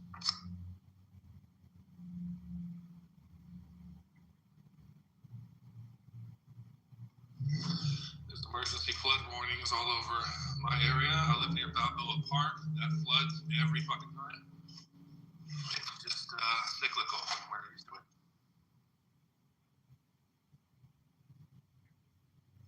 I know exactly what streets not to go down. I know exactly what to do. This is common.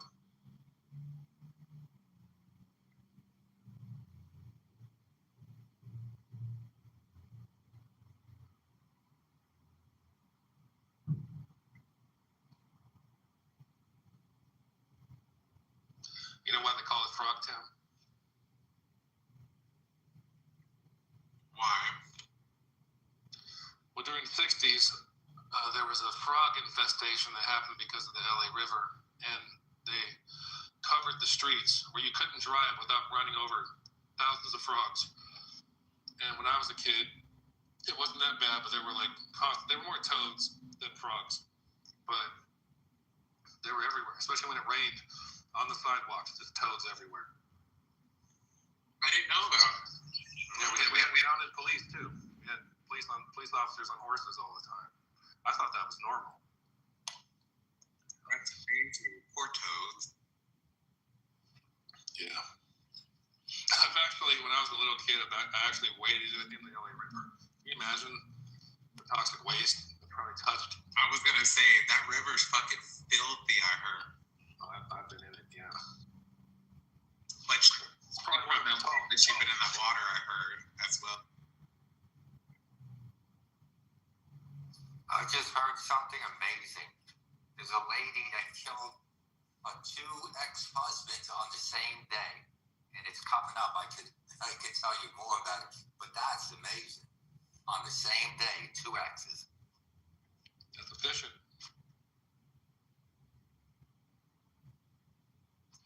And a picture, it doesn't look good because she's heavy and not smiling.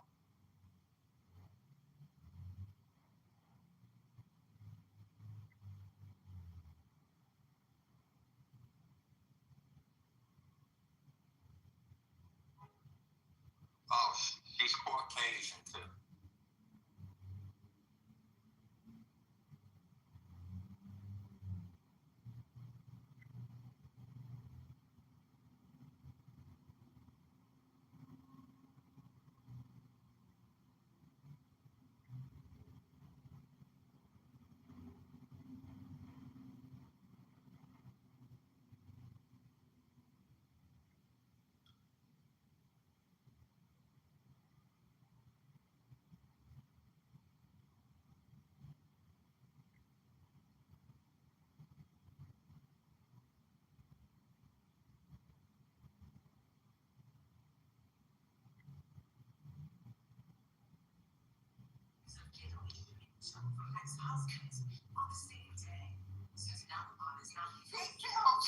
Yeah.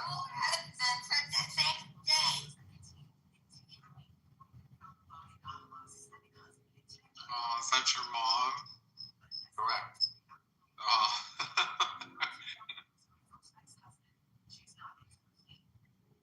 One of them was in Tampa.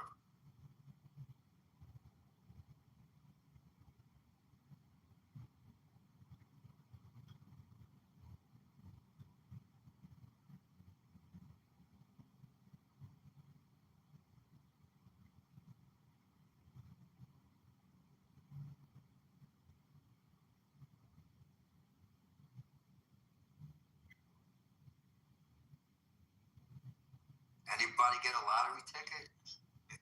Mega Million or whatever? I got 3 of them.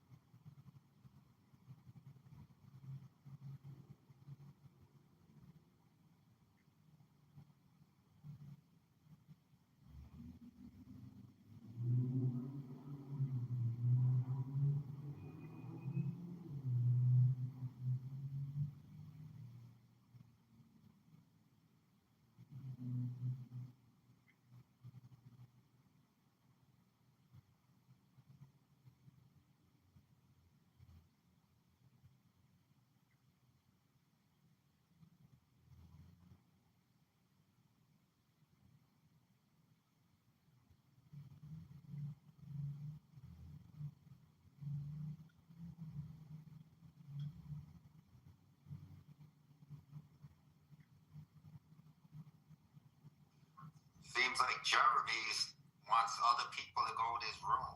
He just tagged me. Well, I mean, why? What for?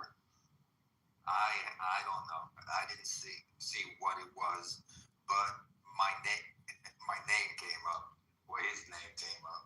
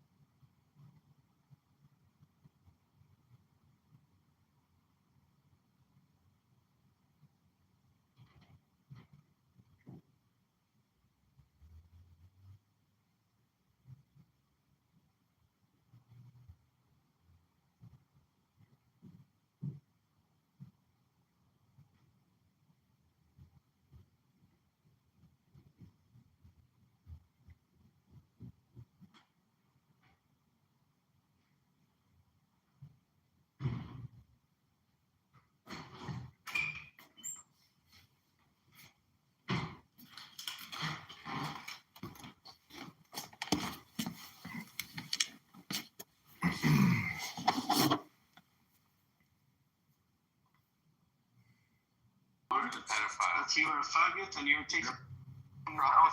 Hey, Habibi, Habibi, Habibi, Habibi, Habibi, Habibi, Habibi, Habibi, Habibi, Habibi, At the end of the day, I just Habibi. why the animosity?